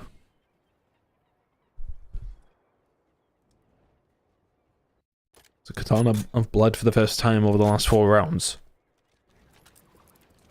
And Orchid. Team ace as well. Lovely. Everybody pitching in. Now their turn to find an attacking round. It just all comes off the nade. That gets rid of Cobra pretty quickly. And this time around, Orchid are going to do the same thing. We're going to push over the way very, very quickly. Katana have kind of given the site up, so expect the utility to come in. Is it going to be there quick enough, though? This bomb is going down. 3/4 down. They'll get it. Impressive was trying to find a way through very, very quickly. Bance was ready, but the nades come in on the second time of asking. Aspect and Cobra combining 3v2. And Bance is out here. They're going to be looking for him. Sure, we know this check's coming. Yeah. I don't know how easy this one is going to be. Oh, no. Trades are there. Nicely done from Katana. And that was devastating. Players that were left on site just weren't able to get away. Katana struck, and then they just had to check the angles. Bance was trying to play a bit of timing, but there's a well-used enough pig that they were ready for it. I think Katana, honestly, I mean, obviously they played it well. They won the round, but I think they probably realized that the push comes in very, very quickly. I think there was a stun check came of it. And that landed, that gave them an indication, okay, Orchid are planting.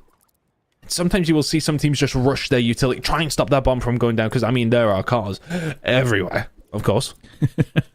So it's difficult, but the fact that they then hold those grenades coming through, it's nicely done.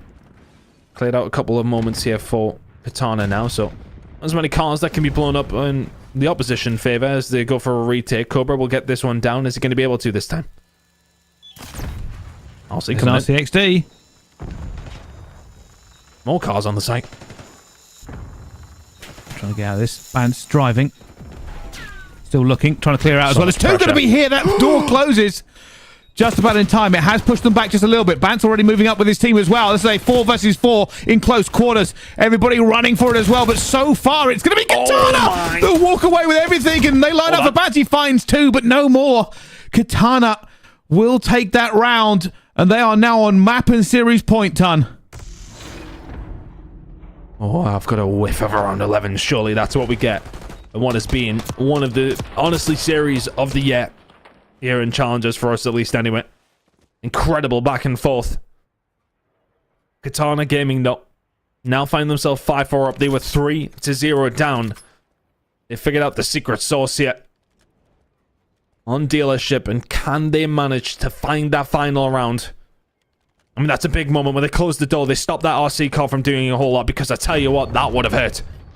Big aggressive push coming in. Do them another map from Katana. They've gained control. Orchid, not necessarily on the back foot here, but will need to fight their way through. Bit of timing. Bance tries to take a bit of a peek here, and they haven't gone for the usual A strat. They're trying to get in towards B, but they are stacked Katana rating for this one. Aspect will rip eyebrows off anybody who comes to that door. The wallbang isn't going to help. Has to back off. 24 health. Yeah, gets away. That's a bullet or so. He is definitely the one that's on the cards here, though. And player to the left-hand side, that's going to be Vortex, who's going to be watching the crossover towards the bomb, you would think. It's a bit of bad timing, but you know there's activity going on, that mid-map control. I'd imagine that Orchid are going to get this down. That player in the middle of the map is going to make his move. I was thinking that Mythics may well go for the flank, but Lucifer's the one to take down Vortex. It's a full map control, full site control for Orchid, trying to force the round 11. Henry cooking this nade. Has to put it away, though. Cobra already finds Mythics. That's on the flank. That's panic stations. They are splitting the map here. Nobody has the information.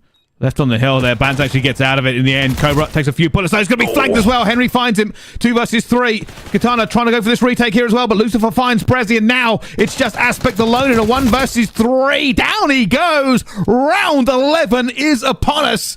We said it was going to go this way, and it has been written into stone. These two will play 1 round. Loser goes home. Winner stays in. I think it's a $6,000 round of S&D.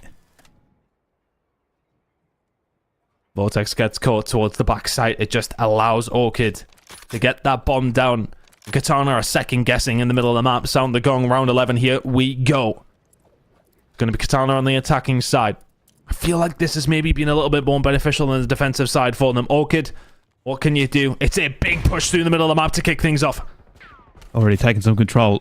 Lucifer, though, finds Cobra. Already one down. Nades flying out. Lucifer trying to stay alive. Does manage to back off. Brezzy is hunting as well, but it's going to fall to Lucifer again. Lucifer striking, and the third! The ace could be upon him. He will fall to Vortex, who will now have to pull off a 1 versus 4. His teammates have fallen to the devil. And Vortex finds himself with only a bomb in his pocket and a minute on the clock. It's just such a difficult position to do anything from. The only benefit that Vortex has is that he does have this bomb, but I mean, how tough is this going to be? Orchid are not the kind of team that are going to allow you these opportunities. They have tilted over towards this B side. He will get it down. Will be planted for Vent, but they're just going to work together. Vortex, the bomb is down. It slightly gives you more of a chance now. This is still so difficult. Oh, he's been found as well. They know where he's going to be. Mythics will play with him just a bit here. One of them's going to jump straight into this bomb. They know where Vortex is going to be, but Vortex already finds one. Vortex going to try and get something done, but Mythics cuts him down, and there's too much time remaining. And it will be Team Orchid that walk away the victors. Katana will go out of the elite at 4th place. And what an unbelievable finish to this game. Incredible series between these two teams, but it is Orchid who get it over the line. I'd love to break down that final round, because if anything, it feels like when that first blow comes through, Brezzy just runs straight through the window looking for the answer back.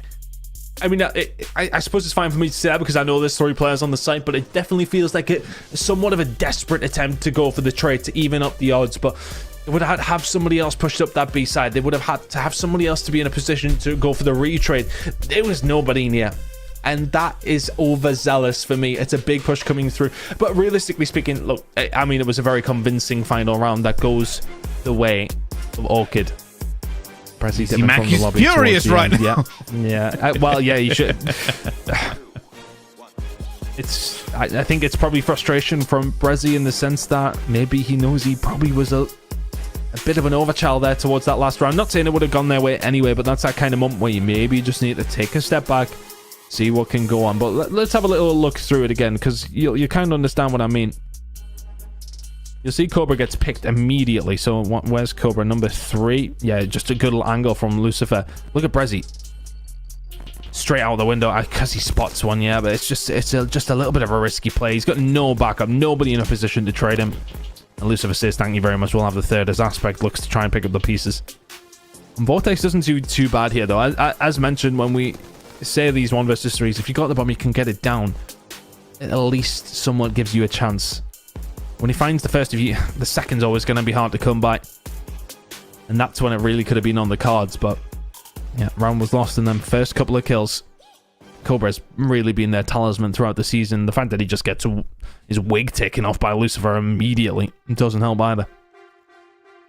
And there was just a shadow of a chance here for Vortex. Obviously, it goes for the huge flank, but there was always going to be chowed. And he had to, be honest with you, Vortex had to go for it as well. He had no opportunity to play around it because he knew he hadn't seen bomb in what, like 20 seconds? He hadn't been there, and he had no idea if there was that many players on site or even close. So when he finds this one, he slides expecting somebody to be on that bomb site defusing.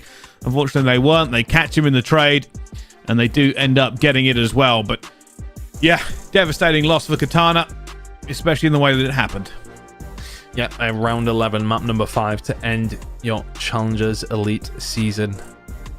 That's tough. That's very, very tough.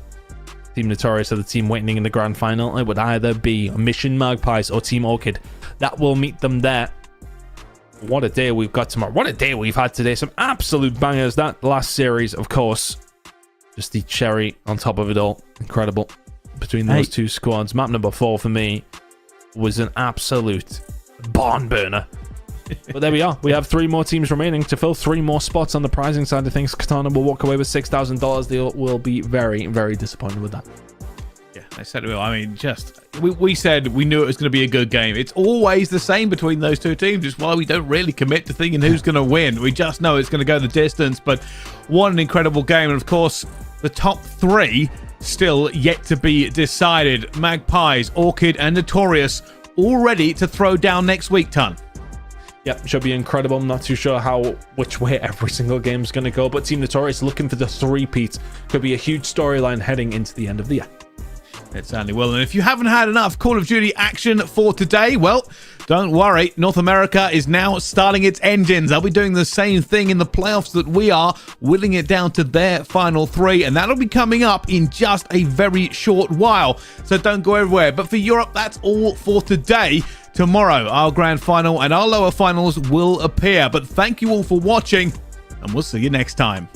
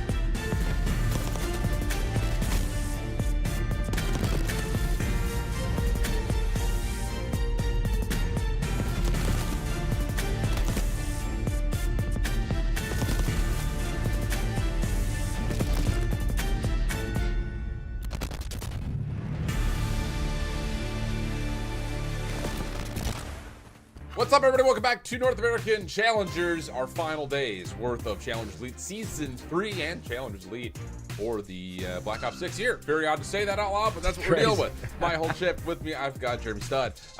We're dealing with some of our top teams, obviously, at the moment. We're in playoffs. We've got the top 6 left. Jay, take me through kind of your thoughts as we see the bracket.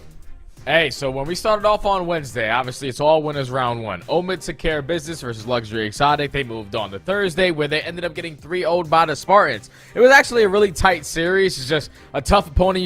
You ran into a Spartans squad who just decided to be hot. That used to be that old YFP roster. They figured it out, got a little bit more consistent. They find themselves in winners finals. And then on the opposite side, Omid Brooklyn took care of Stallions. Stallions had an abysmal playoffs. They got 3 in both their series. That's unacceptable. But then Omid Brooklyn take care of Team War as well to be sitting nice and comfy in the winners finals. That's going to be happening on later today. But Team War versus Luxury Exotic, that's going to be a battle. And then Omen versus Cabal, that's also going to be a battle. We're going to have a phenomenal ending here to the Elite. Yeah, just kind of based on how both these two teams, and really both those two teams in each of those two series, had looked from last week.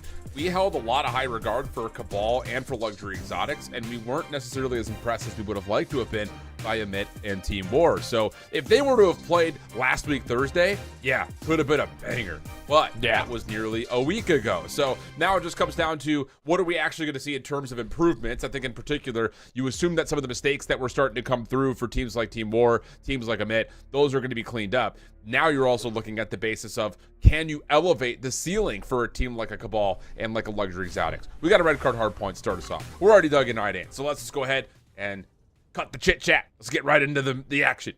Here we go. And this is a matchup that we're expecting, at least the people were expecting Omid to not even be in this position. They go flawless throughout the stage, 5-0, win their first series clean, 3-0, but then fall short in their most previous match. So looking for the bounce back, and already off to a great start as Fandy finds a double, make it a triple. All 4 go dead, and Omid in control of P1. Yeah, really nice route from Standy, just kind of getting the cover of his ARs from hedge to hedge. You just run right up, clear out the staircases, and now you can set yourself up for an early pinch. Lynn's dealing with the pressure inside the hard point, has done well, and there is still only a single kill for Cabal. Not a good start, is putting it lightly. Yeah, this is perfect so far from Omid, though, because they're blocking the spawns. They're putting all their focus, at least for Cabal, to spawn over towards Eskies. So you soak up at least 22 seconds off of that P1 initially, but now it's a battle for the stage. Swarty trying to contest great shots onto Rupert to find kill number 2. Still know that there's going to be pressure through the middle of the map, but your team technically wins the rotation over towards Noob, but we need stage. Yeah, we need it badly. 1v1 happening over towards stage does go the way of Cootie and Cabal. Follow from Rupert on the back is good, leaving Standy by himself. Help is on the way, but it's a little bit late. Spart able to find one, but all that does is kind of assert that spawns will be where you anticipate them to be. Long route from Lynn's trying to come through, but there's only 30 seconds left in this hard point, and honestly speaking, for Lynn's, yeah, you might find a killer, you might flip the spawns around, but this is a lot of time for Cabal. Yeah, this is a lot of time given up. You better bank that this play works out. You have stage control. You're finding a couple of kills. Can we get him out of the hard point for now? Because now it's all on Lynn's, the guy who hit this route. All that long route, all that time being wasted. Your team still going to spawn in towards the back. So Kabbalah able to take advantage of this moment. Final 10 seconds. You're going to be early off the rotation. Let's not die off the rotation, or you're going to spawn at old. But Kabbalah now have an advantage to take the advantage here at P3. Yeah, Seawad's really good read on this route happening over through the bleachers. One more in front of him. He shuts down Standy. So, yeah, Jay, I'm just going to say it out loud. When we first watched this Mint team, I was really critical on Lynn's. When we watched them last week, you were really critical on Lynn's. That route, it doesn't work. It just doesn't. It just takes too long. Too much time goes to Cabal. They still don't even win the spawns going over to do. And now they're trying to fight in from the front for the last 33 seconds of this P3. Yeah, at least they're in for now, though. You already are putting all the focus of your Cabal. Trying to find this break, because if you don't, you're going to spawn still behind this old HP. A team kill also isn't going to help the scenario. Rupert's on 6 in a row. He knows it's still a one-on-one on towards the HP, but thankfully your teammates are spawning out towards front. So all of these kills, you can just rack them up or keep them trapped towards the back. Unfortunately, falls at 7, but it should allow Cabal to have the rotation over towards stage, which is a money hit. Yeah, after it was 1 kill in 2 sets of lives for Cabal, Rupert stepped up and Cabal's got us back to within 4 points, and they're likely to take the lead here over towards stage. Good clear out from Standy. Make sure that top window position is kept safe. Hootie also going to be read that he's playing somewhere through this point. Just comes down to where.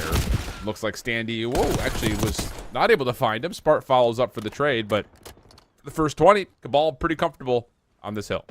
Yeah, Cabal haven't even been contested yet. You're just watching the cross, making sure someone's in a position to watch the pinch. But Brack, actually from the front side, must have hit a couple wall bangs there. Opens up the HP, so the break is there for Omid. It's still a good chunk of time to fight for here. You're only down by 10. You're spawning all the Cabal over towards soccer side. Linz now looking to hold down this mid-map pressure. Unfortunately, will get caught, but Omid are going to walk away with this final time and potentially already going to fight for this new rotation on Brack. Yeah, it's just on Brack, though. That's the problem. So the focus for Amit to get into scrap time works out. They reclaim their lead. But now the setup, as we head over to bleachers, looks good for Cabal. Stun check does read that KB was playing a bit further forward. He'll toss a nade just to create some space. You have help behind you as Rupert's the one watching the long crossing angle, but Mooney dropping inside of mid, followed up as Seawads will drop inside of mid, can now plunge on forward. Last one to deal with is Rupert. That's a full 4-man wipe. Yeah, I think Seawads was like a little too edged out towards bottom side of Esky steps. Like, he was able to put down a couple shots or get him weak, force him out of the position, and then everybody else starts to panic a little bit. At least to Omen finding a clean 4 dead for a clean break. Now you can soak up a lot of this time. You don't have the spawns that you want because the ball is still pushed up towards BS. Indeed, they can continue to fight these waves of kills and just play keep away. And it's more than just keep away. It's a lot of retention on the hill itself. So tons of time being soaked up here. At one point, it was only about a 4-point game.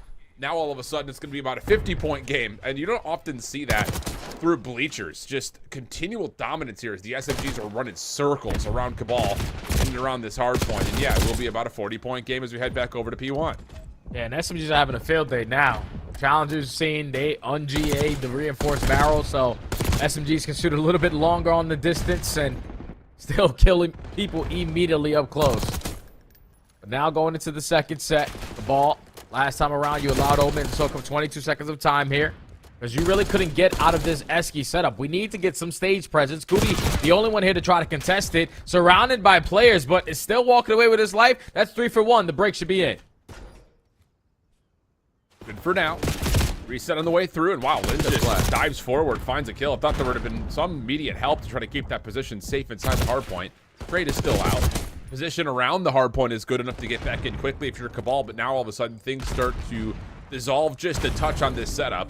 Amit working for some stage control to see if they can rotate back through mid. Nice shots from KB. Help from Rupert pushes this off, and okay, Cabal down 40 at one point, now just down 20, and they're going to have the setup for P2.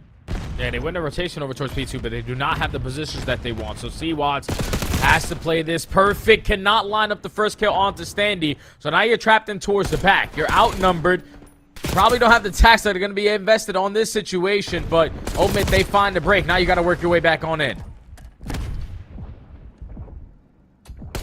See how things go on this next set of gunfights as it starts to turn into a cataclysmic hit from the front for Brack and Spart. First 2 kills are there. Standy trying to follow up on that damage, but no. Seawads Cootie shuts it down. Last one to find would be Linz.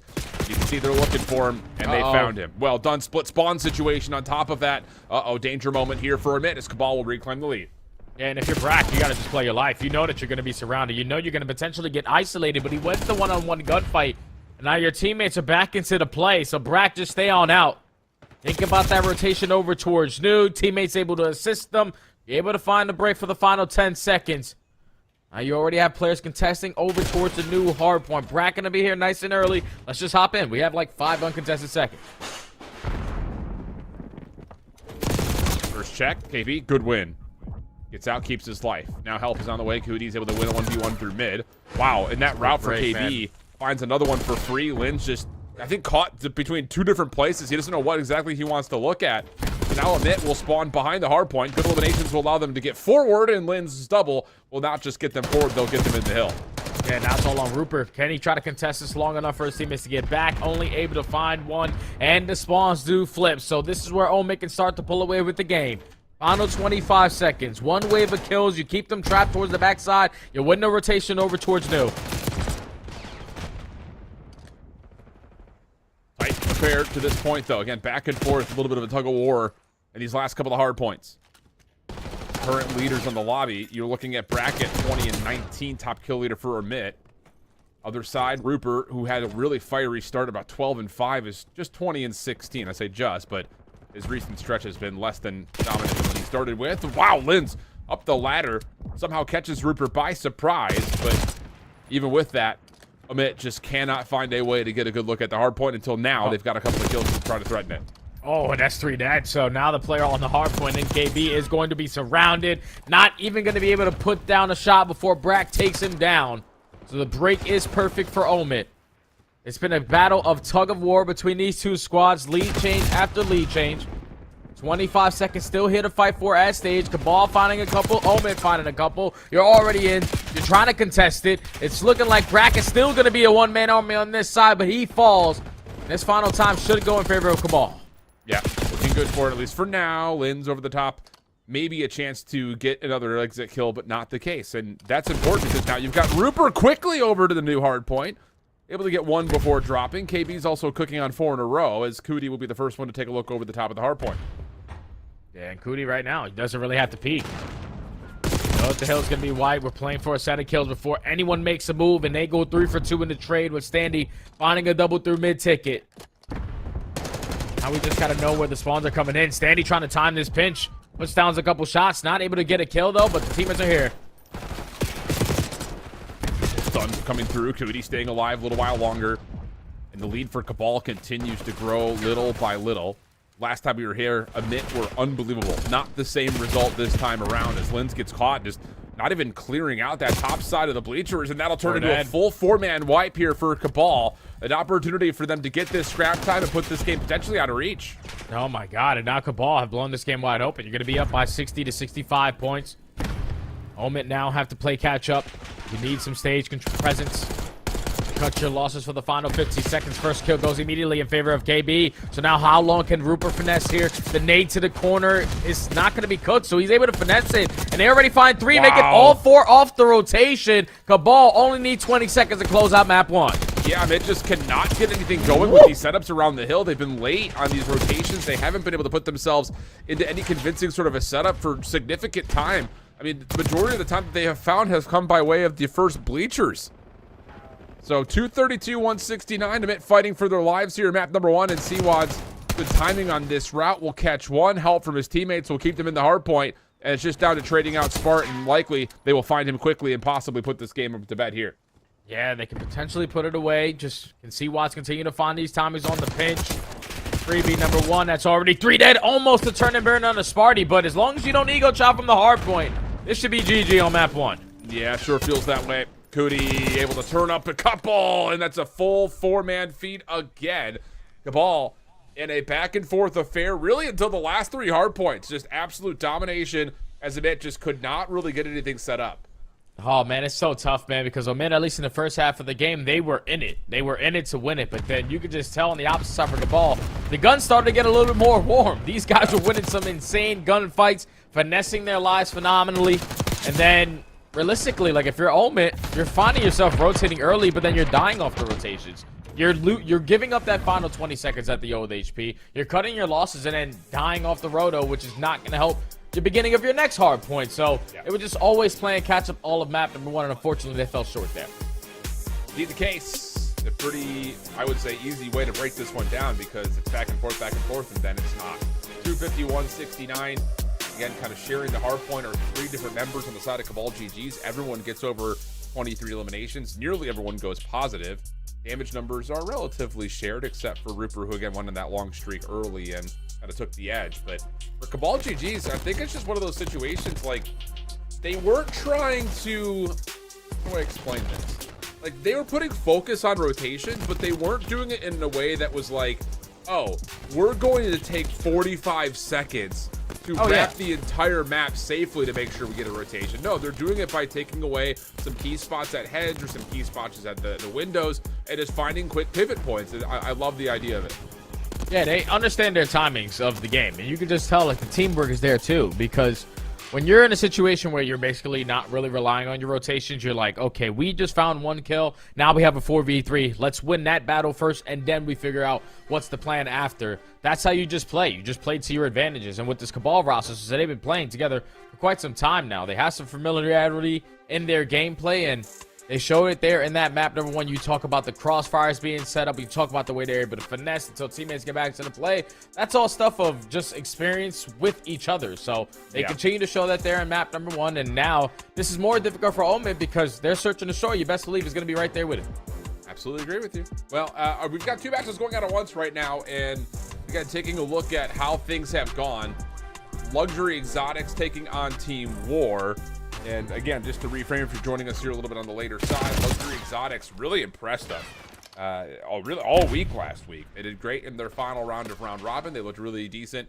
We had them on broadcast in their first lower bracket matchup, and we thought Team War looked a little vulnerable. And you take a look at the map one score, it's pretty close.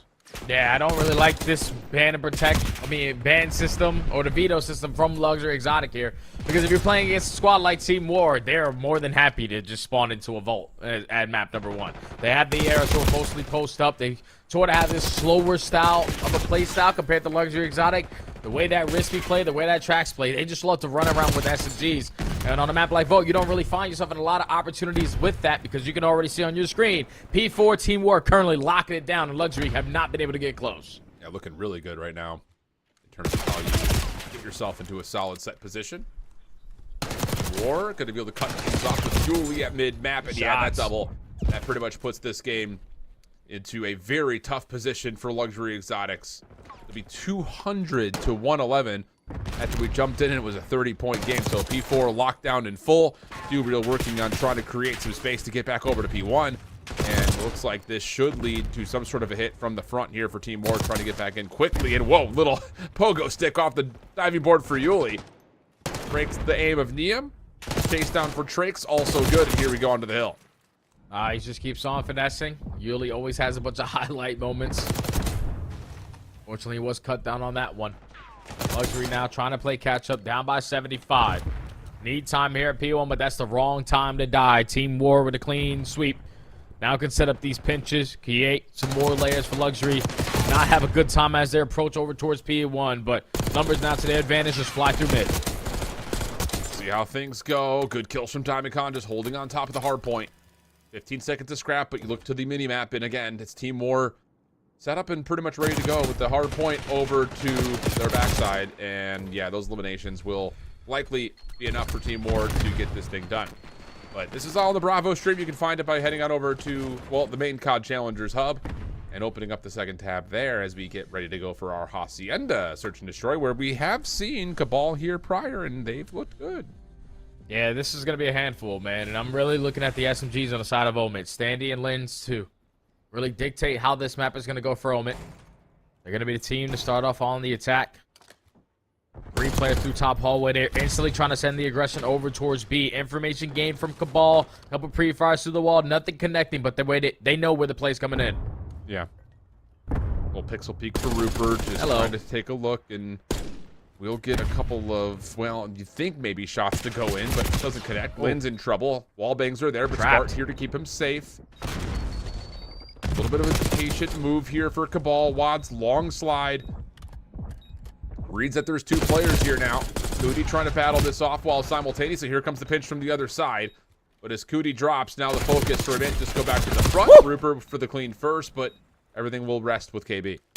Yeah, KB now left in a 1v2. Unfortunately, Willfall and Omid, even when they were trapped in over towards Rockside, they're able to prevail on that setup because C-Watch just gets a little bit overzealous over towards Lambo. And with the long slot, gives up his life for free. At that point, you just got to realize if you're Cabal, like, they are panicking. They already realize they can't wrap back to their spawn. They don't want to push through top mid open, and they are not going to push to our base because we have already contested it. So we just had to take our time there on our approach, not get caught isolated in a one-on-one gunfight. But when the first one fell in favor of Omid, they ended up with the numbers in that final engagement. They secured the first. Yeah.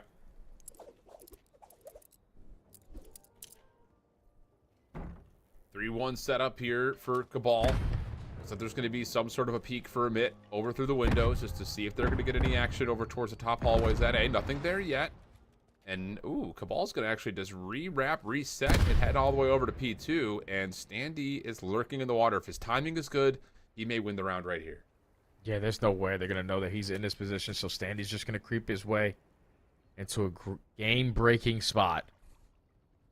Gonna get a couple sound cues. Everyone running across me. I also spot the shadow. Teammates, let's just hold our push through. And once this bomb gets down, I'm gonna time this jump up. Well, I'm just gonna go now. First blood mine. Yeah, and well, the bomb actually does get planted, but Standy still catches the second. A little wiggle here as he tries to get the reset, and he's got eyes on both the remaining post-plant attackers. And yeah, that's just a little bit too easy. So nice from Standy. I just simply put, it's just a blind counter, if we're being completely honest with one another. That he just lurks up through water, pops up, finds two, and that wins the round, like as we kind of set up at the beginning of this. Yeah, and it's like the timing of it too, because there was a player on the side of Cabal who backs up through Lambo. But then if he's in a position just watching over his teammates, Standy hops up. Oh, that's a freebie. You're like, what is he doing? But when he catches that time in the fall between those guys, hits the gap and finds the opening double, it's basically GG on the round. Cabal just completely caught off guard in that one. Now down 2-0. Don't want to allow the bleeding to continue. Got a couple trophies to work with. You were able to spot out the aggressive push over towards B. Let's be more reactive this time. Oh, first look. Rupert's been seen. It's the deck. Rupert's still with a fine one. It's still looking to come on the way, but yeah, really good isolation here from Cabal. The stun slows down the play from the front. The ARs deal with everything over the top. It leaves Standy by himself, and he can't turn and burn on to Rupert. So first blood. Secondary shot also lands. And Cabal just smooth their way through their first round win. Yeah, they just played a lot more confident through top open hallway. That time they had two players working through rock. So they were able to hit a couple stuns, back down those guys, get some information on how many players are pushing through Lambo. And then just Rupert with the aggression through top mid. Opens up with some great shots for the first blood. KB strikes for the second. Then at that point, you already gained the info. Last two players over towards Lambo. Let's just trade it out. Cabal able to stop the bleeding. Down 2-1 now. 2-2 split. Offense. The kind of, whoa, Rupert, careful. I was going to say, even that long slide could be dangerous. Wallbangs nearly find first blood. Not the case, though. He stays alive. Seawad still holding over towards Secret Stairs, knowing that the ARs are playing up top, but no one checks for Linz. Oh, that timing. Oh, it's disastrous. Cootie will fall first blood in, and now Linz. Oh. Is he going to try to force this? This is one of those challenges you look at Linz and say, you don't have to. You're in a good spot. Just hold this. I know, and he got me nervous because I thought he was about to go for the one-on-one, but then the finesse right there to be like, nah, I'm good with just holding this. I already got a lot of info with the bomb being down, but now it has been recovered in the hands of KB. Linz and Standy working through top open. The double chow going to come in, but Standy's able to get one and able to get out with his life. So 35 seconds. Omen still have the man advantage. Let's just let him plant. Seems to be exactly what they're going to do here, Jay. Backing up over towards patio. They'll be able to catch a little bit of just safe information, you'd think, from Spart or from Brack. This push through, if Wads could find a first blood, may be good, but instead gets caught trying to isolate onto Brack, and his other two teammates will find the kills for it. Yeah, it's just no need right there for Omit to take the gunfights that are not to their advantage. You got the 3v2. You know they have to bomb plant. Even if they get it down, we can retake it because we still have the numbers. But Ball try to make up for it, take a little bit of space away before thinking about that objective. Unfortunately, do get caught. But all right, Linz, I like that. Yeah. I like that play. Right through open, get that first blood. Don't overcommit. Finesse your life. Just show your presence and just keep Cabal at bay. Big play there out of Linz. And I love the idea that we're sitting there trying to just almost beg and plead, like, Linz, don't. It's because, dude, we expect better of him. That's the thing. It's just like, Correct. We see a guy with that much talent, there's no reason why you should be throwing your talent away because you're making some boneheaded plays. Like, no, let's lock in so you can work your way back to the big leagues. Well, Linz bomb carrier is going to be separated from his other two attacking emit friends, so he will just kind of play an angle over towards the front side at 10 on fences. A little through the A site here. And there's going to be a need to really be cautious of rewrapping this back because you're going to have to trust that your ARs can watch from the top side of the staircase and also watch window. But as I say that, Linz does pay off another kill on the KB, and this should be a much freer plant position. Oh, and Seawatch just eats that A to the face. So you gain information that he's towards Secret. Let's instantly get the bomb down. Second player already shoots some top plat. So now in the man advantage for Omit. No one overcommitted on one-on-one gunfight. We trade this out. We're up 4-1. Sure feels like that could be the case. Double peek going to happen over through connector. Brack just playing a bit of a jump just to see if he can see it. And yep, he and Linz both will get the read that this is the play. Play the clock here. Wads gets a little bit further through, but cannot best Sandy. Rupert, yeah, just too much wiggling and whacking going on inside the connector. And Amit now up 4-1. Yeah, they're playing the numbers perfect. Every single time they find themselves in that advantage, they're realizing, okay, there's no need to force something. Let's just get the bomb down, use our attacks to gain the information, and then once that bomb gets planted, you already hit someone with an aim towards top secret. Second player just jumps from top plat. So now, you know, in their retake, they're most likely going to group up, try to hit out something together, but you don't give them anything to work with. So Omith now pulling away in the search and destroy. SMG's having a field day. And Cabal again in a situation where they just need to find something.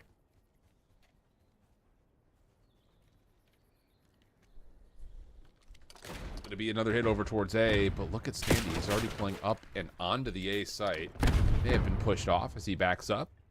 Linz will drop at mid connector, so it looked like a bit we're trying to play aggression to stop the A plant before it could possibly happen. Doesn't work out, and now instead they're going to get together and hit a full rewrap of the map. Bold call. Realistically, this is their only call because they know they can't retake it from fences without the numbers, so you have to try to work the pinch, try to isolate this player on this side, but Rupert finds his second on the round. Now Standy playing for the trade also does get caught, so now it's Brack technically for 1v4. Already finds the initial two, and he's got a lot of time to work with. Yeah, sure does. Rock over the top, sees the shadow, but no, the hip fire does not quite land. Cabal able to get their second. I think a lot of that is just, again, a bit just tried something different there in the defense, try to play up, play a little bit more aggressive. I like the idea of that, knowing that you are likely going to be able to at least find one member at least, as Cabal have put some pretty good focus over towards the A site, but doesn't work out this time, and that's all right. 4-2 up. Yeah, they were just playing for out offenses. Like, they didn't want to contest through top secret. They were giving him that position, and then they were banking on Standy to try to hit a route through bottom mid, but he just got caught by Rupert. So then at that point, Omit forced to make the adjustments, try to hit that pinch, and then you get caught by Cabal on the pinch. But that's a GG on the round. So Cabal now down 4-2, back on the defense, going back to the strat that worked for them originally, which is this contest early on over towards this B point. They strike for the first blood, and now Omit forced to back on out. Yeah, there's really not an option here at B, not with the way the hallway setup is looking at the moment, especially with KB just watching for a cross. He's got two members of defense here to help him out. Shoulders from Brack not seen yet. RC is going to be called out. I believe that's Standy who's operating it. Yeah, it sure is. So he's just trying to clear a little bit of space, but as the bomb carrier, he can really only do so much to actually follow up on what he's created, and now they're going to try to get together off of that intel gathering kind of mission that goes through. Yeah, it's so tough, though, because you use that RC car. How many people playing on TV? At least I see one. But everybody from Cabal was set up around that site. They knew the play wasn't going to be here, so instantly in a position to retake it with the numbers advantage. 40 seconds and counting. Now you're banking on Cootie on this bench. And Brack just gets the spam down onto C-Wads. That's not good news, so it has to be Cootie who gets the kill. But instead, the clearance of top window is good. Standy behind it. Oh, the trigger discipline, so good. Makes this easier, finding the first. Now to the 1v2. Able to get another nice read, but the shots are miserably bad. I mean, you've got him stuck in a corner. He just can't lock into it. Enough damage to force Rupert to get the team kill. But that's a forehead play, and Cabal will get away with one. Yeah, realistically, he was going to get traded. The shots obviously weren't the best, but even if he guarantees that one-on-one, it takes some kind of insane reaction time to turn and burn. On to Rupert to close out the round, but Cabal now coming to life in the S&D. Strike for the first blood. Force Omen to make an adjustment. Numbers advantage. You retake it together. You rely on Cootie on the bench, who was able to find pretty sure 2 on that round. So down 4-3. Back on the offense. Starting to chain a couple together here. Omen going to go for the split push. Double stack through the top hallway. Prepare for anything at B. Yeah. Wads on the corner over towards the cabanas. Just waiting to see if he can catch any defenders getting aggressive. Rupert also kind of watching the same angle, though. So just killing the noise here. Create a little bit of doubt into the defense of Amit. And now here comes your stun hit over the top is, yeah, you've already got Linz kind of rotating back. So Standy's essentially by himself. He sees the shoulder of one. Tags back and forth, and now Lins will join. These are both the subs for Remit, ready to go. Yeah, he doesn't even spot him planting the bomb. Perfect angle there to get the objective down. So now in a 4v4, all you're doing is holding time. You're just wasting time for Cootie to work on a pinch, but you make it a 3v3 if you're Lins. Yep. KB still over the top, trying to hold back. Here's the pinch from Cootie. That works out beautifully. And how about the turnaround here for Cabal GG's? But Standy had a 1v3 in front of him. Looked like he was going to be good for it with the timing of his rotation, but doesn't come through. Cabal saves that round, and following up with another just like that, instead of being at like a 5-3 count, it's 4-4. Yeah, and that's just one of those rounds where Cabal is just like, all right, you guys can initially have your setup, use all your stuns, everything. We're not going to show anything. Then they force Omit to reposition off of that B site. Once they give up rock control, they immediately take it, plant the bomb, and then just hold strong on their post plants because it's so much more difficult to retake it from both side at that B site. And then you got Cootie just setting up perfect timings on the pinches. He's, again, able to find a couple on the round. All tied up at 4. Cabal here initially to start off the push again. And here comes Seawads already out towards auto fence. Well, Cootie, first blood.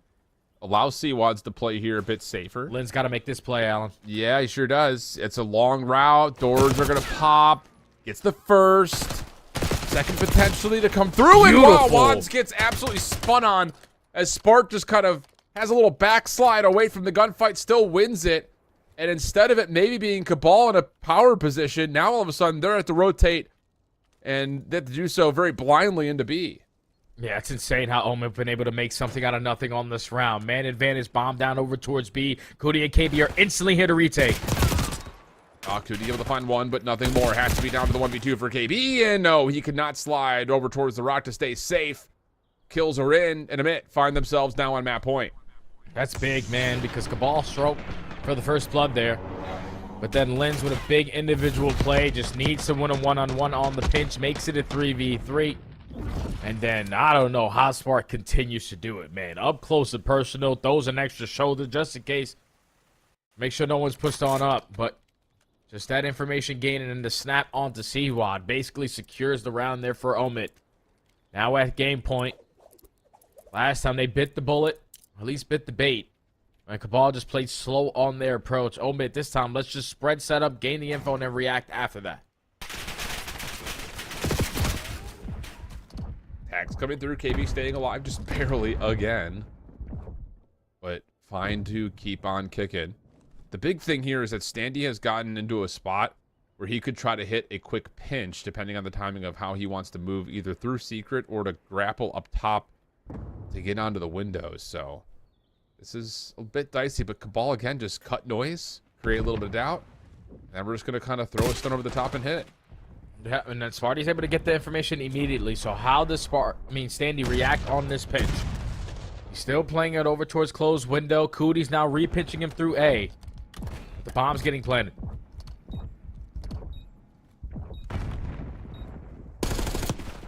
Angle over the top, couple of tags, nothing more. Long route starting to develop for Cootie. This could be big, especially if the post plant from inside the site can hang, but pinch gets shut down. Now the stun trying to come back through. Lynn's able to find himself a double. Spark follows up just down to Seawads, who finds himself two over the top. Oh, but he doesn't have much ammunition, just onto the pistol. Doesn't get the regen. Lynn's beats him to the punch. And at 5 in a row, Lynn's will send us to a 6-4 tally here in the Hacienda Surge. Dude, that's a big individual play right there from Lynn's, man. I thought that was a GG on the round once Cootie timed that flank again from top window. First one was guaranteed. Second one looked to be a little bit easier, but Lynn's had the right gun for the engagement. Snaps with the AR for that kill. Makes it a 3v3. Miraculously is able to pull out a second kill instantly as soon as that first one goes down. And then in a one-on-one, Seawads is weak. I got the pistol. I got every gun in the back pocket. Let me just close out the game for my squads. Lynn's with a phenomenal search and destroy there for Omit to tie the series up at 1. That's what they needed, to see one go through the hoop. Yeah, I'll say. And still another one of those maps that you look at from Cabal and you're thinking there were some opportunities that may have been left, but largely speaking, it was kind of, I mean, it was 4-1 tally at one point, and I think we're even looking at that with the 1v3. It very well should have come through in a lot of ways, and that would have been looking at a 5-2 tally. So it gets closer than maybe would have expected based on the gameplay that was kind of coming through. But regardless of that, still very, very nicely won out by Amit. I think especially, like you mentioned, it's kind of the timing of some of these long pinch routes that we saw both on offense and on defense for Amit. Yeah, it was good stuff from Omen, especially early into the game. When you talk about their number situation, every time they struck for the first blood, they instantly played their numbers perfect. Host plants were perfect. In the later half, when Cabal started to go for like this 3-1 split on their setup, where Hootie was just catching so many timings on his pinch. It's usually not how it goes when you're being that island player, but everything was going right for him. Unfortunately, that double in that final round didn't go right. And they ended up losing the search and destroy, but Omid started off strong, closed out strong, tied the series up at 1, and now you're feeling good going into a vault control because your ARs, you know, Smart's going to win some gunfights, and Stanley and Linz, they're here to play too. Yeah, I mean, as you'd expect, that you are going to get what would likely be a control that, I don't know, like I want to say like stays favored towards a bit, but I don't know. It is one of those things that, again, the way Cabal has played in the last couple of weeks, maybe it was good at Rapid is like on this stage in particular compared to the prior two, much more complete as a team. They're not just winning scrappy search and destroys. They're not just inching out hard points. They're getting better across every single mode. And that's great news in terms of, again, just combating the narrative that we had prior, which was Cabal was largely getting into these playoff situations as like an 8 or 7 seed, the last in their group by tiebreakers. This time they handle their business. And again, I think that says a lot about how they've progressed over the course of this year. Hey, it's good stuff from Cabal, man. When you go through all the leaps and bruises of everything in the beginning of the season, okay, we're not good at this, we're not good at this, but you stay strong in your system, eventually you're going to start to see some results. And I feel like with this roster, it's the most consistent roster we've obviously seen for this Cabal GG lineup, and it's due to like the way that they play around each other. They have moments where individually they need to shine, but in those moments of individual shining, teammates are there to play for those trades and all that good stuff. So Cabal have a really good team aspect of the game. They just started off slow in that search to destroy. They're going to be able to contest Omid though because of just how they play. They really make a lot of use of their kills. Some people in challenges are useless in their kills, but with this Cabal squad, they have figured out that aspect of the game. Yeah, that's a weird way of putting it. A little bit of emphasis on the useless part happens. Yeah, I'm pumped for this, just to kind of see how, again, keep their story riding. Like, we've talked often about these elite stages, teams that you have a lot of veterans on. Maybe they start a little bit slow in their first week of games in the round robin, but they get a week of action. They look great. Now it's about putting yourself in a position to win this event. I never look at anyone who's in a top 6 position as unable to win this event, simply due to the fact that you've had 6-7 days to work on stuff, and you're essentially playing a brand new tournament today and tomorrow. Now, the only bit of an issue is for Mid and Cabal, you have to do so without wavering at all because you're coming from the lower bracket. But still, it just, there is a level of once you get rid of your first 2 teams and you have the top 6 remaining, any single one of them could win this thing. 100%, man, because any given day, it could just be your day of Call of Duty. You walk in, you're shooting in a free-for-all, everything is connecting, you're hearing things a little bit extra, you're just feeling good. You probably got some good breakfast to start your day. Cock could just be so day today, and unfortunately for that series, at least the one that we're currently in, I don't know what just happened there, but we have a delay, Alan. This is just usually what happens, brother. We're just, it's been a side reset type thing. It's always really funny because like I see it all the time, like even like when we've been in the challengers like Discord when they're doing their vetoes, or like in college conference, and when they start to do like their vetoes, it's like, what side do you want? Like whatever side is P2 side. Like no one knows. Like I feel like whatever the names of the sides are, they're just hoping and praying that they can, you know, pick the right side. So sometimes that happens to be the case. Here's a look back over our Bravo matchup as again, it was pretty much a B4 blowout on the Vault Hardpoint for Team Ward, which got them that massive lead. But Luxury Exotics 6-2 to respond in the dealership. That's awesome. Yeah, that's a good bounce back on a dealership search to destroy. You make the map a little bit smaller. Your SMGs are able to make a lot more plays. It looked like they took care of that one with ease. So tying up the series 1-1 is massive for Luxury Exotic, because if you get to that protocol, you're feeling fantastic. You know what Trex is able to do. You know what Neum with an AR or an SMG is able to do, and Glow Frosty's always going to hop that objective. So Luxury Exotic taking care of business in the S&D, forces them to at least go to map 4, which is on their side of the map pool. Okay. All right, we're loading back in for our control, so we'll kind of keep an eye on the Bravo matchup, see how things go there with the remaining maps, or at least the map 3, map 4 that they have at least guaranteed. And then for us, of course, again, let's answer some questions. Is Cabal going to be able to put together and show us, again, those improvements that we've been alluding towards? Can they get into a position to take an edge in this swing map on the vault control, where, again, we've seen Amit at times look incredible on it, but we also have seen them kind of overshell and get a little bit punished for it. So let's see which Amit we're going to get here. And just continue to place your advantages, especially in control. Slow approach on the break off. You don't want to go forward then, and it works out perfectly for Omit. Sandy finds the opening too. You have a 3v2 around the middle of the map and information gained on the one player. But now it should at least guarantee a couple of segments. First one already locked, second one still being worked on. Kills still in favor of Omit, but Ball are still trying to contest. Oh. See, once this goes prone in a teammate's fallen body and is able to at least take down Lens before a trade comes out. Sandy just making sure that as his ARs come off spawn, they can still hang on top of the site. And even though Brack will drop, Reed is in until KB just bounces up and over, finds 2. Lin's up top is, again, thinking about jumping on into the point, but has to hold on to this position. Semtex gets destroyed with the trophy. Help is nearby, but, yeah, the damage here for Amit done, and you have to give credit, again, for Lin's to hold his life here. Yeah, just finessing. Just finessing your life, showing a little bit of presence, drawing the attention on the side of Cabal, and then you go 3 for 1 in the trade fights. So that final segment is able to come on in. Brack already in a crucial position, holding down Art, and wins the one-on-one gunfight. You have some presence in towards Vol. You're able to put the game clock at a pause. Lynn's giving unbelievable comms there. And the timing onto the second kill. So Omit, they can guarantee at least 1 segment.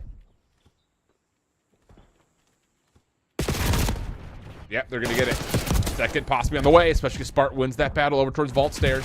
Wads right behind that, though, helping as Rupert starts to push in from the front, and there's your clearance. What to say, you kind of have to hold your breath for a moment, because if those those extra eliminations come out, that second tick may have been done, because the double stack that was there was looking pretty darn good. But now the defense coming back to life, just down 3 lives, and starting to get some map control back, as both Cootie and Wads have essentially been able to contest, if not re-win, most of the middle of the map. Oh, Cootie, perfect timing, almost finds a snap onto the second kill, but keep on training if you're Cabal. A minute left to work with. Rupert unfortunately does get caught by Standy, and now Z-Watch trying to work this pinch. No presence from Omit already through the B street, but that nade connecting onto BB, they're just going to bombard their way through the front. Yeah. Second tick going to come through. The stack is significant. Gotta go. This pinch play needs to get here, and finally it does. Contest is in. 3 for 1. The exchange between Brack by himself, and there's the full wipe. Okay. For a moment, it started to get a little dicey, because, like, we're waiting for that flank to come out, and it's just like, it's not happening. It's not happening. And eventually it does. So now just down to life and only 40 seconds to defend our Cabal.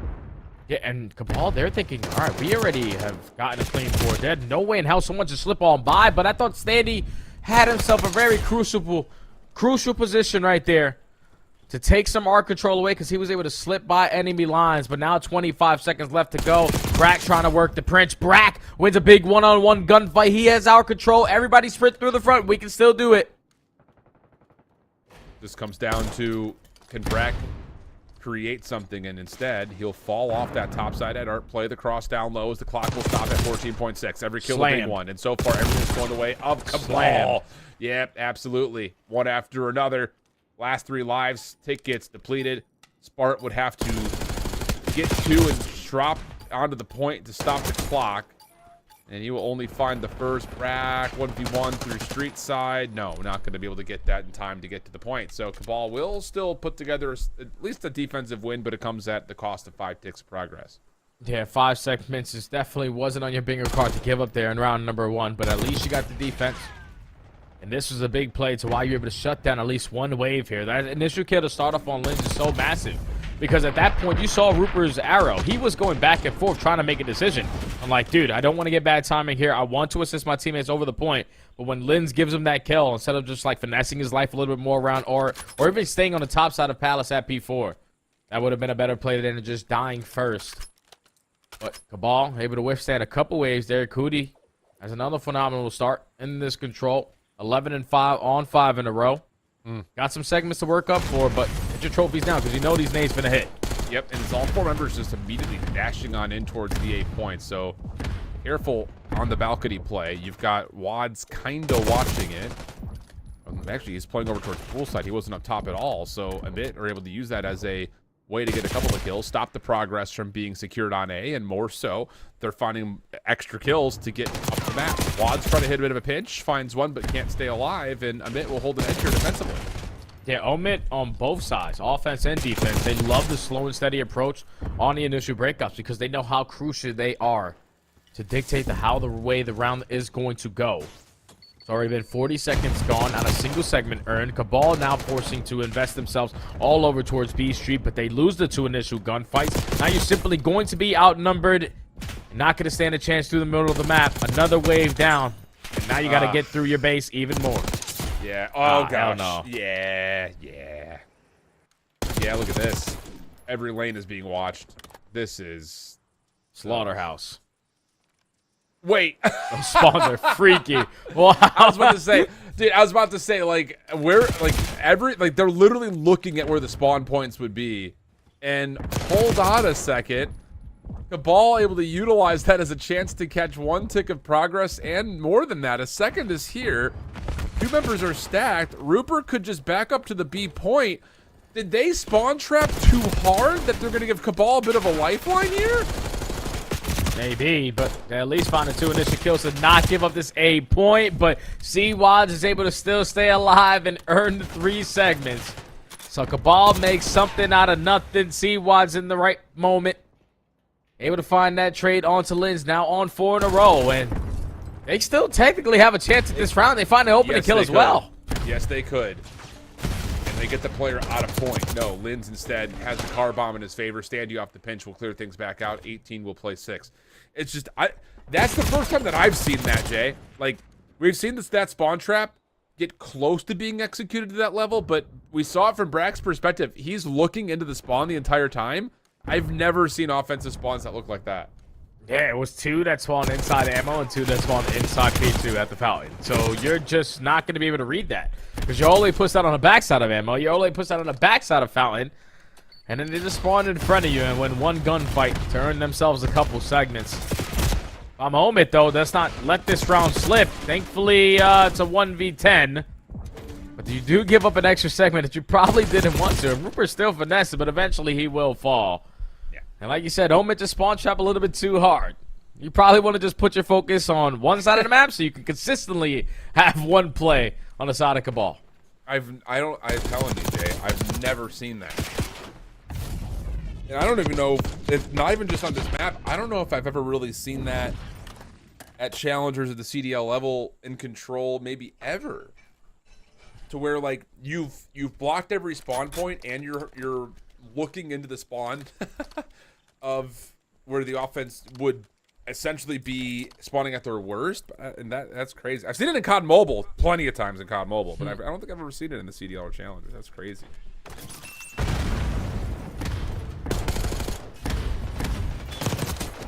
Okay, tied up at 1, Omit. Now it's their time to go back on the offense, start off with the initial couple of kills, so some segments are going to be guaranteed early on. If you're Cabal, you really don't want to allow them to extend time so early. We need to find an opening here. Yeah, we really do. Well, that might help. The kills come through, but that second tick of progress is already completed. So that just kind of, again, accrues more towards a bit, possibly finding a round 5 defense outwards. But we'll hold that point until it becomes a little bit more convincing. And at least for now, Cabal, much better. Trying to manipulate spawns here is Rupert, and he's going to send everyone over to C-Wads' way, but he can only find 1, and Amit will find maybe an opportunity to play onto A. Yeah, this is a lot more consistent of a play. Just push that towards ammo, force them to spawn over towards water, and have them OE their way to one of these objectives. Just keep on trading, KB. You would look for that double, but now it's a 1-on-1. That player's going to be weak, so C-Wads last man standing. 40 seconds to go. Omit basically have 1 or 2 more pushes to go. But it all has to start through top cat and Cootie here to hold it down. Yeah. Well, okay. Does find the first. No one even looks over to their left, but still, I think the pressure here is like you just got to find a way to get onto a zone. And he will do so by jumping onto B, but KB turns, finds the first couple of shots, and that's easy for him to follow up on right afterwards. So 2 ticks is looking like it might be all that get here in their second offensive attempt, and it's great news for Cabal if they can keep that as the case, seeing as they're still down in overall tick progression. 100%, because you'll only be down by 3. You just need to hold down these final 2 kills here. Gonna drop down through the map all on Spart. He is going to get traded, and Rooper is gonna end it on 4 in a row. So Cabal just filling the proper gaps. Mathan game a lot easier when you just pushed out towards the right positions. Rooper initially to start the round over towards ammo, forcing them all to work their way through the OE at water side. And then you're just getting mowed down when you're running into the setup and the premiums on the side of Cabal. You're down by 3 segments now. So the break off is going to be a big thing. You can't really rely on that heroic late round like you did in the previous. Yeah, sure. Yeah. This start off needs to be better. Yeah. See what we get. This time it will not be all 4 members of Cabal right into A. This time they'll do the more orthodoxical thing, which is stretch, see if you can find where the defense wants to pinch from, deal with those kills, and then make a play. And actually, with a little bit of focus here over towards the sole defender of Brack on the B point, Wads will pop up through vault stairs, find a kill, and then come back onto A where they can force stack. That is phenomenal right there from Cabal. Draw the attention, put a little pressure over towards B, force Omid to rotate the way on out, and then catch the numbers in towards A. And now Cootie, continuing on the hot streak, can only line up a double, but it should guarantee some extra time here for his teammates. Yeah, it should. And that's an extra minute to go, up by 3 lives. Looking solid. Plenty of time on the clock. Has Cootie been seen? Looks like Linz has got an idea on this, and yeah, now he knows, but Cootie will just back up over towards P4 and just keep his life, keep the defense guessing, as the rest of the attack is already making its way over towards and through B Street for that matter. So now Cootie has a chance to kind of peek this, and every kill's a good kill. You can get on, put pressure on the zone, and with the players that are still trying to deal with the flank, you have to hope that Linz's position will work out, and it looks like it very well may, as Cabal cannot stay alive around the point. Yeah, I thought Cootie was doing a fantastic job of just finessing his life in their spawn. Drawing the attention, allowing an opening for his teammates to approach from the front, but they just could really get nothing going there. Finally, you find the initial 2 kills. Finesse, finesse, finesse. Good shoulders. Can someone try to assist Rooper? Because the knife isn't going to get it done, but you're up by 5 lives. You're still trying to play for spawn kills. We need to pause the game clock. We need to hop on the objective. Yeah, we really do. 21 plays 18. Still not able to really keep the play alive through B Street. Instead, oof, that timing is crazy. Yeah, you've got this play over towards the top side of gold where you're just hoping that things go your way. It doesn't happen. So 3 lives is the difference with 60 seconds on the clock, and Cabal are really just left to try to have to play off of what they get here in the vault stairs. Yeah, and they're looking for 1 segment. That's all they need to guarantee themselves defense in round number 5. Obviously, the sling is going to play a big part if you do end up tying, but guarantee that 1 segment. And you can put yourself in a power position. Potentially close out this map. Final 45 seconds. Here comes C1 on the pinch. Finds the opening. And now you're just going to draw the attention from Omid. Stay alive at a point. Yep. Wads. Oh, timing there is miserable. Doesn't say just how long does he want to stay in this corner versus trying to come back over to the zone. Doesn't make a difference. Rupert does reclaim some position at gold, and Cootie's still on a crossing angle. So you've shut down the flank. You've got Cootie just playing Overwatch on the other side of this point, and with damage being dealt, the ball can make their way on. There's the first tick, second being worked on. Standy's still pushing through. Art trying to get back into the picture with it. 13 plays 8, but the big thing here is that Cabal have to get on the zone. Only 20 seconds remaining. Yeah, and it's the last push. What can C1 get done on this pinch? Is he going to be able to slip on by? No. They spot him on the cross. They're going to commit on the gunfight. So 2 players are out of the position. Can you clutch up through the front? The first kill already goes in favor of Omen, and so does the second. So they're going to have the numbers advantage. Just flood your way out. Find the trades. We're going to a round 5, but Cabal, they got that 1 segment. They're going to be the team on defense. Much, much better. Okay. Wow, what a weird control. And I think I'm still just, like, lost in the fog of that spawn trap. Just, like, living rent-free in my house right now.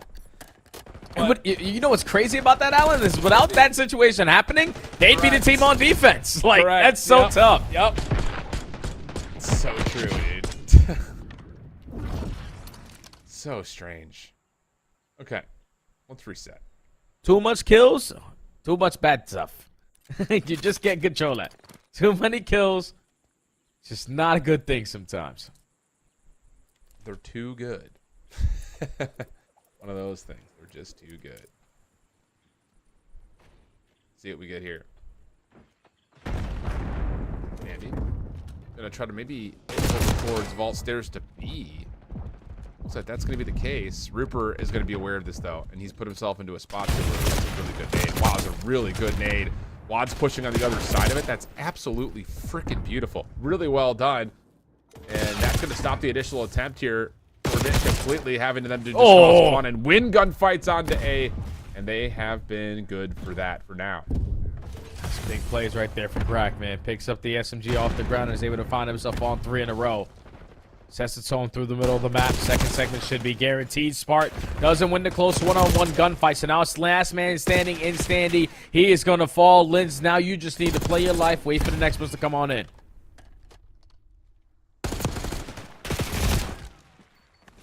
Still allowing the ball to stay forward on the map. Standy's the only one who's gotten through, and he's over towards vault stairs to B. But with KB still, I'll say, maybe getting more than just the one in front of him, it's going to be difficult for a bit to join Standy on this point. But now they've actually cleared out most of the front doors at mid. They can get onto A if they want to, and that's exactly where the play will unfold. Cootie just trying to find some sort of a chance to wrap, slides over, trying to just find some timing before the call-out can come through. That doesn't work. An extra 60 seconds is on the board for a minute. But now it's going to be a little bit difficult to get out of this spawn. Because 3 go dead at the wrong time. You're already pushed up on both angles. So Cabal thinking that they have them trapped. But you're actually spawning right behind C-Wads. Yeah, eventually got to get back into the play, buddy. 2 kills go in favor of Omid. They've already worked their way out of spawn. And they find the 3rd kill as well on the pinch. So scary situation for Cabal. Second tick. Halfway done. Goody. Timing here is going to be everything, and at least he's got a little bit of help from Rupert. Then he's able to follow up to clear out stairs, plus another follow kill. Shank. Wow, okay, that works. A little 2v4 between Cootie and Rupert. 5 life advantage. Minute to play here for a minute. At least they stay away from the spawn trap. Yeah, now just keep your life. All you want to do if you're Cabal, just keep on stalling out the game clock. First kill goes your way. Get the info there on to Cootie that there's at least 2 players approaching through the double doors, and C-Watt isn't afraid to chow. Wins that one-on-one. Gets info as well on towards bottom vault. Still up by 3 lives, but 2 kills going for a moment. Right through the front. Here they come. Yeah, just trying to hit this quickly and get on.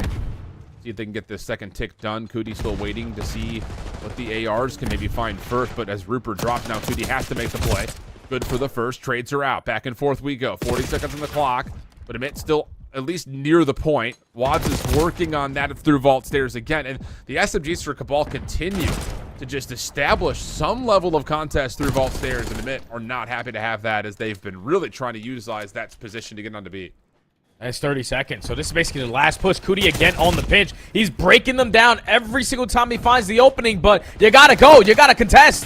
And there it is. At the last second, C-Wad's able to stay on, but the contest is still at no depletion whatsoever. The kill is there, and the point is secured. And it's, again, just this battle for stairs that eventually Amit just say, we're throwing everything at this except for one of our ARs. You get the kill, you jump on, and that immediate stack just puts so much pressure on the defenders to have to run out of art to get there to even contest in the first place, and it just doesn't work out. It's so tough because Cabal right there in that final round relying on some of these long routes to be the deciding factors to how that point was going to play out. Yeah. Just when you're taking so much of a long route, you're allowing that progression of some segments to go on up. And you saw once Brack won one-on-one gunfight through the street, he edges his way on up. Second segment is already locked. We did decap that second segment, and that's what gave Omid really close opportunities there when they had all of that map control. The battle for vault was massive, but I think Omid truly won this game because every single time there was an AR pressure over from our side, that was always the initial kill to go down. You are the most important in that aspect. You have to play your life, and when you drop, that's what gives the freedom of these ARs on the opposite side to just sprint up, take some power positions, put themselves on some heck glitches, and make their second approach of those kills a whole lot easier. Cabal just needed to ice up, and unfortunately for them, they fell short. Now you're down in the series. Yes, you are. Big swing map, though. I mean, both teams battling throughout the entirety of it. The weird spawn trap is going to be something that we'll be talking about for a while.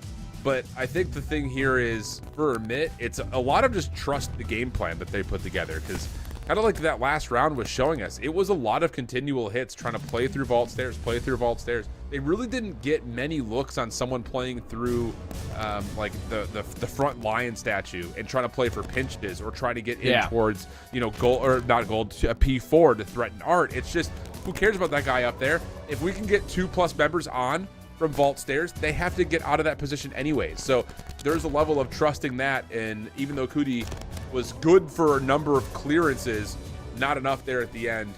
As Emit, like we mentioned, take map 3. Yeah, we just got to cut some of those long routes, and you're going to be okay if you're Cabal. But just every single time, like you said, they didn't really need to work that OEs, because they realized, okay, as soon as we were attempting to work this OE, we're finding a kill through B Street. So there's no reason why for us to commit on that OE when we could just cut through the middle of the map with our numbers and play from the front side.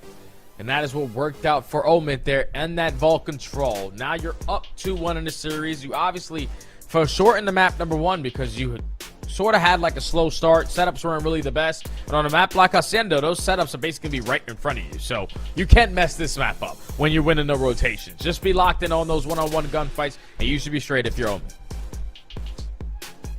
Okay. Sounds like you've got a prediction there, Jay. Nah, no prediction. It's just like what they didn't do good in map number 1 was like you're winning rotations. We're just not winning gunfights. So if you win some of those gunfights on a map like Hasi, it's a lot more punishing than it is a map like Red Card. Just sounded like you were throwing a little bit of Nah, no bias, bro. No bias. Uncle Stud is a neutral guy. I'm down for everybody. You know, it's funny that you bring that up, because I know like there's obviously like the meme of like biased on land. The channel has to put out. I've noticed that doing VOD review and stuff, but it's always really funny because when I tell like friends and family about like what I do for a living, they're like, wait, so like, do you have like a favorite team? Like, no, not really. I want them all to do well. I want everyone to win or everyone to lose, one of the two. But all right, wait, hold up. This is the Bravo series. Yes, sir. On the cards here. We're already in towards the map 4. Luxury Exotic with the clean 3-0 on the vault control. So this is massive. You could just tell they felt a lot more confident. The guns started to hit a little bit more, and now they're in their playfield on the protocol. Currently down by 10, but 3 kills go their way. Swan's still in the back here for Team War, but they're split. So you find these final 2. This final 30 is going to be yours, and Rispy's able to locate both. Yeah, really good stuff here for Rispy. That's the player that we really were forced to talk about in a number of ways from the last week's worth of games for Luxury Exotics, as he's now on 6 in a row, looking for potentially a Hellstorm, but shut down at Spiral Stairs. Numbers are still decent here, though, for Luxury Exotics, and yeah, as I say, 12 seconds left, and not the most ideal spawn situation for Team War. 2 real makes the macro call to just rotate down through Spiral and then towards B4. Yeah, and now Team War have the numbers off the rotation over towards New. Last man standing was Trikes, and he instantly gets traded out, so now Team War down by 25. Need to make up for some time here. It's a credit angle from 2Real. You're just not expecting to be looking down from the second story, but him out of position. You're banking on everyone to lose. Win a one-on-one. They all fall, so Team War hold on to the first wave. Yep. And with Yuli playing outside big door, if you're inside the hard point right now for Team War, you're feeling pretty confident. Oh, what a read from Glowfrosty. Now you've got 2 members stacked up through the front door. 2Real tries to break. The timing of it doesn't work out at all. And just when I thought that Team War was going to get a perfect read and react type setup, it goes completely awry, and Luxury Exotics are good for the scrap time. Yeah, that play works out if you guarantee that first kill. But if you get sniffed out, it's literally a scam, because now you're man disadvantaged. People in the hard point are starting to panic. And then eventually you all lose the gunfights, and the break comes in for Luxury. So they keep the lead for now. Going to be up by 15 as we go into our third set. Nahum with some great shots of both weapons for the occasion. But now Luxury have themselves a little bit of comfort here, as they already find the initial kills to start off P1. Trophy system down, as well as this next wave is likely to be tossing nades over the top. Yeah, you can hear the trophy system getting to work. Rispy showing his flexibilities. He's got an AR now to play with from backside guns. Nade will actually land, and Rispy will get a read that he really wants to go help out in that battle versus Yuli, who's won the high ground window control for Team War, and that's enough for them to break on in to P1 and get this thing close to the level. Yeah, but the spawns are still scattered. Couldn't really put Them all on one side of the map, so Luxury still able to make this mixy. A 30-point difference. Team War looking like they're going to walk away with this final 15. But now we need to win the rotation over towards P2. Luxury going to cut their losses, send a couple players on the backside of tower. 2 real here to contest. Now you have the numbers off the roto. 2 real should be able to find another free B. Team War already in. Looking good. Oh, hell looking no. good. No, maybe not. Yuli, okay, makes up for it. Okay. And you've got help on these long crosses through mid with, well, 2 real off spawn. Maybe a chance to pinch that up, but he's shut down, leaving Diamond kind of have to fight for himself, and that works. Now it's just down to how much more can you find from the front. It's Rispy. Wow, impressive first, more impressive second. An instant snap back up. Glow Frosty to follow up, and Luxury Exotics will get past 200 points and be looking decent for this back 30. And if you're Luxury Exotic, this is where you got to start taking some space away. You got to clean forward dead.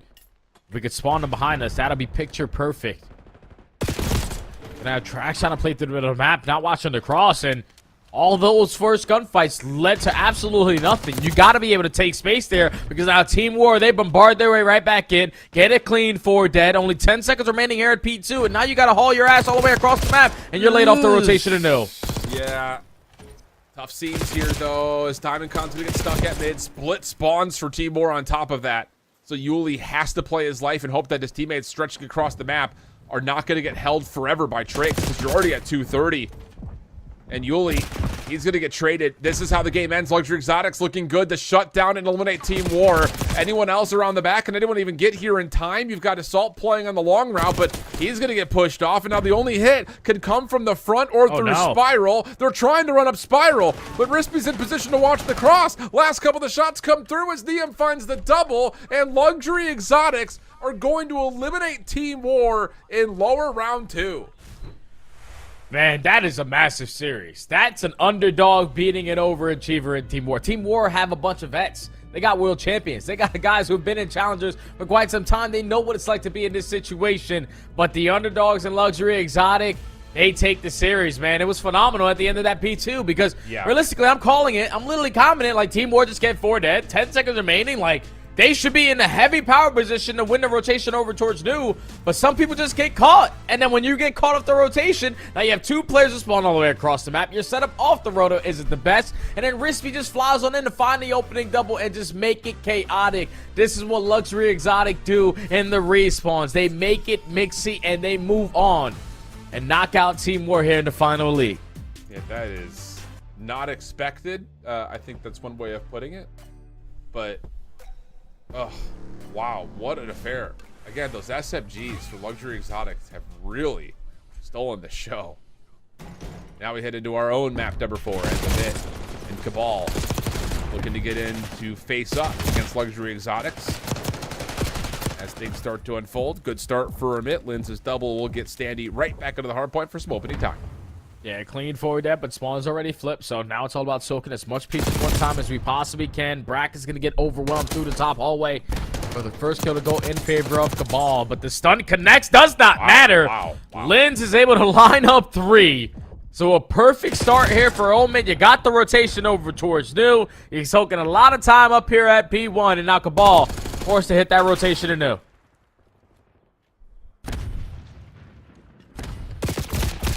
Well, on the rotation, things looking decent. Spart, yeah, is the only one who can really try to stop this. So blanked on P1, 32 seconds of time, significant for sure for Amit, but this rotation has gone really well for Cabal, at least for now. KB, though, doesn't really play off of the backside of the more traditional spot on the hedges. Instead, tries to play up. That's punished.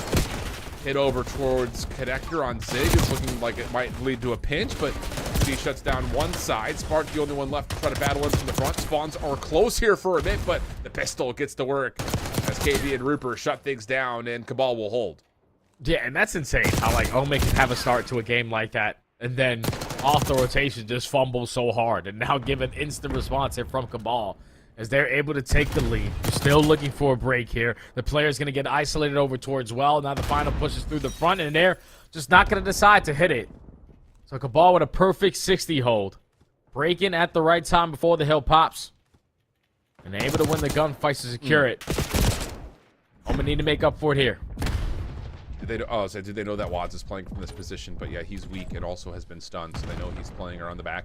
spawns are at well for 2 members of Amit. So numbers opportunity here for Cabal as they win the backside spawns, and they've got high ground control. Slide out for Cootie, shut down though. Amit find the first 3 kills, and Rupert is just kind of stuck here playing up top by Fireplace.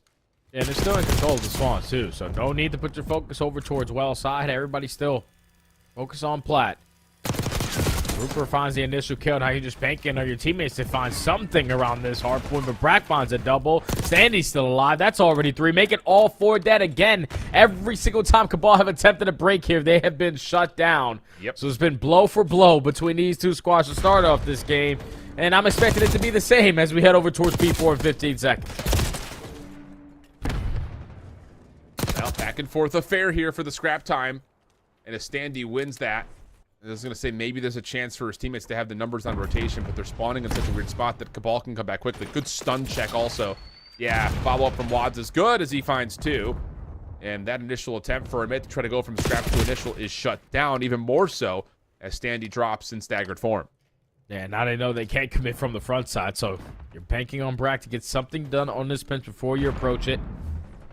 So to try to contest, trying to pull the attention away, but Cootie and KB already strike for the initial 2s. Now you're simply going to be outnumbered. Brack and Spartan have to do something miraculous, and so far they have done it. 3 for 2. You end it, and that break is unbelievable right there for a moment. Yep. Standy following it up, almost gets a second. It's just another one of those moments where we've seen it a couple of times today, not even just in this series, but also we saw just kind of in pieces on the Luxury Exotics team war look-ins.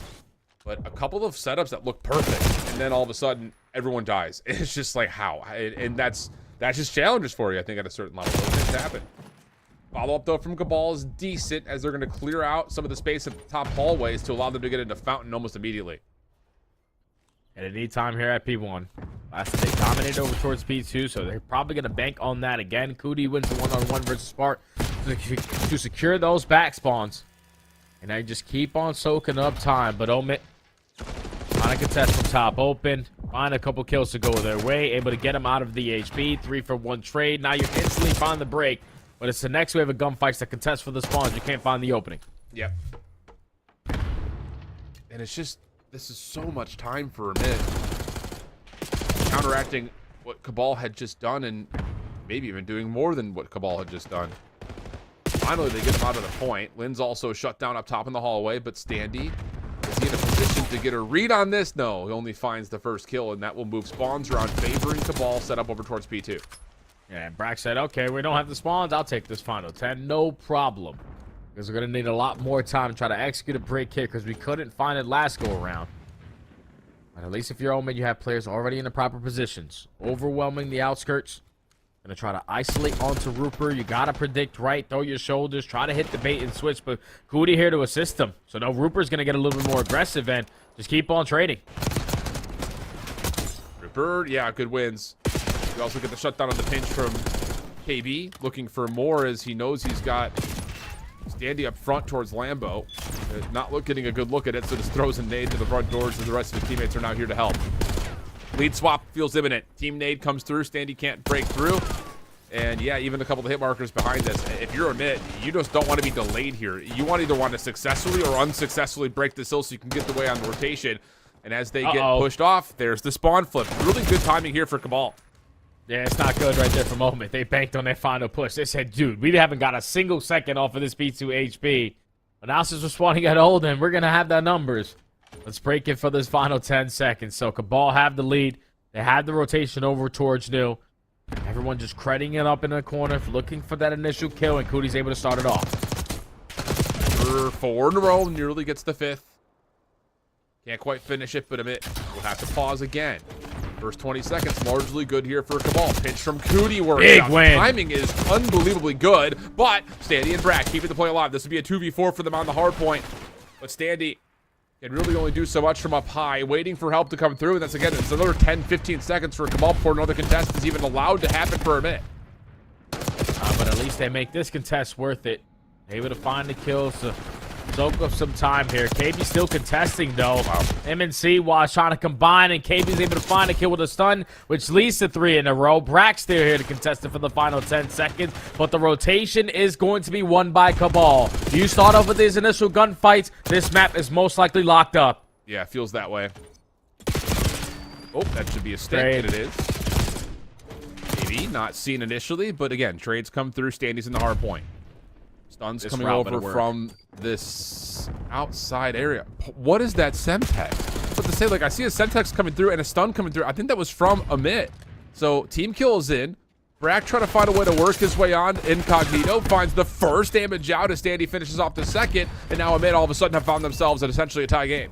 Yeah, Cootie just took a world tour right there of Hacienda. Like, there's no need for you to work all the way on that pinch from Lambo when you find the initial kill. And then it's also a 2v1 with the last player standing in the hard point. And then a team kill happens. So if you're just in the play, all this time will be yours. But Omid realized, okay, it's still a 3v3. We can fight this and then work on our pinch. They eventually walk away with this remaining time, which should have been in favor of Cabal. Up by 13, trying to make it 15. Unfortunately, don't win the gunfights to close out the ending of that B4, but they just were able to stabilize in a moment where they shouldn't have. Shots from Standy, good. Again, right back onto P1. As we get later into this game, the more time Amit find here, the more likely it feels like they may just put this series away here. The first 15 seconds are good. Support around the site, decent. KB and Cootie find kills, neutralize the time. Leaving Spart to essentially fight for his life up top. Good for the first inside the hard point. The shots are perfect on the Cootie for a second, but still fighting. Oh, he's attempted to our Cabal. Spart on 4 in a row, almost gets a 5th, but C-Wads with the shutdown can get Cabal into the time. And this is where Omen needs to play a lot safer, man. 20 seconds still to fight for here at P1. I know it's not good to give up that time, but a full 60 at the next HP can close out this series for us. Let's just not die off the rotation. Standy should be in a position to still spawn right next to his teammates. And that is going to be the case. So, fully set up off the roto. This is where you got to ice up. Yep. And Spart is going to choose to hold over towards the backside of driveway to help on this long pinch as Standy's watching for the cross-through lobby. Call's going to come through. Oh, my God. What? The car blows up? Is that the one that's inside Trophy that blows up? I know what happens. Brack with the find 1. Cootie working on the walk up over towards water. We'll find 2. One more over the top. No, shutdown is there. Spawns though. Blocked for a moment, but Standy's double will allow him to still spawn in position to get back over to the hard point quickly. Oh, yeah. And this is going to be easy. This should be all their time now because Cabal obviously don't want to get put into that trap where you go for a final push and then you start spawning on the backside of this old HP. But they are forced now to not give up all this time. 3 kills already in their favor. Now you're spawning on the backside of old. We have to commit. We have to commit on the rotation or commit on the old time. But CY wins a one-on-one. Now you just got to play your life towards Plat. Yeah, and he will win the battle up top towards Plat. Lynn's trying to stop the rotation for help coming over towards Wellside. Doesn't get as much as you'd like, though, I think, if you're looking at it. Standy dropping in the Hellstorm. Put a pause to this hit for Cabal, but here comes the slide forward. The contest has to come out. 246 to 201. Brack, a small pinch from window side. Amit still spawning close. The only player who could possibly contest this is C-Wads, and he is contesting, but only for so long. Spawns will move, and Amit get the read. Never leaving the hard point. They take it on the fence's hill, and they take it, most importantly, in 4 really tight maps. Yeah, really tight maps, but Omid are able to ice on up. It all starts with the S&D. You're able to clutch up on a round 5 offense on Vault, and then in the nitty-gritty moment where you needed to lock in on a setup, you were finally able to show what that setup looked like. Perfect off the rotation over towards PE2. Perfectly set up to soak up a majority of that time and then force Cabal to play a little bit more antsy. They know it's already past the 200-point mark. They're getting closer and closer to 250. There's about 20 seconds still remaining. We don't want to give it that time. But then when you hit it, you got to make sure you make it count. Unfortunately for them, they didn't win the gunfight. You spawn all the way at old. You're outnumbered off the rotation, and you fall short in this series. That is an end to their elite stage, and Omid continue to move on. Yep. What a battle, though, for Cabal. You know, again, just to give them their flowers as their elite careers or seasons, I shouldn't say careers, their elite season will come to an end here. But after a couple of just like sneak in tiebreaker situations to get them into playoffs, they handle their business. to guarantee a spot in the final season of Elite here in Season 3. And the fact of the matter is, that's still 3 for 3, this team making playoffs. Like, Yeah. it's not easy to do. I mean, the only teams that are able to successfully do that are the ones that are like your Amit, your Team Notorious is, like things like that. So for Cabal GGs, you have to be feeling really successful about what you're able to do in the online phase. And now it's just down to trying to get yourself primed and ready to go, not for just Boca, but also making sure you're good to go for the DreamHack Dallas event as well, because, you know, that's where everything kind of comes down to. Earn your final points, get yourself in position to make it to Challengers Finals, playoffs. Yes, still a lot of stuff to play for if you're a Challengers player. Just because it ends for you today on the Elite doesn't mean that this is basically the end of your season. But I'm not going to lie. If I'm Cabal, we got to learn some stuff. Because when I was watching that entire series, Cootie was having a lot of great plays. But he's always just out of the play. Like, bro, we got to stop flanking so much, brother. Let's go back and watch that. Because if you're in the play a little bit more and have those advantages with your teammates when all those gunfights are going down, you stand a better chance at winning. But if you're relying on flanking, shooting people in the back all day, yeah, that's not going to get you nowhere, brother. We got to lock in and learn a little bit more. Well, here's how this bracket breaks down. You saw it there for a moment. Cabal, Team War eliminated. $4,000 going to be earned for them.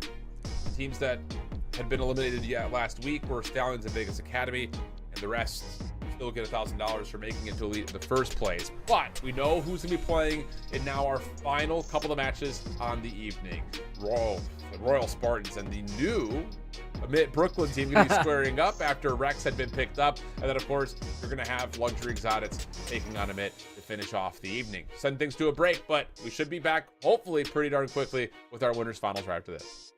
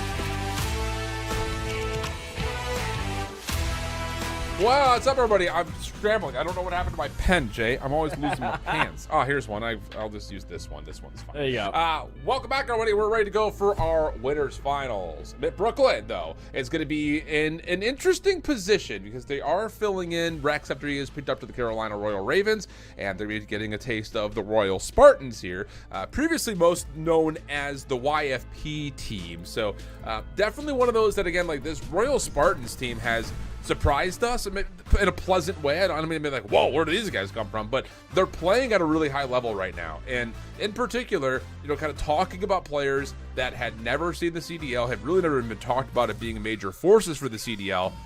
Mamba has been really solid in terms of putting together individual statistics that have stood out amongst the pack.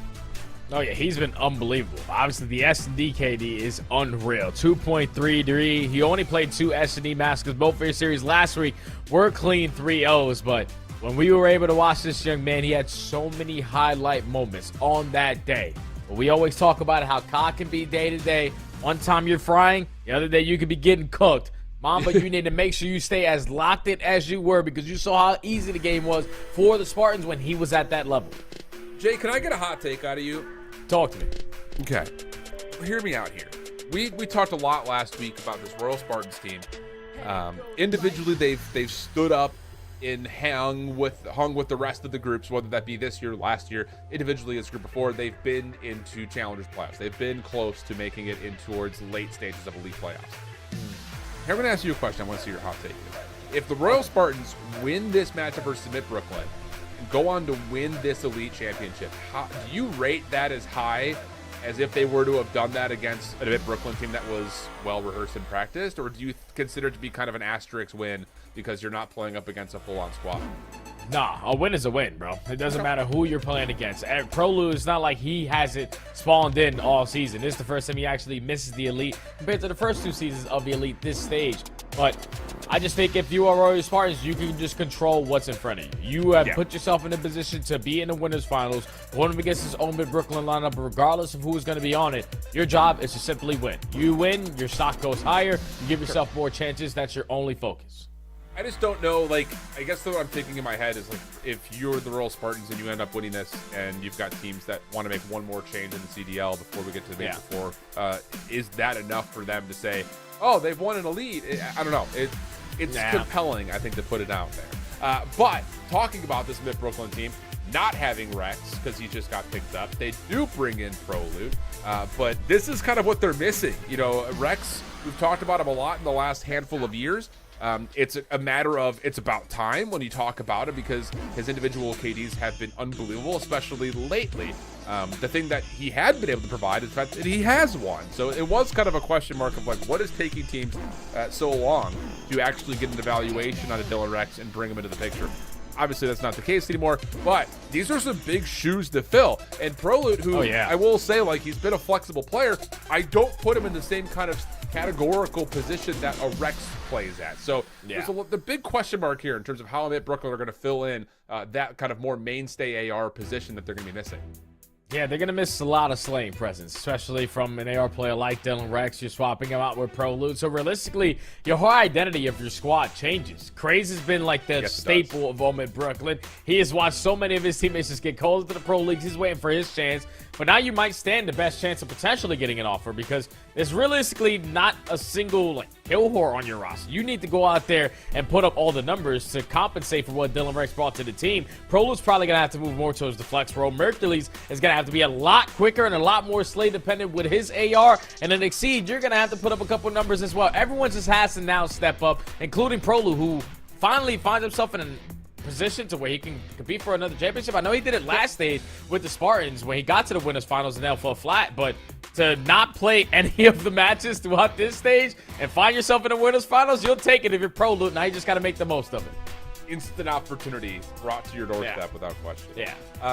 And while we're waiting for this match to get started, where do you feel Rex is going to I guess the better question, do you feel like Rex is going to take Carolina to another level definitively? Or is this still going to be Carolina needing to figure out how to best use him. Because again, Rex can be flexible, but has often found the most success playing a more stable AR. They don't need that. They've got Slasher. They're trying to find that guy that can flex and fill the shoes of that really important role that we're starting to see across the top teams of the CDL. The guy that can go between both weapons, depending on the hill, sometimes, not just the map.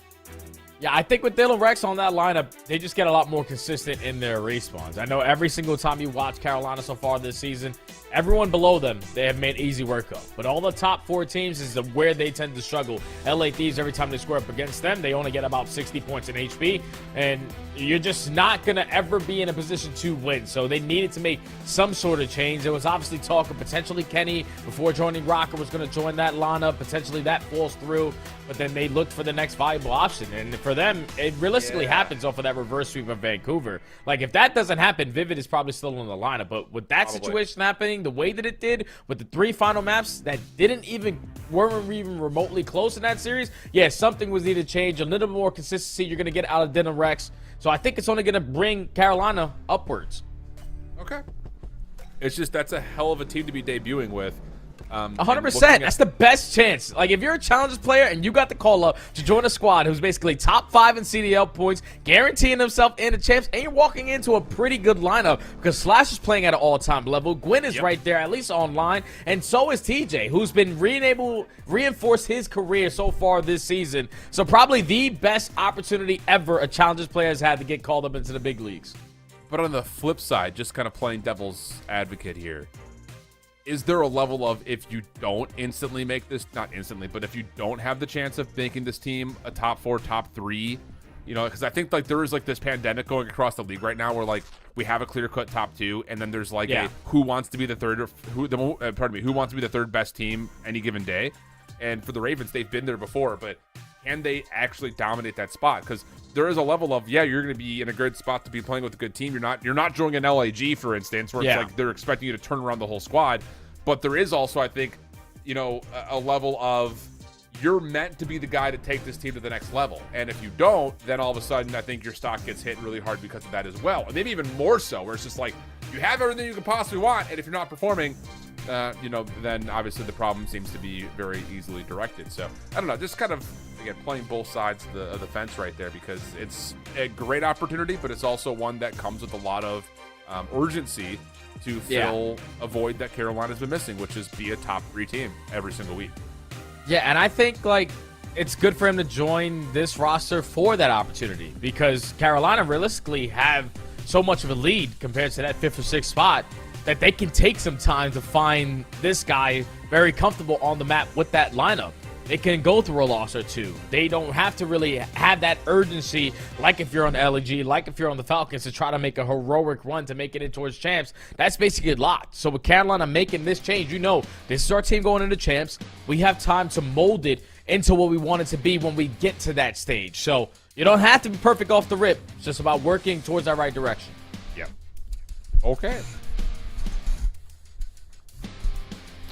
We're going to try this again with the lobby. Hopefully everything is good to go, because we're out of things to talk about. So Skyline Hardpoint, no, we're not. I like these maps. Oh, okay. Yeah, we got things to talk about. The opening Skyline is going to be massive, because this is what it's going to see what Omid Brooklyn squad is fully going to be like now. Dylan Rex was a consistent factor for them on this map, switching between the AR and the SMG. Now you're looking at players like Crazy and XE to step it up tremendously in that slaying aspect, with Mercury's now holding down the hard points. And then when you get to the protocol search and destroy, I love it, because the Spartans, the way that Dak and Wiz like to play on it, taking a lot of space, bottom computers, super aggressive, that's going to be a bloodbath. Control Vault is going to be a mix fest as well. And then when you always watch Red Card Hardpoint, there's always going to be like 200 to 200 to close out that game. And if we manage to get to a game number 5, Dealership, a brand new map added to the map pool, we absolutely love that energy. Let's get more reps on it. I think that, if I'm remembering right, I want to say this Royal Spartans team, whether they've been known as Royal Spartans or YFP, there's at least 2 or 3 instances that I can think of a Red Card Hardpoint that ended to game time clock and not actual points. So again, with an Amit team that, if they do get to a map 4, trying to work on like how we're rotating, who's hitting timings, things like that, because they've got a new 4th in the mix. That could get interesting. Lobby's still dropping, so we're gonna stop talking. We're gonna head to a break. Hopefully, come back here with map number 1 of our winners finals right today.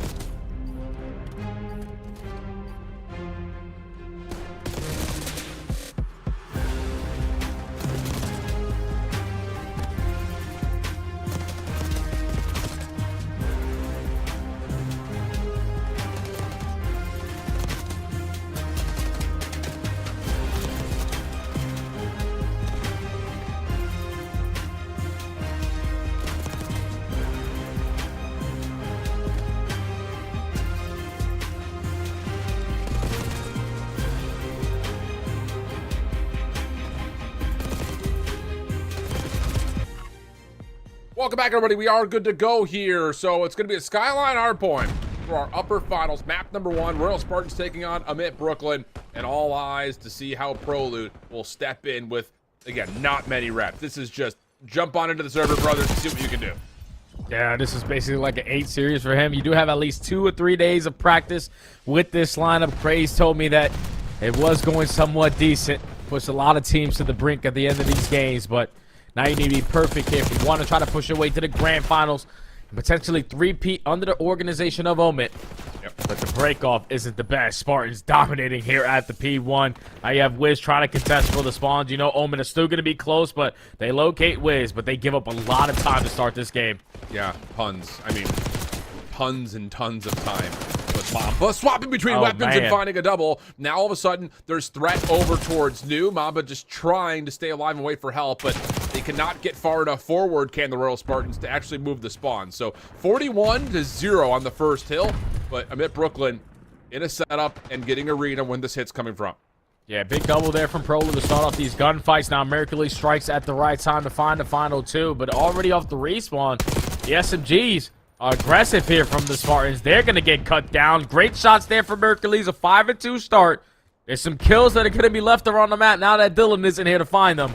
But so far, perfect response here at the P2 to get Omit right back in this game. Yeah. So far, so good. Here's how things start to move from here, though. As this next exchange has exceeded. Finding 3 in a row, shutting down every single member coming up the vent. But there is at least one trade from Cruz. May not make a difference, though. Scrap time going to be good for Mid Brooklyn, and they've got Craze on rotation, ready to try to lock things down over towards Kitchen. Misses Wiz on the initial look, but still finds the kill, leaving just Mamba left alive. But because the hard point is not open up yet, Royal Spartans get a pretty quick spawn and come back in. Yeah, they get a quick spawn, but Mercury's is making their life a living hell through the middle of the map. He finds a double. Now you have the numbers, a clean 4 dead. Spawn still in favor of the Spartans over towards Tobble. So you need to work your way on in. Need some pressure from the front, need some pressure from the middle, need to find an opening kill, and Exceed starts it off. Exceed finds 2, and right now, all that lacking of what Dylan Rex brought to you with that slaying presence, everyone is picking it up right now for Moment. Yeah. Here we go. Mid Brooklyn putting together a bit of an avalanche. Oh, nice little backup from Exceed. Watches the pitch play through mid. Shutdown is in, though. Good kills coming through, leaving Mercury's by himself. Hardpoint open for now. Merc able to get at least some sort of information on where this cross is. Pistol out. Help nearby. But Wiz is able to shut down everything at a moment here for the Spartans with scrap time looking good. And, of course, Spawn set up for New. Yeah, Spawn's fully set up for New. As it seems the last player to drop that they had to account for. So, we can set themselves up properly here at the Money Hill. Need someone to contest from top plat. They're giving up a lot of space, but thankfully Cruz is going to take it away with some really good timing. Buys kill number 2. Hold up, let me reload. Let me put a little bit of extra ammo in the clip before I commit on the chow, but the Spartan's still holding. Hold up, wait a minute. Let me see what we can get going here. Things looking decent for now. As the hit from the front does at least allow a contestant. He had to follow up. Just catching Mamba peeking over the top of the corner has him hit Brooklyn into P4. Quick re-break attempt coming through, though, from the Spartans with Wiz clearing up space from the high ground. And maybe a chance to, follow up on the players just outside at the patio. Cruz switching between weapons. Good for 1, but nothing more. And the scrap time will go to Mid Brooklyn as they break past 100 points. That's insane how Omen just set up that break. No one works through kitchen. No one goes to top plat. It's just everyone through the bottom side of bedroom. And just clutching up on those one-on-ones. Spartans got to be better in that setup on the second half of this game. But Exceed having a phenomenal start. It is opening HP. He's usually not the guy putting up the best kills. He's more focused on the objective, but he's had a lot of crucial moments which has led to the lead so far for a moment. Yeah. Well, they find a way to clear more space up top. Right now, it's enough just to hold Craze back. Yeah, there's a couple of trades, but it's nothing that really amounts to much threat over the hard point, but that's a big win from Craze. Tries to follow up onto one more, but not able to predict that Dak was already holding the angle. So a reflip of the hard point comes through here at Hot Tub. And Mid Brooklyn, still 20 seconds to fight for, and they're growing their lead to right around double the points at the moment. Yeah, they're more than happy to just choke up all this P1 time. They found 41 seconds the first go around, and now they time the kills to perfection with Prolude finding a double. But Cruz with the perfect response just keeps them away from these spawns at the new HP. Teammates eventually get back into the play, and that's a big-time player and making a big-time play for his teammates to win the rotation to new. Yeah, absolutely. Well, back, shut down around the back. Opportunity for Mid-Brooklyn to maybe move the spawns around a touch, but no, the kills are not convincing enough. So the Spartans in a good spot. Trying to follow up to get a read where this next hit's coming from. Timing for Mamba's decent, but runs out of ammunition. Mercury's still a part of the play. Just down to the pistol now for Mamba. And lots of damage does come through. Give him a couple of assists there. As Mamba and the rest of the Spartans will put themselves back into a convincing position now with still 25 to fight for. Yeah, but they keep on letting people slip on by. Like, when you're fully set up and all the kills are going your way, there's no reason why there should be openings where Omen are still making this a mixy one. Now the last player on the point, you don't have any ammo because we're too busy finding all the kills. And Omen Brooklyn find just a couple, and they're able to walk away with at least 20 seconds of that P2 scrap time. Now you're forced to cut your losses off the road, though. Thankfully, you have a lot of players in the right position, but the Spartans got to stop leaving so many gaps. Yeah, sure do. And another moment here where Brooklyn are just cleaning up a bunch of individual gunfights, now moving over towards P3. Wiz dealt with quickly. Flip of the map starts to come through with this route from Craze. And Brooklyn, we'll say if they get even a couple more kills to stagger this hit out, could be good for them to get a lot of time. But Craze will drop. Mercury's found out towards bottom gym, and now the Spartans have a chance to re-break. Yeah, and that's just one of those gunfights you really don't have to commit on. Like, Craze, I know you got a great shot, but dude, all the way across the map, you're giving up your life for free, and that leads to a clean 4 dead. Now you're forced to find a break back on in. And this is a scary situation to be in because too aggressive, you start to spawn all the way across the map, and Craze, thankfully, he's the only one to do so. So he's going to have the free pinch. He's able to find a double. Can he make it a triple or at least secure this time for his teammates? And yes, he does. Big play again there from Craze. Really good stuff.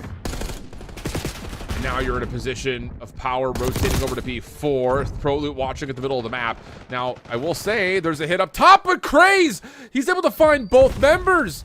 Did not expect that was going to happen. Looked like he was going to be late to the angle, but he still gets the double shutdown. The hit from the front is being dismantled, and Brooklyn are going to get past 200 points. Yeah, and if the Spartans don't get a break here, it's GG's here on map number 1. You're just allowing way too many big-time plays to happen throughout this game without you finding any trades. Another 3-for-none battle. Spartans now forced to final 30 seconds work their way through kitchen. Dak finds the opening kill, so now you're in a position to block the back spawns, but you just got to get past Craze, and another double, 8 in a row. Wow, Hellstorm dude. Almost earned. He is putting a seal to this game. Sure feels that way, and there's skill number 9 for the Hellstorm. Oh my God. Plus the snap at range. 27 and 20 for Craze on 10 in a row. Double-digit streak, and no reason to swap off this POV. As Brooklyn will just be within a couple of moments of winning this hard point, and we may just see an extended streak here from Craze as he set himself up for another great route. Kill 11 is on the way, and he's going to reset and wait for help now as Brooklyn have to try to set something up. And just call the streak. Like, screw it. Like, let me just sit in the corner. I'm going to use the streak. I already have it. I'm giving the info. Oh, that's why he's not calling it, because my teammates are already calling in one, but his gets nothing from it. A double team kill allows the Spartans still hold down the proper side of the map. Still soak up this time, so now Craze might just have to invest this as well, because it's not useful in the next 2 hills. Now it's going to be called in. Have to be careful with the ordnance calling in. And that will just be used to hold off the Royal Spartans. Here comes Mercules on the route. Wait, why are we not just jumping into the hard point? We just need 5 seconds. Here's the hit. Craze holding on over towards Jim. Yep, gets the read, knowing that players need to contest. And wow, they'll snap back over towards Jim. Will secure at least the spawn flip. And with that should be the map. Mamba would have to get there now, and he will not. So, huge first map for Brooklyn. Started off, again, very back and forth, but a couple of big streaks come through for a couple of members from Brooklyn. And most importantly, they break when they need to, and they are more successful just getting a lot of time in the first 40 when they're in good spots on the holds, especially over towards 4. Yeah, and I was getting a lot of questions today of what I thought about Omen Brooklyn today with their new lineup with Dylan Rex getting picked up to the Pro League and just making this adjustment. You can tell that everyone needed to pick it up in the slaying department, and they all had their moments. Mercury's off the respawn, holding down the rotations, popping 2 pieces. Exceed in the hard point, popping triples. Craze taking over the game at the end of it. Just hits that go button and just like, all right, I'm going to gun everyone. Like, I'm just going to dictate how this game is going to close it out. So they were able to make up for all the slaying that Dylan Rex brought to the lineup. And that's more due to, like, the system, man. Big shout out again to this coaching staff. Big shout out to everyone over there on the side of Omen, because it really does not matter who they add to the lineup. Their system is always going to prevail. Yeah, I mean, it's one of those situations where, again, like, the credit continues to not just be put onto the players, but we haven't seen anything quite like this, where, again, it's sometimes maybe hard to follow because you have a Myt and then you have Myt Brooklyn, but regardless of what the team name is geographically identified as, this Myt Brooklyn team in particular this year has gone through 1.5 million roster changes, and they're still finding ways to win, including this roster change right here. And I will say, just to kind of like to talk to it a little bit more, we talked about, like, if the Royal Spartans were to get through this Myt Brooklyn team and then win, like, there's a level of like, okay, cool, like, you know, Myt Brooklyn, we give them a little bit of kind of a nod, saying like, all right, it's a new team, you know, you're forgiven. Royal Spartans, maybe that takes away from the win. But the other side of the story, if Myt Brooklyn win this, get to a grand finals, have another night to talk through things that went wrong, and if they end up three-peating with another brand new roster, I don't think we will ever see something quite like that again. Someone had posted the stat, maybe it was CDC Intel, was talking about how like 50% of the players who have ever played in Myt Brooklyn this year have been picked up by the CDL, and 75% of the regular Myt team, or vice versa, one of the two. But it's just like, every time you play for one of these two teams, your chances of getting picked up in the league are very, very high. Hey, man, I don't know what Rafi's doing over there, bro. Like, the guys just got these guys locked in. He's got a great staff, a great coaching staff, a great group of guys who love to play with each other and obviously work their stocks up to get back to the Pro League. He's basically been the deciding factor, not only him, but just the players as well, of who is getting picked up into the league. You have so much success under an organization, one of the top organizations that we have here in Challenges. I was even seeing some people give a couple shouts out to Rafi, like, yo, somebody get him a GM spot in the CDL. Obviously, this guy knows what it's like to mold talent the right way. But they just continue to always figure out the way to win. And it's awesome to see from a whole bunch of different group of guys that come in and out the building. Yeah. Brilliant. Absolutely brilliant stuff. I don't know what else you could possibly say besides that. So, again, just looking back at the run to this point, it's been really clean for both these two squads. I will say, you know, the Royal Spartans, they did face up against a Vegas Academy team that didn't look like they were ready to play on that day, because they got 3-0 bopped in both of their rounds that they played on that Thursday. Whereas, you know, for Myt Brooklyn, they were dealing with a Stallions team that I thought was, you know, playing well, and then a Team War squad that we were looking at as possibly being, you know, again, a major contender for this stage, especially after their recent placing that they had when we were just recently in Allen, Texas. But not the case, and now your last 4 remaining squads, it again features 2 Myt squads, but another new contender has entered into the playing field now with the Luxury Exotics, you know, coming back in looking for revenge in that elimination round 3 matchup coming up next. That's going to be a fun one, too, because Luxury Exotic, I'm pretty sure they started off 0-3 in their qualifying matches. So they needed to ice up in their final 2, go 2-3, sneak your way in the playoffs, and now you're making the most of it with an insane losers bracket run so far. I've only dropped 1 map, and that was the Team War today, but does not matter. You are going up against Omit later on. But that is going to be the serials following this one currently on the cards. Omit Brooklyn go up 1-0 after taking the opening hard point. Spartans looking for a response. They are a phenomenal search and destroy team, but with the addition of Prolu, he's going to have some new strats here for Omit. See what we get. And anytime you have Prolu and search and destroy, you feel like your chances go up, but Wiz will find first blood. Leads to an immediate plant, but look at Craze on this route. He's going to get one. How does he get through? I don't know. He just finds a crack in it, and then he's going to find it double. That stops the plant on top of that. Mercules is trying to get something of the barrel stuff. Instead, it comes down to the AR battle from the front door, but you're right. How does he get through? No clue. Yeah, but thankfully, it doesn't make a difference. Thankfully, that first blood went in favor of the Spartans, so they were able to have those numbers when these engagements started to go on down. I thought that Mamba was in the position to watch that flank through Grandma's, but he must have just got some really bad timing there, or the route from Craze on the outside of the sidewalk. And then the pinch towards Grandma's, he just was not watching. He almost braced him down on that opening round. But Mamba said, no, not today, young buck. Give me 3. Round 1 to Spartans. starts with the first blood, too. On top of that, it's just another one of those where Craze's route probably wins. But in the 3v4, doesn't fully come through. Exceeds stunned and pushed back from playing at the elevator, but he's just making noise, and Craze once again. He's able to find an aggressive route. He is just doing whatever the heck he wants. I don't know. Right now, I'm seeing Craze, and I'm blinking. I'm seeing 0-4. Like with the routes that he's currently taking on this map. Strikes right through mid-gun for the first blood. Bomb instantly planted over towards B. And now he just continues to be a nuisance. You got to locate where this guy is, but time is ticking. Yikes, Oh dude. my god, dude. I, like... What do you even say? Hey, slow down. Like, this guy's getting through. Like, everybody Yeah, I watch it guess. lane. Let's play for that first kill. But every time he's gotten through, he's made our rounds a living hell. Let's just play for that first kill. Wow. That's next level, my guy. That is next level. Okay. Let's reset and go again. Because Craze may find... I mean, I remember last year when we were talking about how he did this on High Rise all the time, where he was just, like, beating timings and, like, forcing gunfights that felt really, like, day one-ish. Like, people don't know what to do. But now he just goes back to it, like... You know, you can teach an old dog new tricks type situation by just doing what you did originally, and it just cuts people off guard.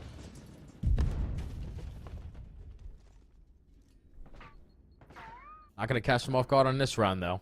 You know the play's coming in at A, but he strikes for the first blood, and you're instantly here to contest them because everyone from the Spartans was trying to gain some kind of info because they spotted nothing when it dropped in towards the bottom side of computers. They're saying, okay, let's get aggressive up towards Spiral. Let's push out Big Door a little bit. Let's try to get some zip control.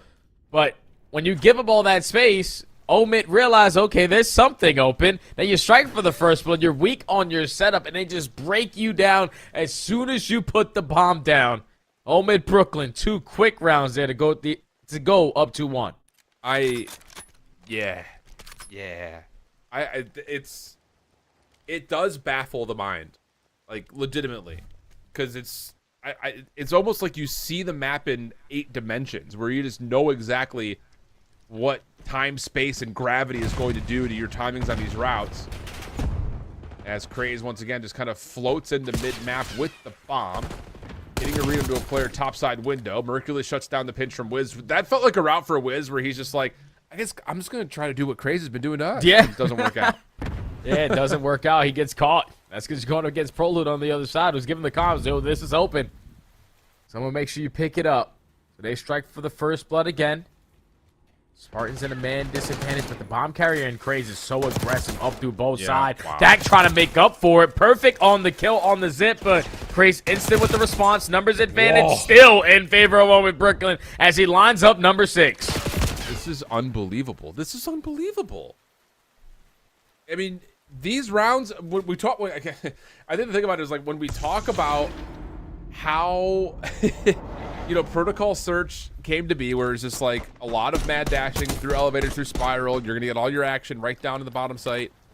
Now, all of a sudden, you're starting to see this type of gameplay where you're legitimately just breaking timings by running through the middle of the map, and it's forcing the Spartans to do weird stuff, and now you've got to combine 3 and 12 for 3 members of the Spartans.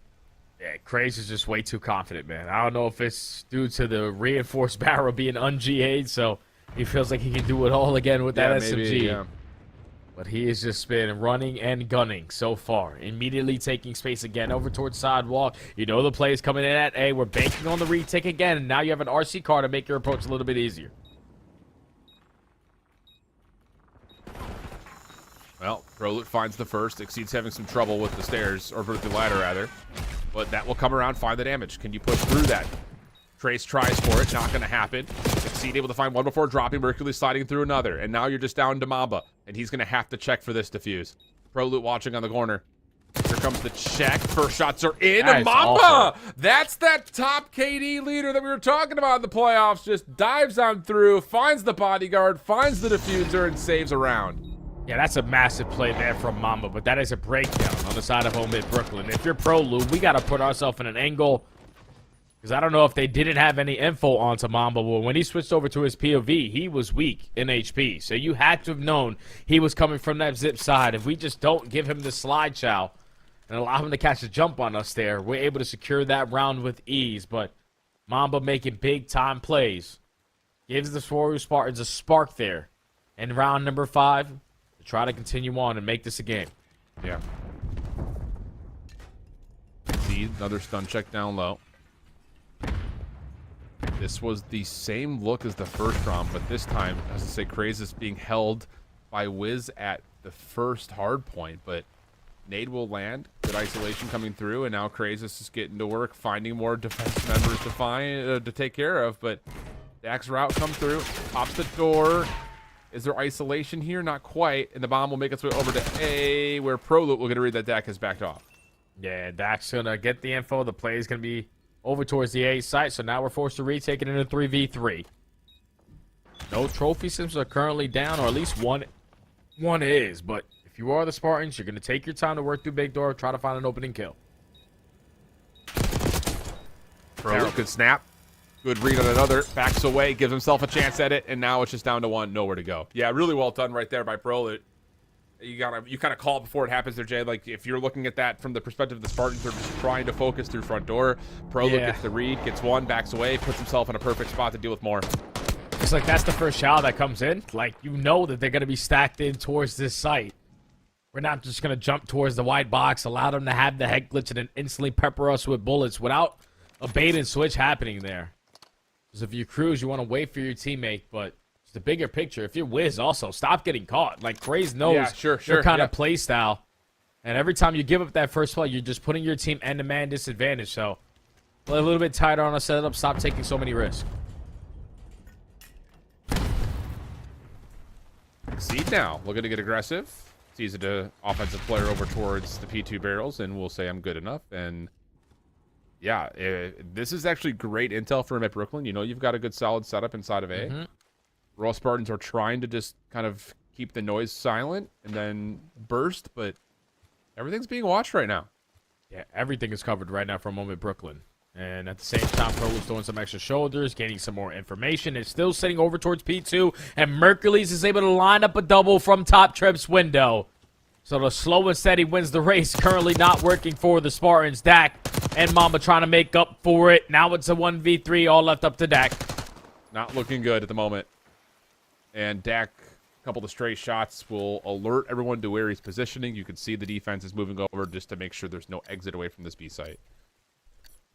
Timing may allow 1v1 if he decides to come back to the B site, but instead we're looking for kills, and we're going to run out of time here as the defense is going to be very sure that this is going to be a rewrap back over to A. Yeah, and even if you get the timing to work this bomb in towards A, you're simply not going to have enough time or enough ammo to find every single one of those gunfights. Omid Brooklyn, perfect on that defensive look. And it all starts with Exceed throwing the shoulder over towards Tower. Like, just getting aggressive, realizing, okay, they are slowing down their approach here. I'm roaming from steps. I'm already back in A. No one's on the drop down, so they are taking their time in their spawn. But by the time that play starts to develop on the side of the Spartans end, you just line up for a free double there for Mercules from top window. Probably unaware of that angle, but it's been a battle of the first blood, and Omid Brooklyn have been basically dominating every single round. Now they're at game point. They really have been. Woof. Okay. This might be a fast winners finals, Jay. I mean, at this rate, you still have 2 members to the Spartans who can't just get anything going, and a lot of that has just been Omid Brooklyn. They're finding information on the crews, or they're stopping Wiz from being able to hit routes. It's just nothing is going right now for the Spartans. And look, a rare moment of pause, though. 60 seconds, and Amit haven't really decided to hit anything yet. Yeah, but they spotted Cruz crossing over towards P1, so potentially trying to isolate onto that kill, but this time Mamba strikes for the first slot onto their most important player in Craze. So now you have the numbers advantage. Just don't give up anything for free, but Dak might be able to find a freebie if he just turns this corner. Yeah, very well might. Well, as a feature, yeah, it may not make a difference, though. Hercules drops, and it leaves it now just to the last 2 Amit members. They're kind of stuck in terms of trying to win through mid, so they're going to just decide instead go over to B. Nice little bouncing stun will reveal that this is where the play is happening. And unless there's a crucial error of stacking and getting flatted, this should be a decent retake attempt. And yeah, perfectly timed, perfectly done. Yeah, that's all it came down to was the timing there of the Spartans on that chow. I was thinking, if you were Dak and you just overextended a little bit and gave that first kill to Prolute before his teammates were able to execute their play through Spiral. But 2v2 is a lot more manageable without the chaos. But when those gunfights still down, Prolute gets one, his teammate gets none. And then he's just left in a 1v2 with not any ammo, not that much HP as well. So the Spartans this time strike for the first blood. Make the play prolong itself, and just don't allow Omid Brooklyn to break them down and stay alive.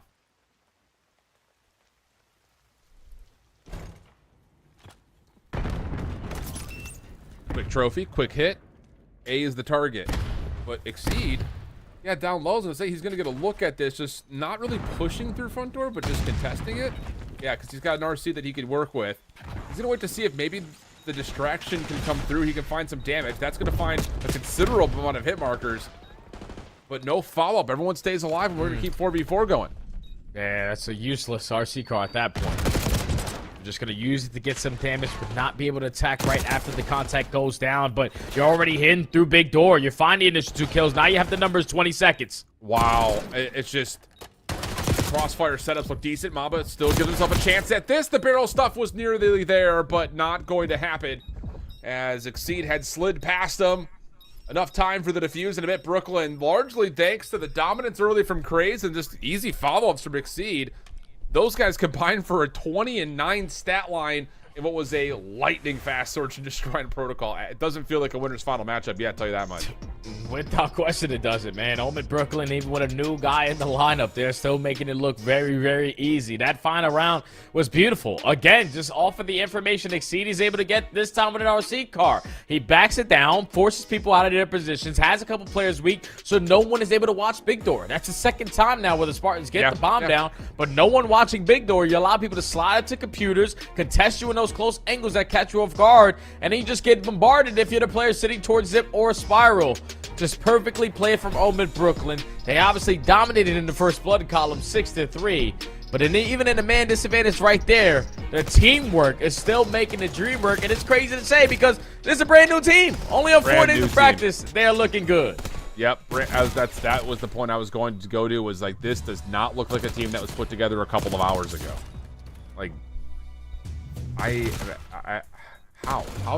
they keep doing this? Like, I just don't know how this keeps happening. But it's fun to watch. I'll tell you that much. I'm here for it. Again, it's just, I legitimately don't even have the words, Jay. Like, they're making this is good plays, Alan. Great plays. And you know, again, there's a level of like, you know, these guys aren't new to each other in terms of like, you know who Prolute is, you know what he brings to the table. I'm sure there's a lot of consistency in terms of like how he comms compared to how like Rex would calm things through. But so far, his ability to be incorporated into this system has been perfect. And that's, I think, the thing about it is like, it's not that they're playing well, it's that they're playing so well, we've barely seen any mistakes, which is usually not the case. No matter if it's one person or 2 people or whatever it happens to be that get changed out. It's just so crazy, man. It's so crazy because every time I feel like they're going to be tested versus one of these other teams who show up on a couple of days prior to what today was, like last week, Royal Spartans, if you played them that day, they probably run over you. But yeah, just like right now, they haven't really figured it out. A lot of mistakes in their opening HP.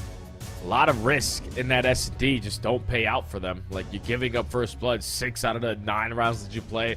That's not going to be easy. You're also giving up that first blood first 10 seconds into the round. So you're just forced to always try to play catch up or make up for that mistake. And unfortunately, they just had the stone wall and didn't even give you a chance at it.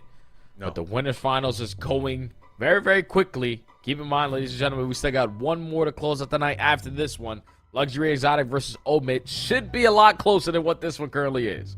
And the series isn't over. I think that's the other part about this is like, this Royal Spartans team is they're a good control team. We've seen that a couple of times across all 3 of the seasons of Elite that this core is stuck together. So I'm not sitting here and saying that the series is over by any stretch of the imagination. It's just in the fashion of how the first 2 maps have gone. it's kind of hard to say, you know, it's kind of hard to build up how a reverse sweep starts to come to happen. I will say though, you win the control, you go into, I think, red card for the hard point. Like, there's opportunities there to take advantage of, you know, rotations that get missed. You know, there are things that I think kind of create itself because of the map that you're on. So, you know, there is still a chance here, I think, for these guys to bounce back into the series without it. Wow.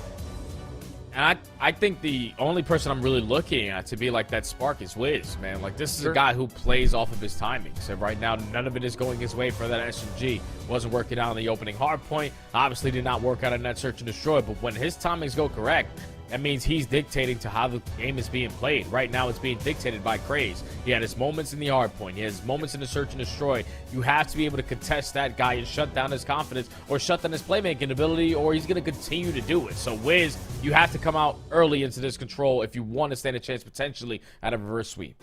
I agree. Have to have something here, because outside of a 1v2 for Mamba, there has not been much to speak of for the Royal Spartans at this point. And again, that just puts us into a really sour frame of mind when you look at, again, a vault control, which can be a square up, and then a red card hard point where, yeah, I think you look at that if you're the Royal Spartans and say, cool, like, we can definitely punish in a lot of ways to, you know, this newer squad that may be in a bit more of a you know, it's just kind of like a comms battle of like, what are we doing, how do we do it, who goes where type of, but it's still like, I don't know, I don't feel like that's gonna stop this team. Like, they look so fluid to this point, it's hard to think that's gonna be an issue for them. The only thing that could potentially stop this team on this map is how impactful Dylan Rex was with that submachine gun when he needed to whip it out. Now you're basically relying on Proloot or Mercules to figure out who's going to be the guys. Oh, my bad. Wow, that was horrible. Who's going to be the guy to whip out that SMG for those aggressive pushes to consistently find your trades through the middle of the map, and then at times be also the AR guy to hold down B Street when that pressure's coming through the front door. Proloot or Mercules is going to have to make that decision. I would assume that if I'm Mercules, I'm the guy doing it because I've already been in the system. I understand what it's like to play with these guys. It's a lot easier for a guy to just walk on in and hold his preems and play one consistent role. So Mercules, if I'm him, I think he's the guy whipping out that third SMG here. Well, we'll see what happens. As Mid Brooklyn will show force at A and then do what they've done a couple of different times, play over to the B point, and the Spartans are not here. Proloot going to work on the corner. Sun comes through, pinch for Dak, only finds one. Exceed working on the cut. Woo! Really well done. And Mercules, you can see his position. He's over towards the P4 side of the map. First tick is done. The second is on the way. Crazy punished, trying to play through into Art. And there may be a chance here for the Spartans to actually save this second tick. And yeah, Exceed reads that, backs up, and then moves over to the A point. Oh, and he also finds a kill on his approach over towards A.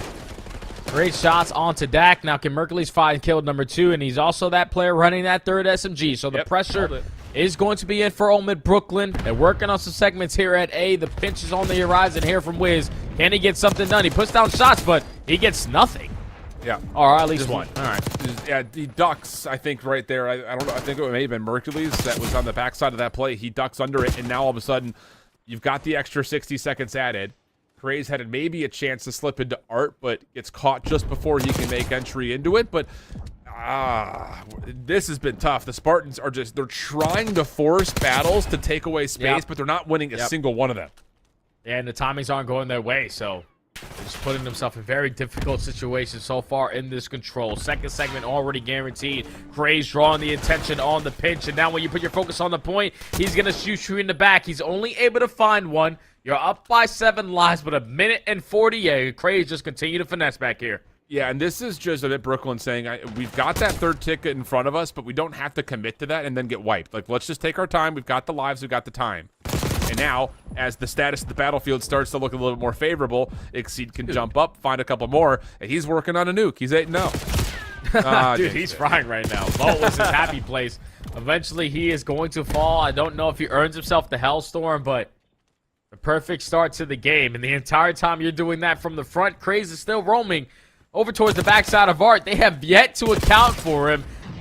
Great shots onto the first, can't find the second. You are getting the investment out of the Hellstorm here, and it gets nothing. So Spartans, even though they're down by 9 lives, they're still fighting.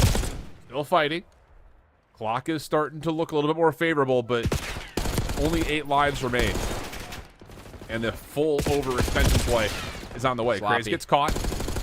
Trade is decent, though. Plus Exceed. Maybe has an angle. Whoa, beat down. Little shot punch in reverse. Punch shot. Mercury is following up, but now with a 12v5, all you need is to just deal with Wiz at B Street, and you can see all the guns are up finding him. And yeah, this feels like a matter of time type of situation. Yeah, 30 seconds. You're just looking for another kill to go your way because they have no more respawns. But if you're the Spartans, you're just playing keep away. Iron up, clutch up in a one-on-one, and this round is yours, and that's not going to help. That doesn't help. Bruce, last one left. Nothing that can happen there. Holy cow. Yep. That's all I got. Nah, Holy they're cow. slamming them, bro. Yeah, They're this slamming is a them. beatdown. Like, Spartans today, it's just not their day. Like, right now, it's just not their day. God can be so day-to-day. We say it all the time, Alan. And right now, nothing is going right for them. Like, they're not clutching up on their one-on-ones. Their timings aren't the best. You're trying to take positionings away that simply aren't going to be in your favor at that moment. And also, getting out slayed isn't going to help. You allowed Exceed to start off the map 8-0. Like, we need to figure it out. We need to start killing some people. Wow. Okay. Need something here from the Spartans. Defense working their way over towards A. Largely focused on just this cut angle. Craze trying to spam it down. Mercules for his trade. Wiz pinch looking good. He turns. Almost, but not quite. And that's going to be enough now to get a little bit of a mini stack here on A. Yeah, those are those moments right there that Wiz is looking to conquer in. That's the timing for the double. Guarantees some segments here for his teammates. Should be able to extend time pretty early, but Brooklyn, as of right now, aren't going to give this up for free, but Cruz the deciding factor, finding 3 from Top Cat. Almost allows that to be guaranteed, but Prolu strikes for 3. Okay, newcomer, welcome back to the lineup, I guess, if you're Prolu. Wow, Prolu now on 4, and he can get forward to stop the cross back over to A. The second tick is all that's locked, 45 seconds. Prolu had been stunned. Good response here from Dak, but the pinch from Craze is perfect, following up on it, clearing the zone, leaving Mercules now by himself. In the corner, wow, Cruz wants to slide on that. Okay, try to just beat Mercules by raw skill. Doesn't work out, and now all of a sudden you've got numbers here again if you're Mid Brooklyn. Just got to keep on trading. Test A all the way to the very end. Craze trying to finesse, finds a kill. And they just keep on making it mixy through the middle of the map. Final push coming in from the Spartans. You're trying to take some cat control, and Craze just sends it through double doors. So he just keeps on making the numbers in his team's advantage. This is another moment that you look at for the Spartans and say, you're doing everything that you possibly could. But it just doesn't matter. It just doesn't matter. These little switch-ups that we keep seeing from Mid Brooklyn, everyone's helping each other so darn well. And now here's the last moment of desperation. 15 plays up against 11. 3.6 on the clock. Exceed, just trying to keep the contest alive as Craze joins into the party, and now he's frying on 3 in a row, and Mid Brooklyn are 2-0 up. See, that's what I'm talking about, is the system right there from Moment Brooklyn. They understand, regardless of who is on the lineup. Like, yo, bro, if we have a 3v2, finesse, wait until your teammates get back into the play, great. Like, even in that final push there where Cruz ego challenged for that one-on-one gunfight, that's a scam. Because now you know that you're going to be outnumbered off the rotation. It's about another 5 seconds before you actually have another 4v4. But when you give it that first kill, everybody already off the respawn on the side of Moment Brooklyn, they're able to reinforce with their numbers and finesse with their lives when they need to, man. So many clutch moments out of not only Craze, but Prolu. Prolu was the guy who saved the day over there at that 8-point finding 3 at the right time. So you're only able to secure 2 segments there for the Spartans, but now Moment Brooklyn just need 1 round to close out the series. Prolu tried for a play through B Street. That's shut down, but look at the flip. Craze on the overextension, unchecked. Valuing the light, but also wants to read the information. Can't quite get away. Mamba finds the kill, but openings have been created on the A point. Mamba gives it a look, shut down by Exceed, and now a 2-man stack can get to work on the A zone. Yeah, now how do the Spartans decide to break this? Because obviously you don't want to give it this time. They're going to send it through Catwalk. They find the opening kill.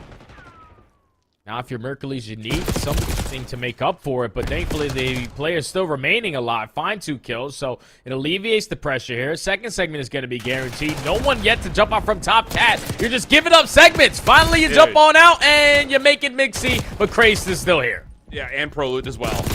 And Mamba's going to give it this. Man. Yeah, they've lost full, bro. They've legitimately lost full composure. We're just sending frustrated gunfight after frustrated gunfight in 24-19 in lives. 2 minutes on the clock. B Street already owned and continuing to look that way for Mid Brooklyn as they walk their way up and stop the clock again. Dang, Craze already knows. I'm at least spawning 2 players out behind me. Let me take some arc control, catch the timing, win the one-on-one, but Wiz is able to whiz all over Craze. And maintain the map control for the Spartans there. 1:40 to work, Griff. You're down by 4 lives, but you can make up for it here. You did not just say that. My bad, dude. Oh, goodness. 18 playing up against 14. Mamba is trying to hold on top of the zone. A little bit of freedom to still stay alive on the point. Exceed, though. Once again, pushing up. Isolation over to Vault Stairs. How do we just let him run up and find him? Like, what is happening? Now Craze in mid, and that's all 4 dead. You stack it. You get someone to watch the side door. Trophy system is nice and fresh. Second tick is being worked on with this double stack. Mamba does shut down the play from Proloot, but you got to find a way to test this and break on in for the contest. Mercules with 1 more, but full wipe comes through. It just comes at such a steep cost. 2.5 ticks of progress, but most importantly, the Spartans are down to 7 lives. Yeah, down by 7 lives. You cannot afford to play trades in this scenario. You need to get a clean 4 dead and then just play ratty for the rest of the round. Jack already starting it off. Finds the opening kill, the bait and switch. Almost good enough to at least stay alive in that moment, but Exceed at least able to take down 1. So now 10v5. Slow down the game if you're Omit. Got to isolate these gunfights to lead to no more respawns. Grace has a chance to touch. Will do so.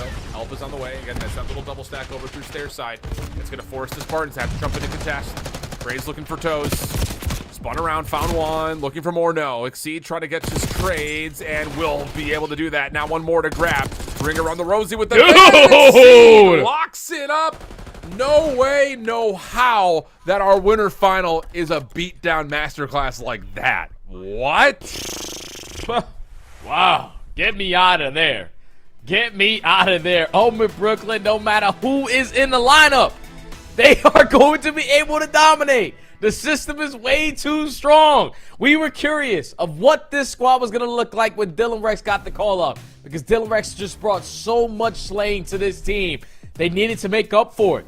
Craze and Exceed just did it, man. Like, they made up for all those kills that they were missing with Dylan Rex not here. And they just played so damn well, man. 29 traded kills from Exceed. 25 and 13. Started off the game 8-0. Like, that is just unreal from Omid Brooklyn, man. I literally just got a DM from their coach and my guy Joker. He said, plug and play. Plug and play. It does not matter. Omid Brooklyn, continue to move on. Oh, man. This has been, again, a pleasant surprise for what we're seeing. And I get it, you know, in terms of how the system is built, how it all works out, and you're getting a player that, like, to be fair, like, Pro has maybe been one of the most, I don't know, I want to say, like, flexible CDL pros, but not in the way of, like, weapon composition. It's just, like, he's found himself in some of the most dynamically different teams that the CDL has. Like, from playing, you know, with Vegas, playing with Optic for a little while. Like, it's just, he's been all over the place playing with, like, some really different styles of teams. And that doesn't even go to start even talking about his Challengers career, but he's, right in there, says, all right, I'm in. Like, what do you need me to do? All right, cool, sounds good, I'm in there. And that low-key helps, though, Alan. Like, the fact that you're playing with so many different players, like you said, like 2 Challengers, and obviously his 2 stretches in the CDL with 2 different squads. That just allows you to adapt to environments that you're not really familiar with. And just walking into a squad that you know has a lot of success as a branding, Praise potentially being the first guy to win 3 straight back-to-back-to-back elites as a player. Like, you know you're walking into a good situation. You just got to make the most of it. And based off of that series, Prolu said, just another day in the office, my friend. Don't worry, I'm going to block your spawns. I'll win a couple rotation gunfights, but y'all are going to set the tone of how we're going to play. And the SMGs truly were the deciding factor of that series. I did not see many plays from Dak. I didn't see many plays there from Wiz. I know Mamba going into that series had some phenomenal stats, but you just can't get anything going if your SMGs aren't allowing you to set up properly. So Ole Miss, they move on to tomorrow in the grand finals. Potentially a chance for a three-peat as an organization. Spartans get knocked on down.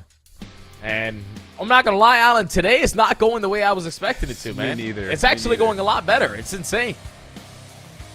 I think the other part about this is, like, yes, this is impressive as hell from Mid-Brooklyn, but I think if you're looking at this from Royal Spartans, you're sitting here like, thank God we don't have to play again tonight, because we got to get ourselves back together. For sure. Both those two teams will have the rest of the night to work through some things, or maybe just enjoy the fact that things are working so well. But for us, we're going to send things to a break, and then we're going to get the other Emit squad going up against Luxury Exotics for our final series of the night.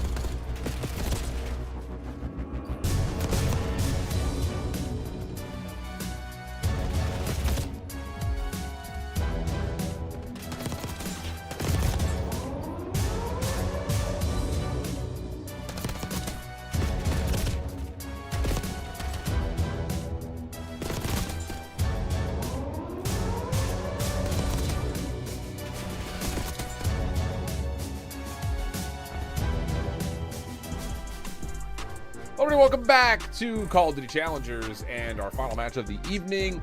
We're dealing with our top 4 squads. Trying to battle into the lower finals are Luxury Exotics and Omit, no Brooklyn. And we're going to get a Skyline Hardpoint, Hacienda Surge, Vault Control. We have seen this exact same rotation. See if we're going to get this, same results. Because, well, both teams have, I would say, just kind of looking at it, preferred these 3 maps, it feels like. I mean, we've seen them a couple of times, Jay.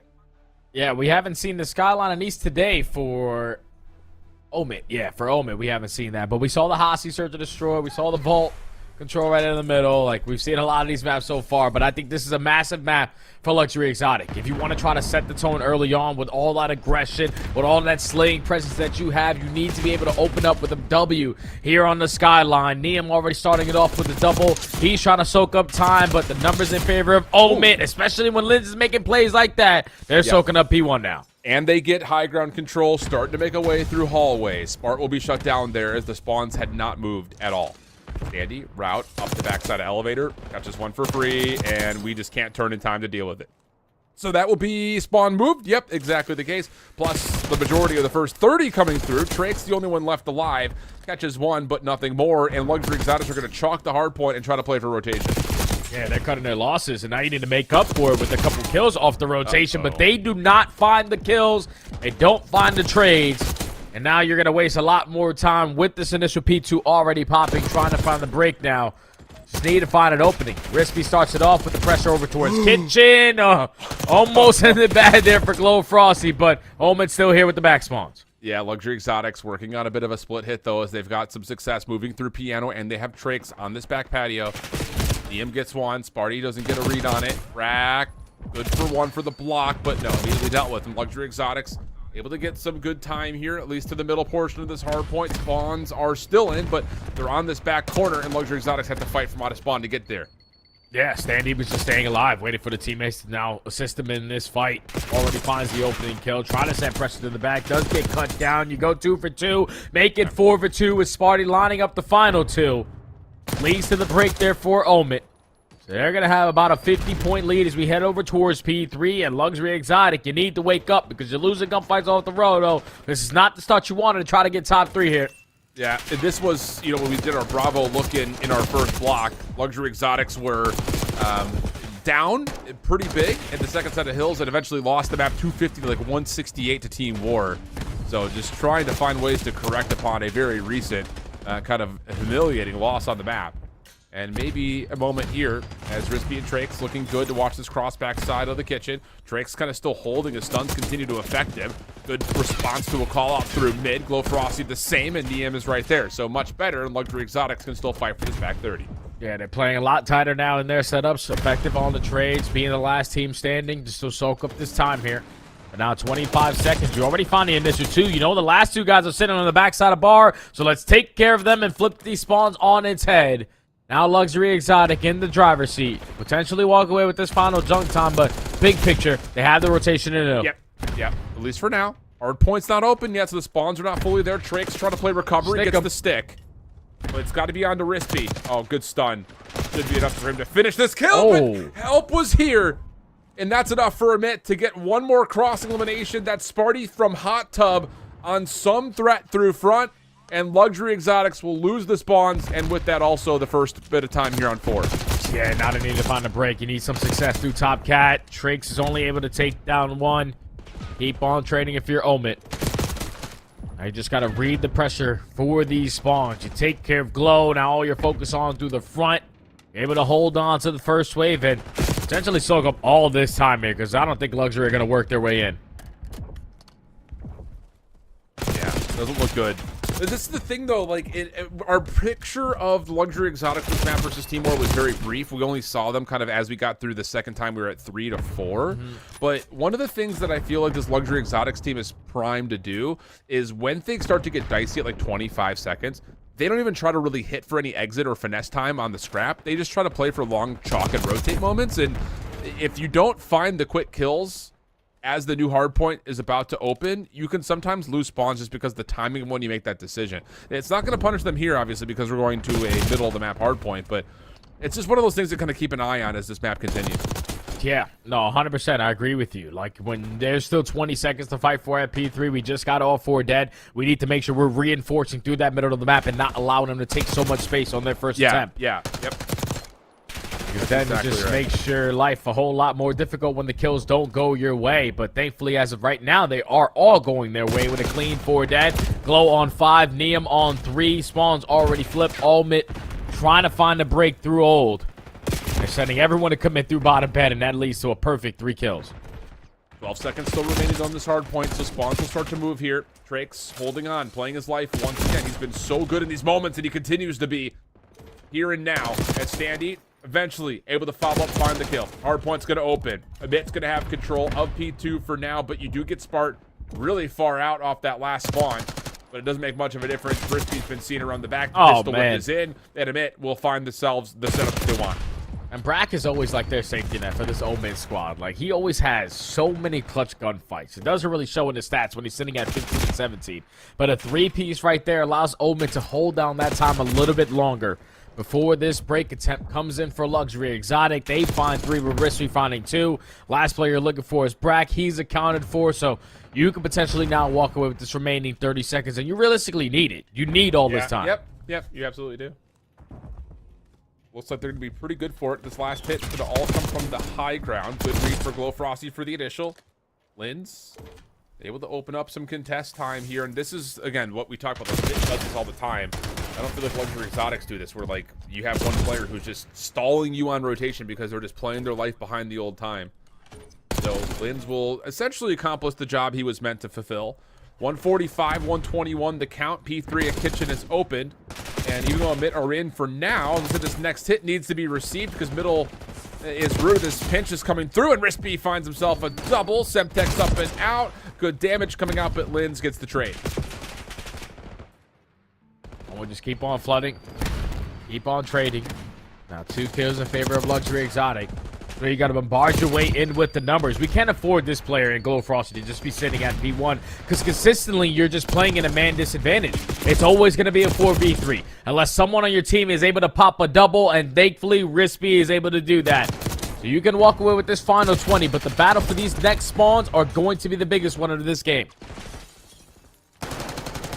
Well, difficult here for Brispy. Doesn't trying connect. to get forward. He doesn't see the smoke, but the Semtex stops him from being able to get a read onto Sparty. So now you've got a rotation battle underway. Where's that last spawn for Amit at? Hardpoint open. Spawn will be in. Luxury Exotics working quickly on the side.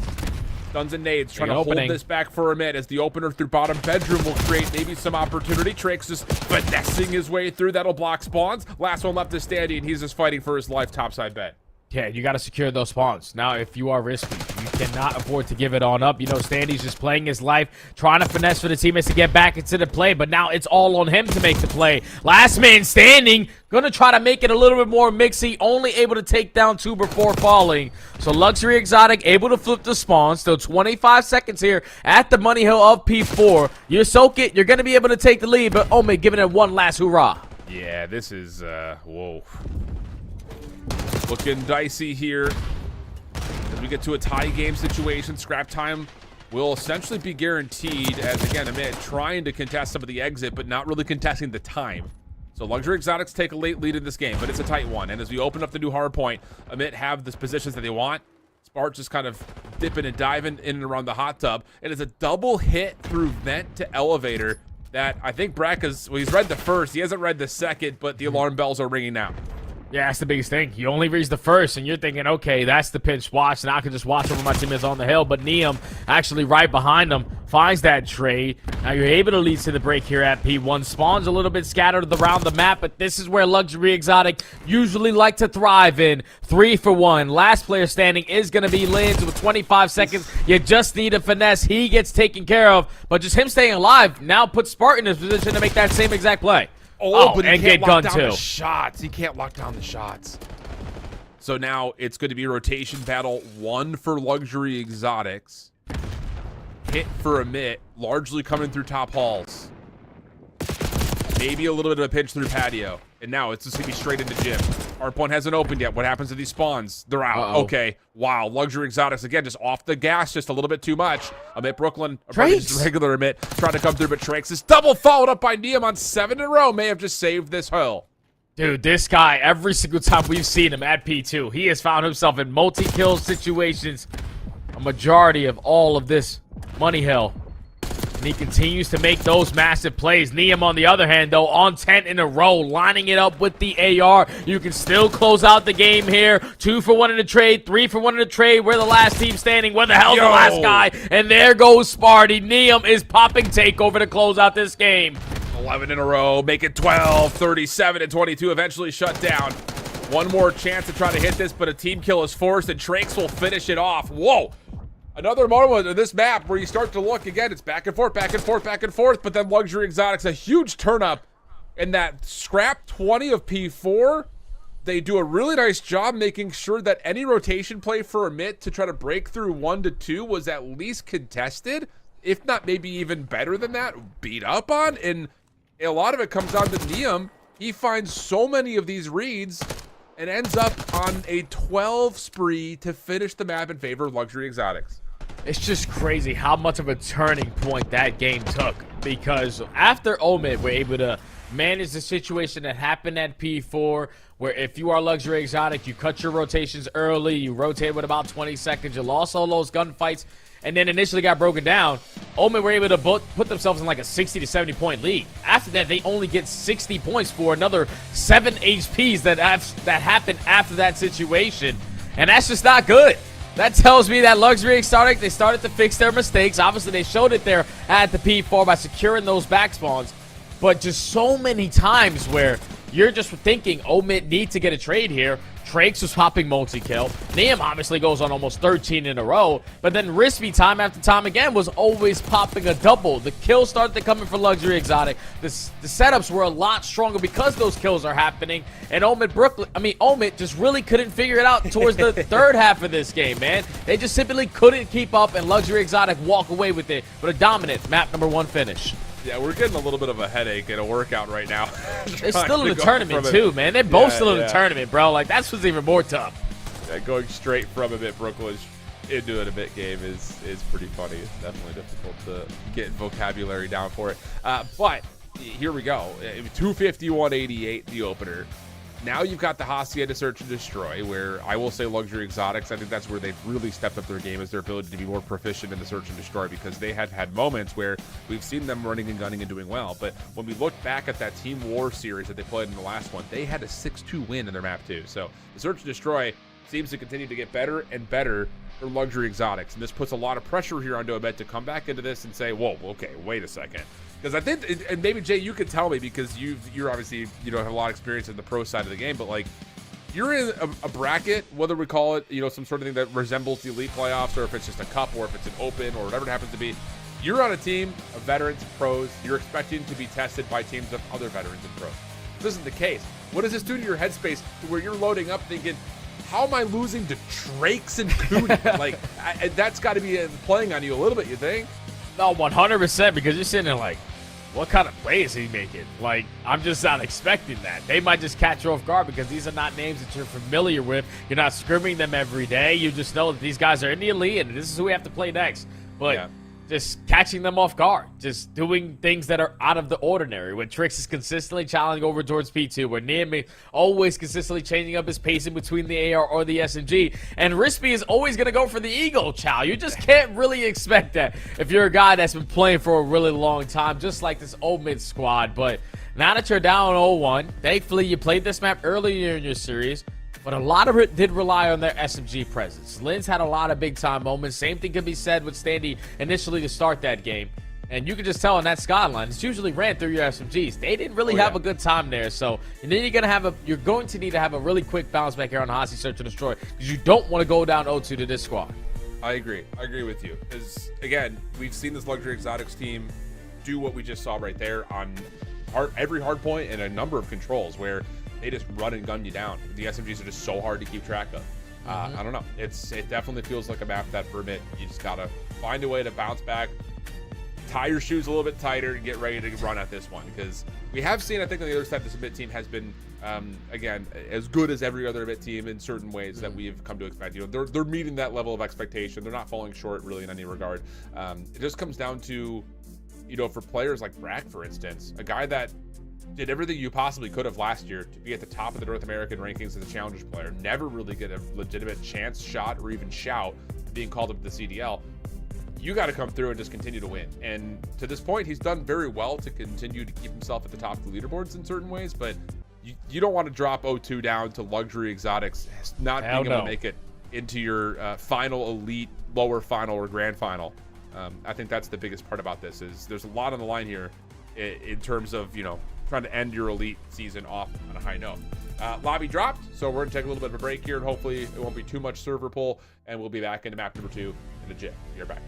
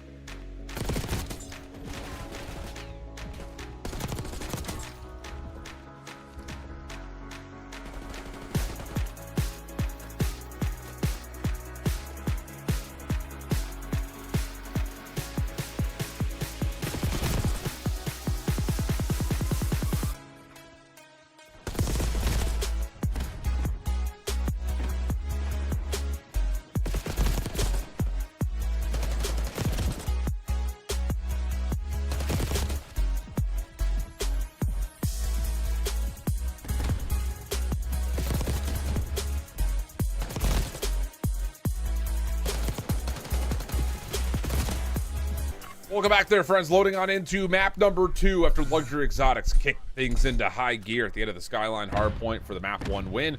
Hacienda is our medium for this search and destroy, and a stun check up top from Linz will reveal there's a play up top, but will they know that it's the entire Luxury Exotics team here? Yeah, I don't really like this initial pay call so far for Moment. Go for the 3-for-1 split. Standy trying to make an individual play, and now your teammates are going to get isolated over towards A. So Trax is able to get the first. Neum strikes for the second. Now you're trapped in towards this A side, forced to commit, and now Standy, the island player, last man standing for the tactical 1v4. Brother, I don't know if that timing of how that defensive round comes through is playbooked the way it was, but if it was, it's freaking brilliant. You challenge and a double hit through a connector while that long flank through well is still developing. That pulls the player watching the flank to keep his eyes over towards connector because the kill comes through, and then the round just falls apart because the timing from well is perfect. That is legitimately, you could not draft that up any better from a timing perspective if you're Luxury Exotics.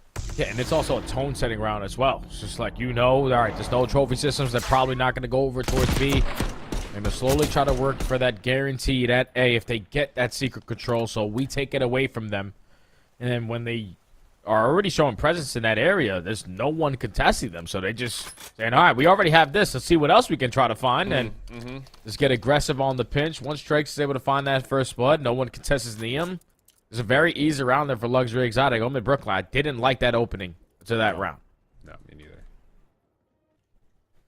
But again, it's one of those things that you get a reveal up top. You think there's going to be some sort of a forced hit from window, and it actually comes in a different direction. So we'll see. Forget about that. Move on to the next. And the defense here for a bit. Heavy stack to try to play up top on the halls, but they're going to be held back from being able to check the bomb. And you're going to get a 4v4 post plant, and Trakes is going to hit a really cool route here to try to break this up. But he doesn't need to because the rest of his teammates are still winning gunfights. And now Trakes can play out on the backside of Office. And just breaks the ankles of Linz, and Spart is stuck up top with nowhere to go. That's just a blind counter right there from Luxury Exotic. We take secret, you take B. All right, no one's here to contest us, so we put down a couple shots initially through the hallway. But then the stuns connecting after those couple of bullets go down is all the information to what Luxury Exotic can do following that initial play. Double stun connects to top open. There's 2 players there. There's someone that just shot from top open. From top their office. So we can just get the bomb down for free. And once that bomb gets planted, we're just in the perfect positions to win those isolation gunfights. Also assist our teammates when you're thinking, all right, my back's open. Don't worry, I got you safe. Luxury Exotic, perfect so far in the search and destroy. Whoo-wee. And now, again, this is the same setup for Luxury Exotics. All 4 members up top. They just overwhelm and overpower any sort of an offensive setup up top. That now gets you to a 3v2.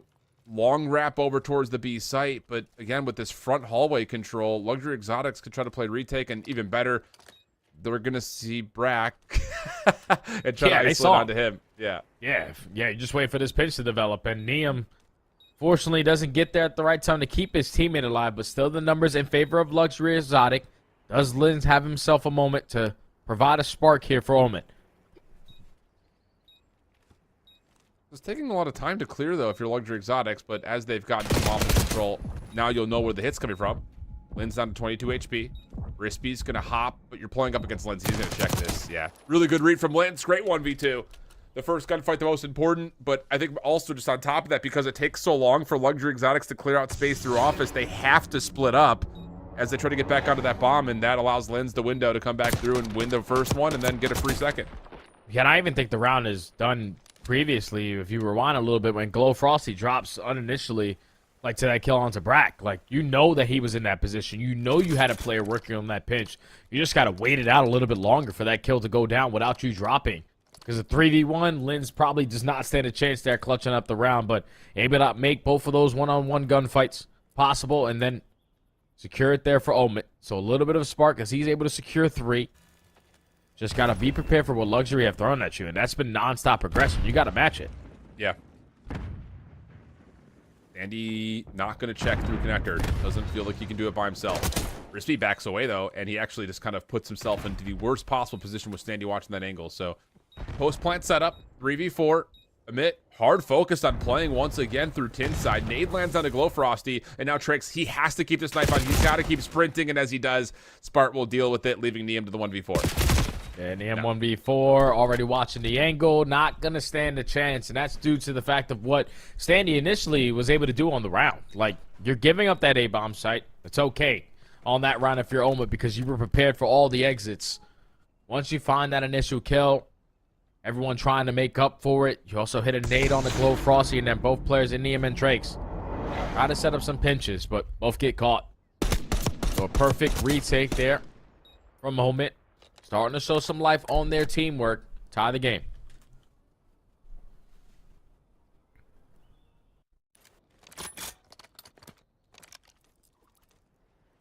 Good responses.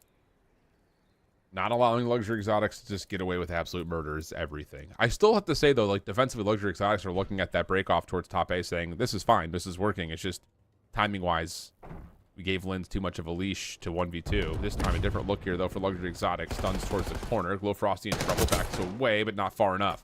That's going to be now 5 in a row for Linz. Follow-up throw through open hall gets us to a 3v3. Oh, and Smart was trying to play clean up there, but Trakes with the route. Right through the mid window, hop up, finds that kill, numbers it advantage in favor of Luxury. Now it's on to the SMGs, and Trakes is able to find his second kill of the round. Standy now 1v3, he's going to get spotted.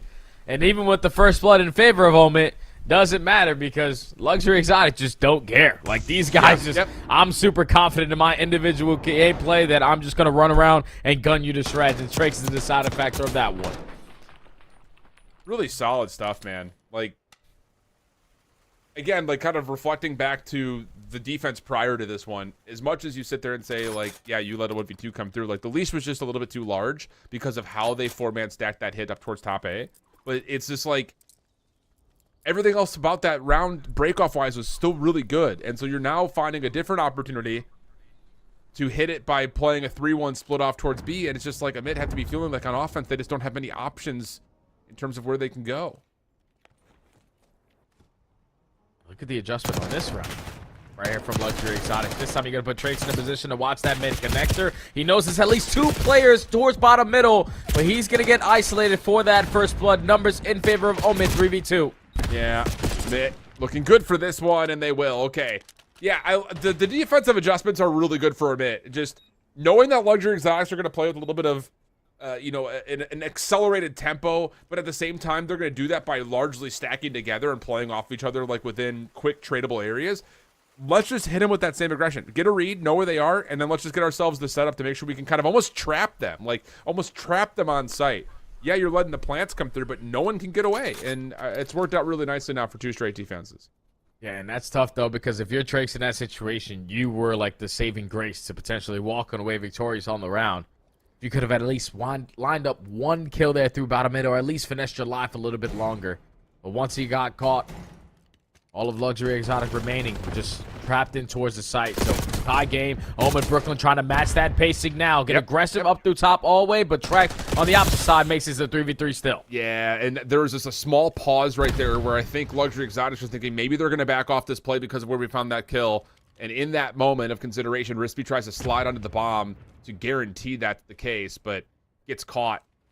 So 3v2, and after this little backup for Amit, they can, again, just kill Noise here, and then eventually reapproach B as you are hoping and kind of assuming that Luxury Exotics are going to split their attention, and you're going to give yourself a pretty guaranteed 3v1 situation here.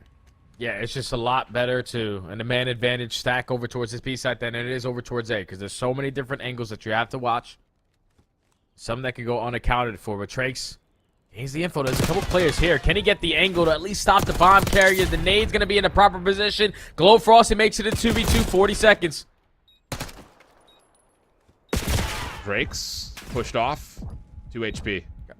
Has to try to get a regen up, not going to happen in a minute. Yeah, you call it absolutely perfectly in terms of, hey, you want to play with aggression? We'll play with aggression. But it is that moment where Rispy's thinking, like, they haven't really gone for the full plant yet. Can I get back onto the bomb and, like, guarantee that B is safe? And as he does, Amit are still hanging around. So it's just a little bit of tough timing from that perspective, but Standy really lighting things up here now in the last couple of Amit round wins. Guess what now? Like 3 rounds in a row for Omit. And he's been a deciding factor to a majority of them on 5 in a row. It was Linz who gave the team a spark initially with the 1v2. Now the other SMG starting to come alive here, but Luxury Exotic looking to stop the bleeding. Going to switch up the play call here. Aggressive over towards B. Omit doing back to the bread and butter, taking mid-map away, but Standy on the climb up and catch them off guard. First blood by way of nade this time for Linz. That stops that plan on B. And again, here's that counter setup for Amit. Niam in trouble. Backs away, keeps his life. But Standy, I think he saw a couple of toenails on this rotation back, and now he's definitely seeing Glow Frosty on this corner. So he's just going to keep sliding back and forth. Can guarantee that 2 players are here, but Drake finds one. Watch out for this play from Niam. He's going to be back up top towards Spiral again. Thankfully, you're able to make the play. If you are Omit, to be the aggressor, to be the deciding factor of how this round is going to dictate. Now Niam in a 1v3, just forced to reposition, but with 30 seconds left, bomb down over towards Rock. Yeah, good luck, my friend. Yeah. Andy tagged up, but 1v3 continues a little bit on, and now this play. Whoa. Absolute melter right there. Niam almost gets a second, but it would have been difficult to find the third with the ammunition that was left. So 5-3, and yeah, 5 out of these last 6 for a bit have just been perfect counters to what's kind of been thrown their direction. And I think the biggest thing about this now is, like, okay, if you're looking at this from Luxury Exotics, you're going to have to dig into your playbook here to figure out what you have in terms of delayed approach, because the hard, heavy-hit aggression is getting cut down. Yeah, it's like the mind games of Omit. Like, once those kills initially start to go down and they slow down the game after that, they force you to think. They force you to reposition yourself. Potentially that the play is going to be on the opposite side of the map. And they just keep the advantage on their side with their numbers. So at game point, Omit going to be aggressive again through top open. Standy loves running through this bottom fountain, and he's already got behind enemy lines. Yeah, and he's going to find the first. Yeah, Brack just holding back, and they're going to return over to the B site, which is wide open. So, yeah. Now, Amit just going to throw in a little bit of a curveball of their own. That works out perfectly. And look at Luxury Exotics. They don't know that the player in Standy who had backed up has already gotten back over to the B site. Good isolation onto the 1v1 there. And this will be likely a very quick map for Amit after a fiery start for Luxury Exotics. And with that nade, looks like that will be the case. Oh, yeah. 1v4 Rispy GG. That is going to be done and dusted on the search and destroy. Omit able to tie the series up at 1. And the same story was for this series previously.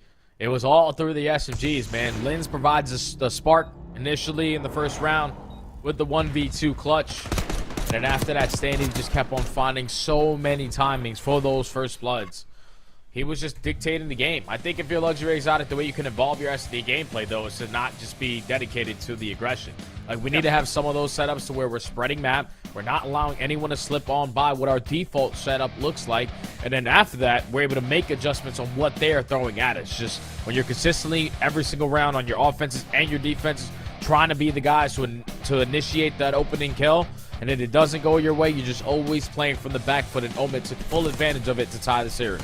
Yeah, great stuff, man. And the adjustments come through quickly. The 1v2 from Linz, though, I will say, like, makes life much easier here for a minute. Oh, yeah. Because otherwise you're looking at, again, like a little bit more panic, I think, just in terms of having to find a response quickly to what's going on with how Luxury want to play the offensive rounds. But still, regardless of that, you know, I think that highlight right there where Rispy gets caught trying to get back onto the B site without there really being much pause towards when the hit had come through, like, you can just see that Luxury Exotics wanted to play at 6th gear and Amit just kind of said, well, we'll play the speed trap and just make sure that you guys can't get through.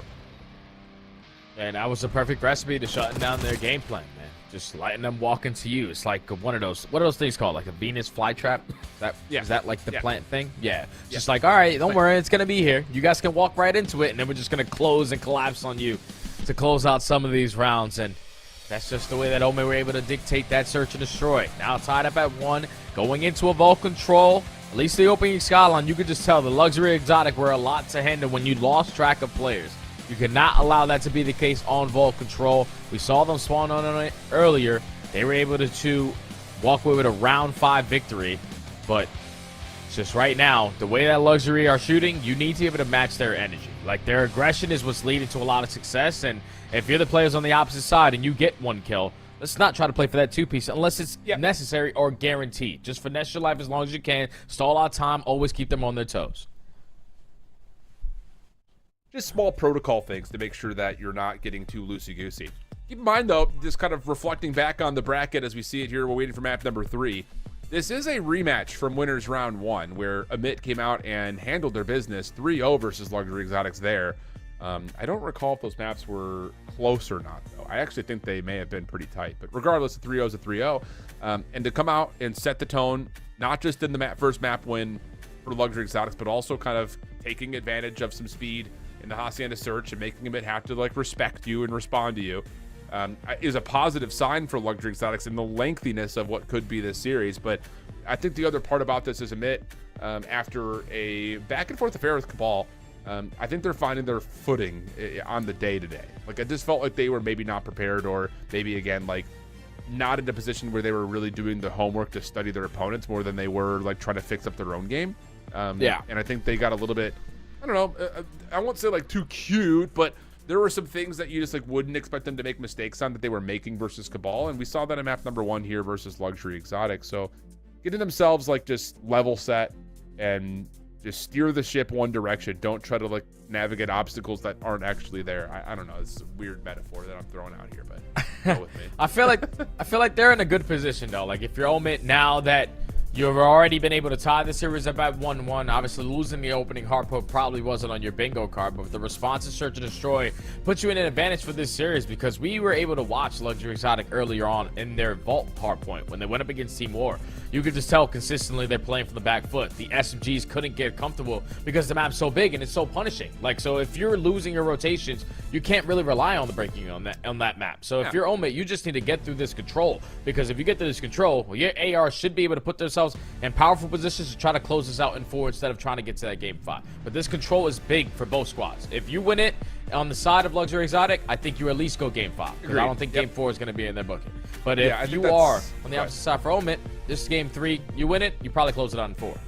Yeah, I think that's a very fair shout. I think just based on how we've seen these teams kind of default towards. Now, I will say, like, as much as we've been kind of keeping a lot of focus and our attention gets stolen by players like Trakes and Rispy for the side of Luxury Exotics, like, Glowfrosty has been really solid, though, with the AR in hand. He's been finding great hardpoint time.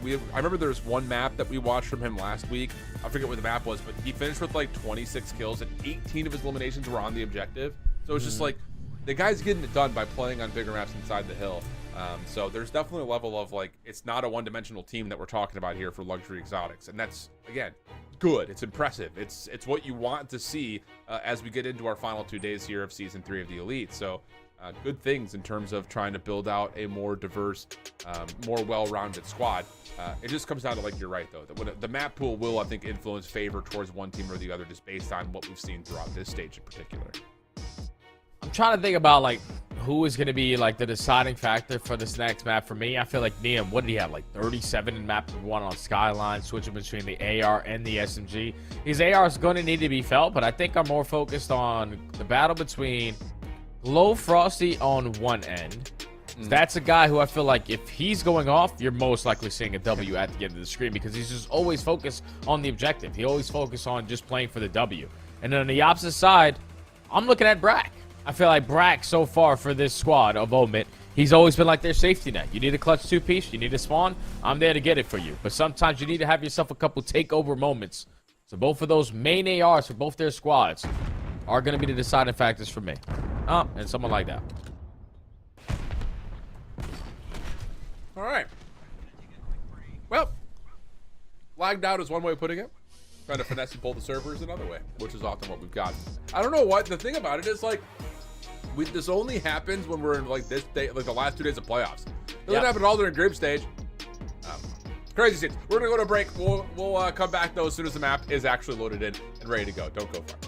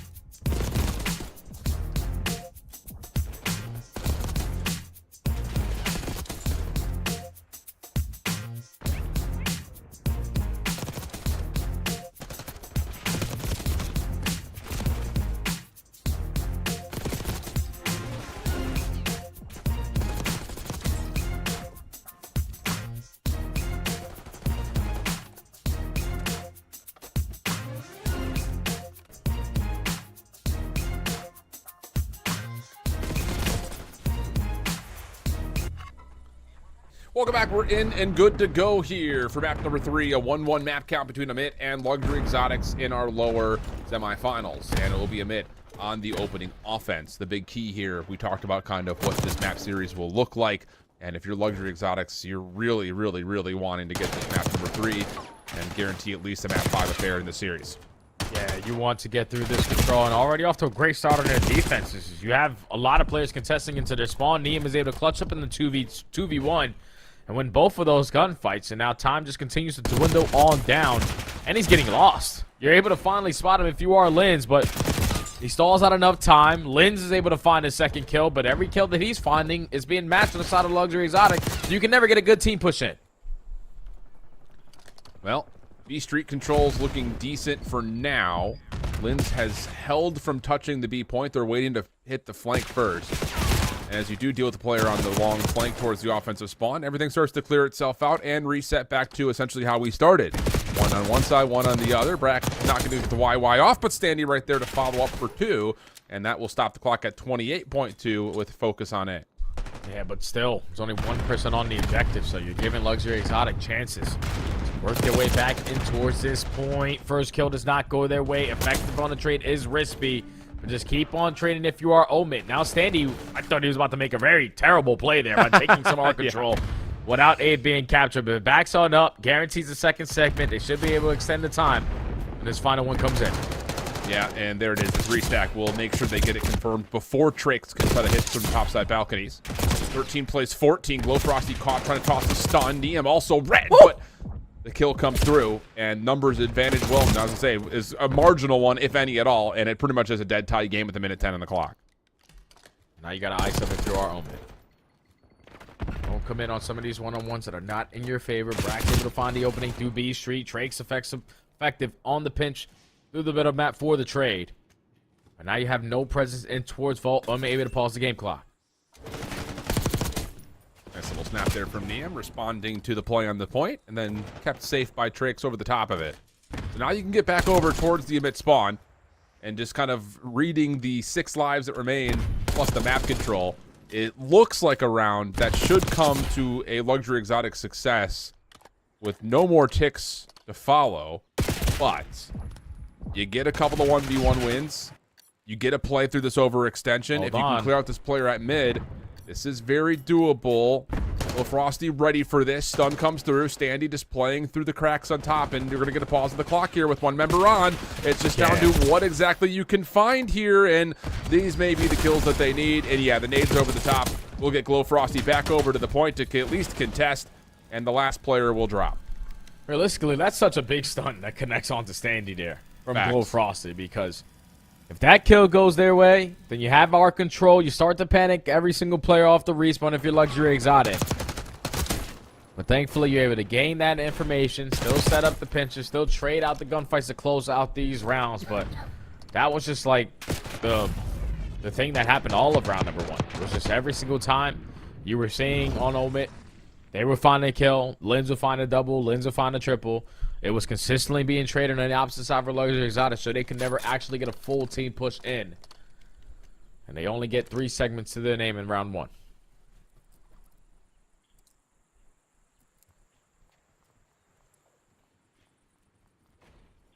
What's the breakoff going to be for Luxury Exotics? A team that has liked to play with some speed. And they are going to touch A, hit the vault stairs, and then move over to B. Think about this. This is a different position for Bracket. He's got help nearby. Yeah, a little follow-up. Wait a second. Huge win from Rispy. Standy will drop. Follow-up from Trakes is good. First tick is done. Small stack on the way, but can they confirm the second tick? Oh! Was that from Trakes? I imagine that looked disgustingly stupid from his perspective, and Trakes is done. He's got 3. Not going to be able to get the quad feed, but looks like he'll get the B point, but that's Omni movement, baby. That is unbelievable. Oh, and that's an even better nade over the top to stop that B capture from coming in.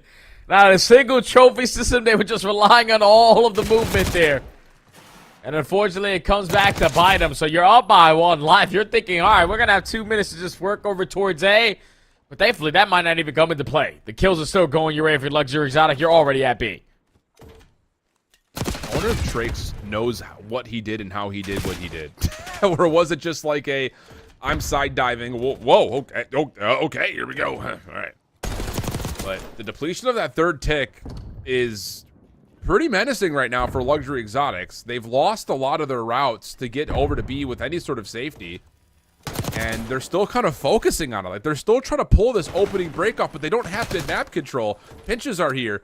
Front control is good. Like, this is taking a lot of time off the clock, and more importantly, a handful of key lives as now Spark's going to hit a bit of a pinch. Lines up too, and Luxury Exotics kind of lost their headspace for a moment there. Yeah, it's exactly what it is. They're just not on the same page. You got people playing for B, everybody else playing for A. It's just you're consistently split on your decision, and now Omen are taking full advantage of it. On 6 in a row, Spark, he's eventually going to get tucked down. Lin's give up his life for free, so you give himself another opportunity. The knife is not able to connect, though. Final 10 seconds. Crack. Wow. Centers up after the hip fire was centered and true. And yeah, that legitimately, Jay, just felt like a round that's like, hey, we got B. And then a nade comes over the top and they go, wait, we didn't get B.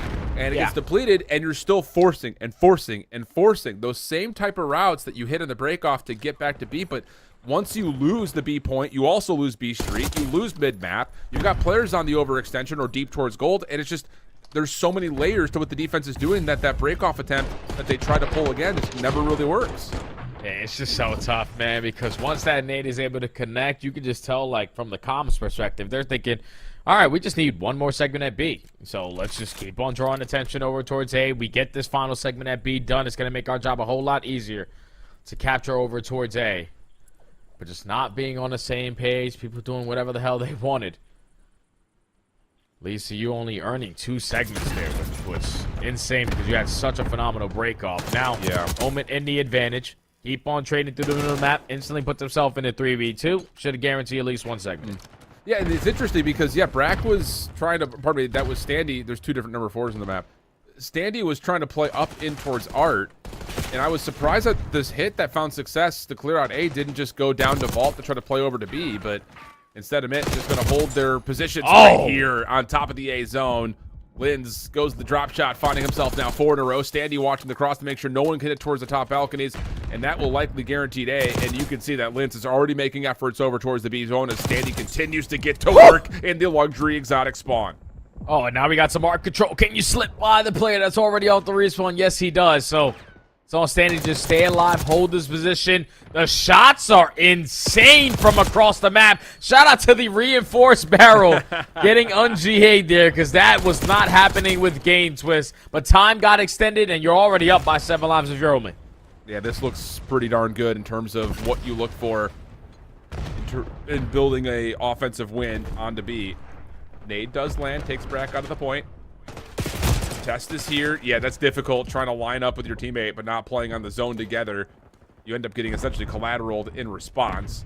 Brack able to at least put some fire down on towards B Street. Spark following up has Glow Frosty down to a bullet, and once again, Amit can take their efforts immediately back out of the B point. And now with that wipe, now you can stack it. Yeah, that's 3 dead, make it all 4. Everyone whipping out an extra AR. First segment already locked. Luxury Exotic spawning over towards Palace. But Lin's dying right there. Gives them an opportunity. Do the stuns and nades affect this play at all? It does not matter because Glow Frosty lines up 2 from the top. And that push gets shut down, but that second segment gets locked. And Spark still playing front doors.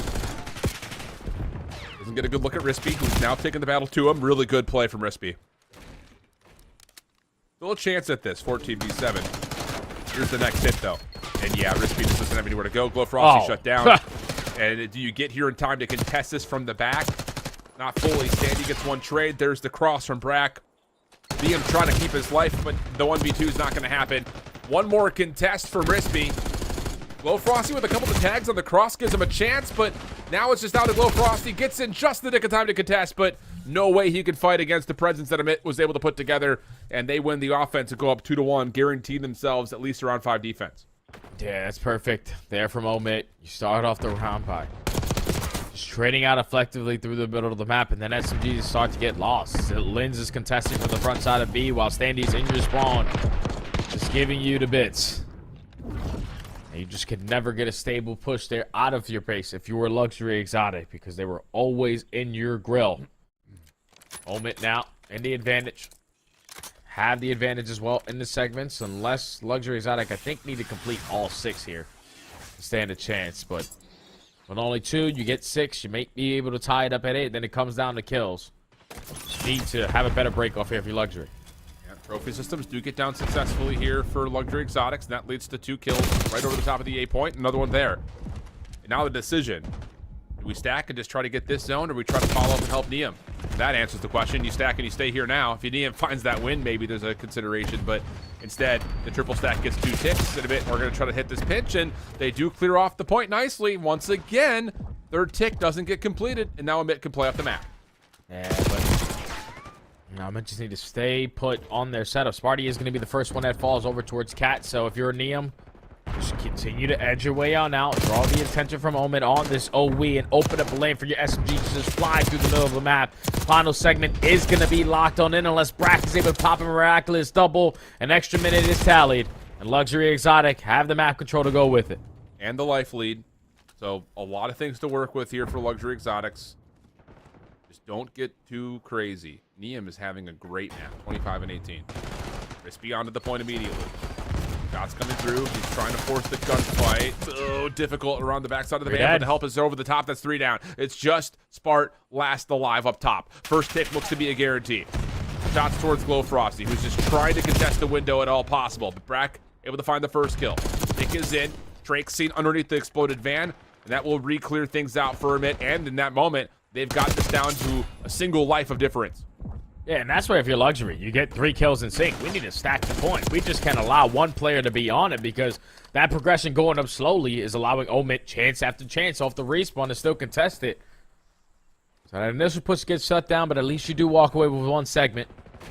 Now you're going to waste a lot of time clearing out your spawn. Big one-on-one stand he's able to secure it versus Glow Frosty, so just stay alive where you are. No need to do anything else. Well, that shuts down the potential of the pinch. Linz. Nice shots. Follow up from Brack, even better. Whoa, great shots for Brack. Snaps over, finds Neum, and now things become a little bit more dire for Luxury Exotics. You're down in the life count. Your only play available is really just to play through the previously captured A zone. Pinch from Brack has been established. Linz has kept safe. The overextension on the defensive side, and Luxury Exotics will just have to dive in through vault stairs. Yeah, they're just going to go right through vault, and Sandy able to line up the first kill right underneath the van. So the 2 initial kills make it 3 initial kills. Go in favor of Omit, and Brack doing the dirty work of just pushing out towards ammo, forcing them to work that overextension. Final 35 seconds potentially of the map. Glow Frosty is going to lose the one-on-one, but his teammates clutch up in all the other gunfights. 3v1, you can still hop on it. But Standy's going to play off this pinch and just wait for the zone to be touched. Great shots. Now he can hit the pinch. Able to damage up onto Trakes. Doesn't finish off the kill. Second tick is in.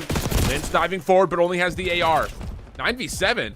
You're still on. You're getting progress here. Brack's got to slide forward. He's the only one who really can. He's still got a player on the top side of Art, but Standy off of his next life has just enough support from Spart to get back on. 8v4 situation. Neum pushed off, but Glow Frosty winning 1. There's going to be enough time for Luxury Exotics to try to hit this with this last 3 members. I just don't know if they're going to clutch up in the gunfights to even find himself in a position to still contest this. Standy and Brack already find 2. It's a 1v6. Neum, who's been having a phenomenal map, is going to get chopped down. And Omit are going to take the advantage in the series, secure the control, dominant on their defenses. That's 2 times now where I felt like if you're Luxury Exotic, you had opportunities to close out both offenses. Just you prematurely thought that you got it done at B and don't invest in trophy systems to keep you alive in that aspect. And then in that 3-down situation, just not stacking the point, allowing Omit chance after chance. All they needed was 1, and they were able to hold on onto their setup. So they go up 2-1 in the series, and Luxury Exotic, it's starting to look a little scary now because you're going into a vault HP where we know P4 is not your friend. Yeah, at least based on the time that we had seen it prior. Yeah. I think the other thing here is, like, it's tough because that last round is going to, I think, really, by recency bias, like, stick in the front of our minds here. But Amit just looked really, like, so convincing on their offensive side. Like, every single breakoff was essentially perfect. They had the ability of making you second guess, is it B, is it A? Hard to say. And then by the time you actually recognize where the play is, the stack has already given them a lot of progress done. I mean, I think every single offense they were dealing with 2 minutes plus and had 3-4 life advantage. And then the other side of that for Luxury Exotics, just kind of talking about maybe a little bit of a fumble there, is after they lose their opening offensive push towards B and they had that near triple stack come through for the third tick, but it gets deleted by a nade. We have to be able to sit there with the presence of mind to say we can't just go do that again to finish it off because that zone was so close to being captured once. Like, it was a long time ago. Once it gets depleted, you don't think about that as being like a, oh, we've just got it if we just stack this one more time. But, you know, even in the face of the defense being in good spots, it's just, you're not going to surprise them like that. No way in hell you're going to catch them off guard twice. Like, you get 2 segments at B initially off your break off. That is basically perfect to how you want to start off a round, because now you just got to do the easy stuff, which is what everyone else does. Find your kills through the middle of the map, stack that A point, and then eventually work your way out towards B. It's just like the decision making in that situation. Once that nade came over the top, it's just like, all right, 3 guys are doing one thing, 1 guy last play alive. All right, let me just go keep on pausing the game clock at B. But every time you make that decision and your teammates aren't getting kills out of this spawn, it's just for absolutely no apparent reason. So adjustments and learning needs to come in from Luxury Exotic if they do manage to continue on forward. And they're playing Vault Control, but now their only focus is going to be this Vault HP, man. Versus Team War, we couldn't win the Money Hill at P4. We were laid off the rotations. That can...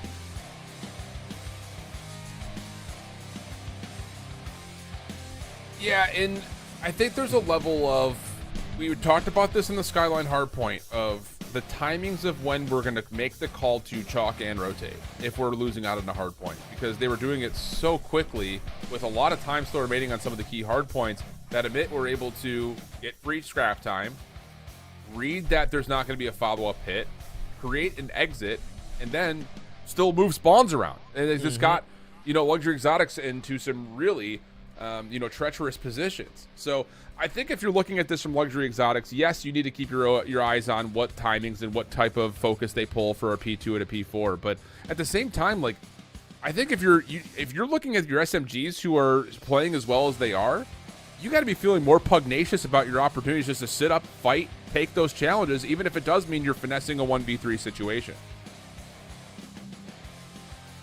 We expect them to have that confidence, to take those challenges, to be those deciding factors. But at least on a map like Vault, it's going to be down to the fundamentals, man. That's all I'm thinking about. If you are smart in this situation, be the guy there early. You know that Brack's going to do it. You know that your SMGs are most likely going to be playing their lives around those credit corners to make Luxury Exotic's life a whole lot more difficult. But now for Luxury Exotic, you have an opportunity to basically cause 2 upsets in one day versus 2 veteran squads. Like, you need to come out and just play your best Call of Duty at this moment. And I don't really know if they're going to have that in their back pocket if they don't have rotation. So fundamentals got to be there.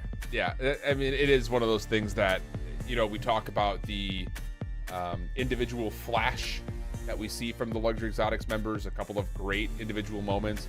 But, you know, I think we've seen teams, especially like not even just in challengers, but let's just take the conversation to the premier level of competition. Even in the CDL, like, you get rosters that are put together at the beginning of years that are like, whoa, this is a flashy team, but like they just don't play the game correctly when it matters most. And, you know, I think that kind of goes to what we said a couple of different times this year, that like hills can be greater than kills.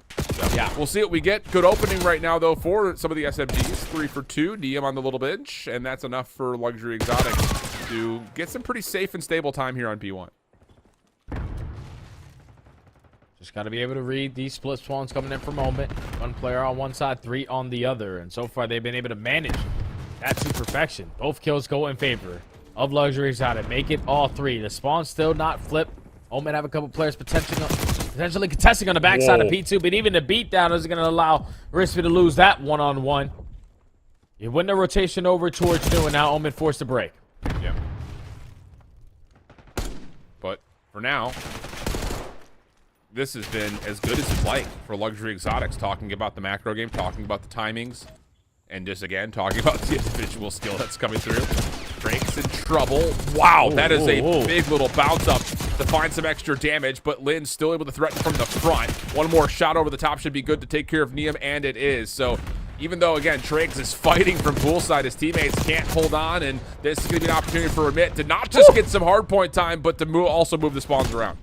Yeah, right through the front door. And realistically, you don't want to move the spawns around at this point of the game. You want to keep them trapped in towards the backside of P2 for as long as you possibly can, so you can have the rotation over towards P3 and art control a whole lot easier. But now you are surrounded by luxury exotic spawns flip, not in your favor of your own mid. And if you're luxury, this is the situation you want to be in. Let's get this final 15. Start backing up for that early art control.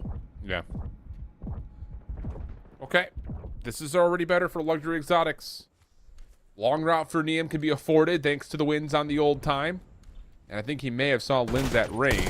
But now this big 1v1 comes through and Neum is good for it. Follow up for Brispy. Also solid over towards P3. And yeah, Neum knows he's under threat. Couple of tags on the Linz as he gets the regen, and this is going to be, yep, send it with the pistol, but Standy's also here. Hold on a second. Nade at the front door. Pistol wins the first, but not the second. Follow-up nade, though. I don't know if that, like, got kicked out by the door or not, but it looked like it went in and then came right back out, and Neum gets his own trade, and Luxury Exotics hold on to the left side of the map. Yeah, the fact that he gets his own trade allows his teammates to still, off the respawn, spawn over towards Art, so Neum with a big-time play there.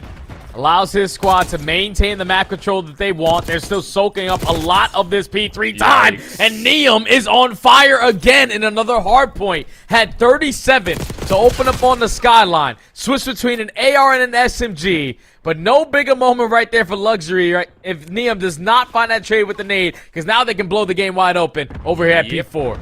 Yeah, I mean, again, as good as you'd like here. From Luxury Exotics, Rispy. Damages a lot. Can't find anything. Neum, no. Not going to happen. And now all of a sudden, are the spawns going to stay all the way in? Hardpoint opens up, and look where Neum spawns. He is way out in Narnia. But Brack inside the hardpoint.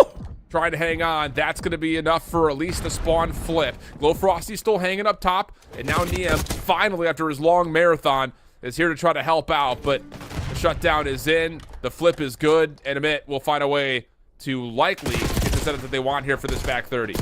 Yeah, and all that hard work that Neum did to win the rotation over towards the money hill with just not playing the proper positions off the rotation and giving up that first kill for free. Every time you're trying to find a break, or any teams, even if you're playing rank play, for anyone watching, that first kill is literally the most important of the entire play. Because if you don't get it, you're instantly going to get shut on down. You're not going to have the numbers to lead to the break. But when you're gifting that one on a silver platter to the opposing team, that's what allows them to keep themselves in this game. Only a 7-point difference as we head back over towards P1.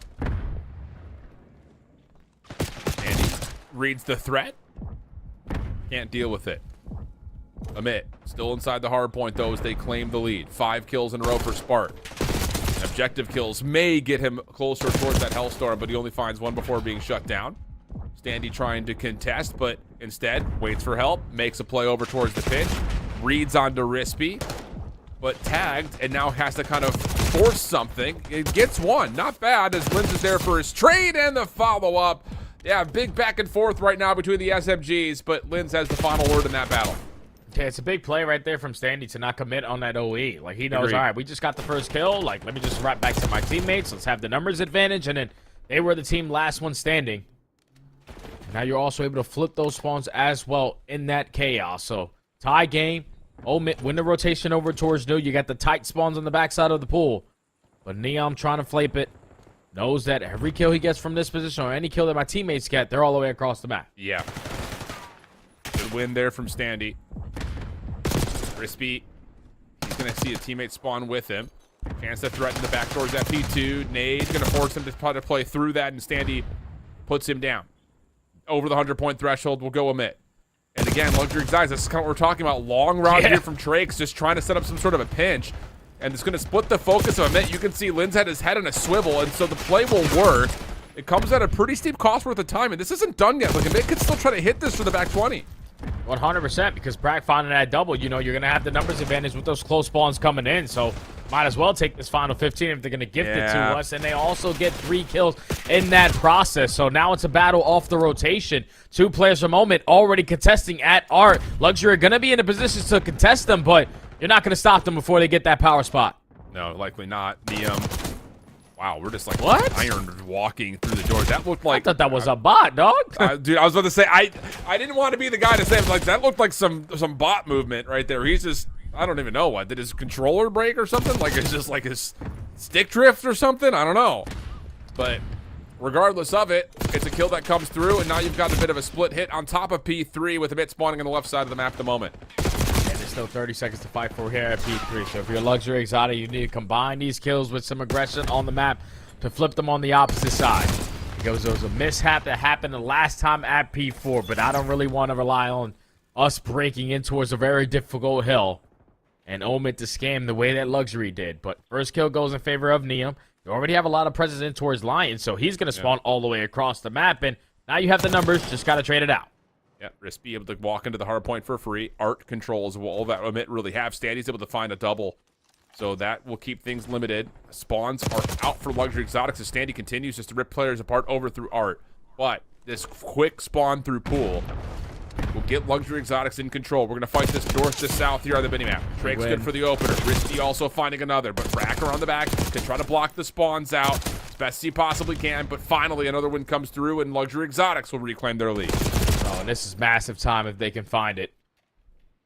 Just got to hold down one more wave of kills. Rispy, unfortunately, committing too hard on that gunfight through bottom art. Yeah. Now, two players fall at the wrong time. You're going to be all the way across the map. Now you're trapped between a rock and a hard place, and thankfully, you got a Neum who's always able to pop a multi-kill to give you another chance. Yeah, he can still play up top. Here comes the help from the side door. Big win from Rispy, and now Neum can jump on forward. Standy only finding one. So it's a moment where Amit can stop the, acclamation of time for Luxury Exotics, but they're not able to really accrue much of their own, so we'll still have a 20-point game as we reset back to P1. And now if you're Omid, you did the same thing that Luxury just did, which is like you rotate, cut your losses at P3. There's about 20 seconds left, but those initial gunfights don't go your way, so you split on that time there at the Money Hill and P4. Still a 10-point difference as Omid is opening up a lot of this P1 time. And this is where we talk about it again. Like, if you're Luxury, we're taking too much space away on a long route, and you're not really contesting where the objective is. Omid are right back into the game because of it. Yep, and they're going to be back in the lead. But spawn situation being dealt with pretty decently by Amit, all things told. Neum's double, though, now sets up a convincing position for Luxury Exotics with P2 on their backside. But Standy, he is really kind of quietly at times kept himself in the mix by way of multi-kill. He's 24 and 22, but I feel like every time that we see him in the kill feed, he's good for 2 or 3. And now here comes the quick hit from the front doors, but Rispy gets a read at this route and will shut this down. Nice moment here for Luxury Exotics with spawn control and the hard point. Yeah, massive moment for Luxury Exotic, because now they're just running up the kill feed. You already have Neum creating an extra layer through the front side. Now Rispy gonna fill that gap. You know that they're also spawning out towards the front. You got teammates hard blocking towards the back end. So Luxury Exotic, again, another lead change. Just gotta hold down this push from the front, but Linz with a blast spawn towards the back. But his teammates fall, so now they know that he's here. They're looking for him, and instead, Linz goes back to the front through pool. Big shutdown into a second. Glow Frosty, last one left. He finds 2, though. Almost gets the 3rd, but Spart finds the win. Now it's just down to keeping the gun up over towards the back door. Trophy system going to delay his regen just a little bit longer as he pops the door into his favor. Risky on the pinch, good for 2, and this is decent scrap time here.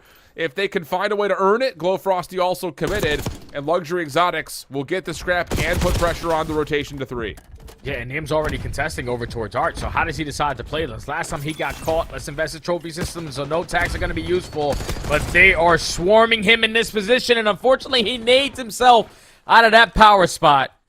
Does not matter, though. You still have teammates trying to contest for Art, and by the same time, you're also soaking up a lot of time here at P3, and believe it or not, the game clock might actually come into play on Vault HP. I don't think I've ever seen that. I was about to... Well, we've seen it once. We saw that Falcons Optic game. Oh, yeah. Beginning of the season, right? Wow, yep. That was such a long time ago. FaZe had one as well. So it's not impossible. It's just improbable, considering that, let's be honest, like the P1s, P3s here really have been heavily contested, but everything else has been pretty stable. And speaking of stability, Amit will claim the left side of the map, win just about every single gunfight. Standy and Spart again on 3 in a row. And this tug-of-war of lead swaps continues to happen. Yeah, but Omid have reached that 190-point mark. Now they are banking on a full setup at the Money Hill at New, and with that kill going down at that moment, Linz finding that one-on-one to Neum. His teammate spawns right next to him. So 3 for 1 in the trade fights. Last player to account for is in towards bottom art. The stun is able to connect, but it does not matter. Now all of Luxury looking for a break from side door. Oh, good stun check there from Standy. Car bomb also blows up on the Neum, who is trying to move forward to help pinch this up. This isn't done yet. Luxury Exotics are still in position through Dumpster Alley. Brack, help from Standy, thankfully, because he was in trouble. And now it's just down to getting the trade onto Tricks from the front, and that's all 4 down. And you can still win here if you're a mid. Desperation time for Luxury Exotics. Yeah, one more wave. Just don't give up that opening kill. Standy's going to be able to find the first. Wow. Standy finds the second. And that double might have just secured the map and the series for Omid. Last 2 players. Everyone trying to rally through the side, though. They're all getting chopped down. And Omid are going to move on. Wow. What a map, though. What a series. What a series. And, yeah, I bet we'll make it to the lower finals. They'll square up against the Royal Spartans, but that's a hell of an elite season from Luxury Exotics, man. Yeah. I mean, that's a team that after last season we had seen them, it was just like, nah, whatever. But they do a couple of swaps. You start to see Rispy and Trakes start to really show what they have in the tank. Get good AR support, and they were a very fun team to watch this season. I'm really hoping that they can play at this same level of speed, tempo, and coordination when they get to land, because that would be really fun to watch. Yeah, they only just have to get more consistent in their hard points, because right now it's just like we're taking super long routes to leads and breaks. We're not playing to our advantages when those kills are starting to go down, so you're not fully always in the play, and you're just consistently playing from the back foot. It's still a very young team, though. They gave Omid a run for their money. The opening HP was awesome. The S&D, you had a bunch of rounds that you simply let go, and then the control, you know that you fumbled at least 2 offensive rounds there. That could have been a completely different map. But just the experience outclassed you here in this map number 4. Early off the rotation, a lot of the times was Bracken Spark Standy every single time finding multi-kill after multi-kill. And it's a big shout out to Luxury Side for getting top 4. But when you get to the playoffs, you want to go the deepest. And unfortunately for them, mistakes held them back today. Small mistakes, though. And again, I think the thing about it is, like, nothing that we saw is unfixable. It's not like there's a roster problem. It's not like there's just a understanding problem. I think it's just like you got to evaluate, especially on some of these long routes that we're seeing. Like, A, is there a play I could be a part of while I'm trying to flip spawns around? Because if so, let me cut instead of take a long overextension. Yeah. Or B, you know, just to oversimplify it, if my teammates are in a position to win out like a 3v2 or a 2v2, whatever it happens to be, they feel good about their power positions, then yeah, maybe I do have the freedom to hit this long route and make a play to manipulate spawns. But I think trying to evaluate that based on what you've seen in your own gameplay, but more importantly, take the conversation into watching some of the teams that do that best at the CDL. Like, to watch a Vancouver try to do that. Like, they are so good at being a part of the play all the time while also changing how the map is playing. So I don't know, there's like levels of that I think could be learned upon. And let's be honest, again, talking about 4 guys that outside of Glowfrosty, who's had a lot of challengers experience, some of it at a very high level, this is a very, very recent debut essentially towards this level of competition for the other 3. Hey, so it's all about building off of that experience. Obviously, losing is learning, winning is teaching. You took a tough L today, but you still got a couple things that you are going to play for here in challenges. You got Major 3, you got DreamHack, you got EWC. Just got to polish up those little things, because I really do like that roster and the tone that they're able to set. They bring it in every single mode. It's just when it comes down to those fundamental plays where we need to have it moments, they just let a couple slip right there. Unfortunately, get eliminated today in the Elite. But we got a good Final 3, Alan. We got a great Final 3. Both the mid teams and the Royal Spartans. Different roster for the Spartans, though, from what we had seen previously in the other elites, but still, organizationally, these guys are doing it right. Also, just got to give a shout out. Standy popped off right there at the end. That was something we didn't really mention, so that helps as well. Tomorrow, lower finals. Grand finals will be a best of 7 if you haven't watched with us here before in Challengers, and the action will be kicking off, of course, with Europe. The big storylines, and both of the teams that have won the first 2 seasons of Elite make it a 3-peat. Not only has I don't think that ever happened in one region, it's definitely never happened in both. So it should be a compelling day. Make sure you tune in, same time, same place. We'll catch you there. Bye-bye.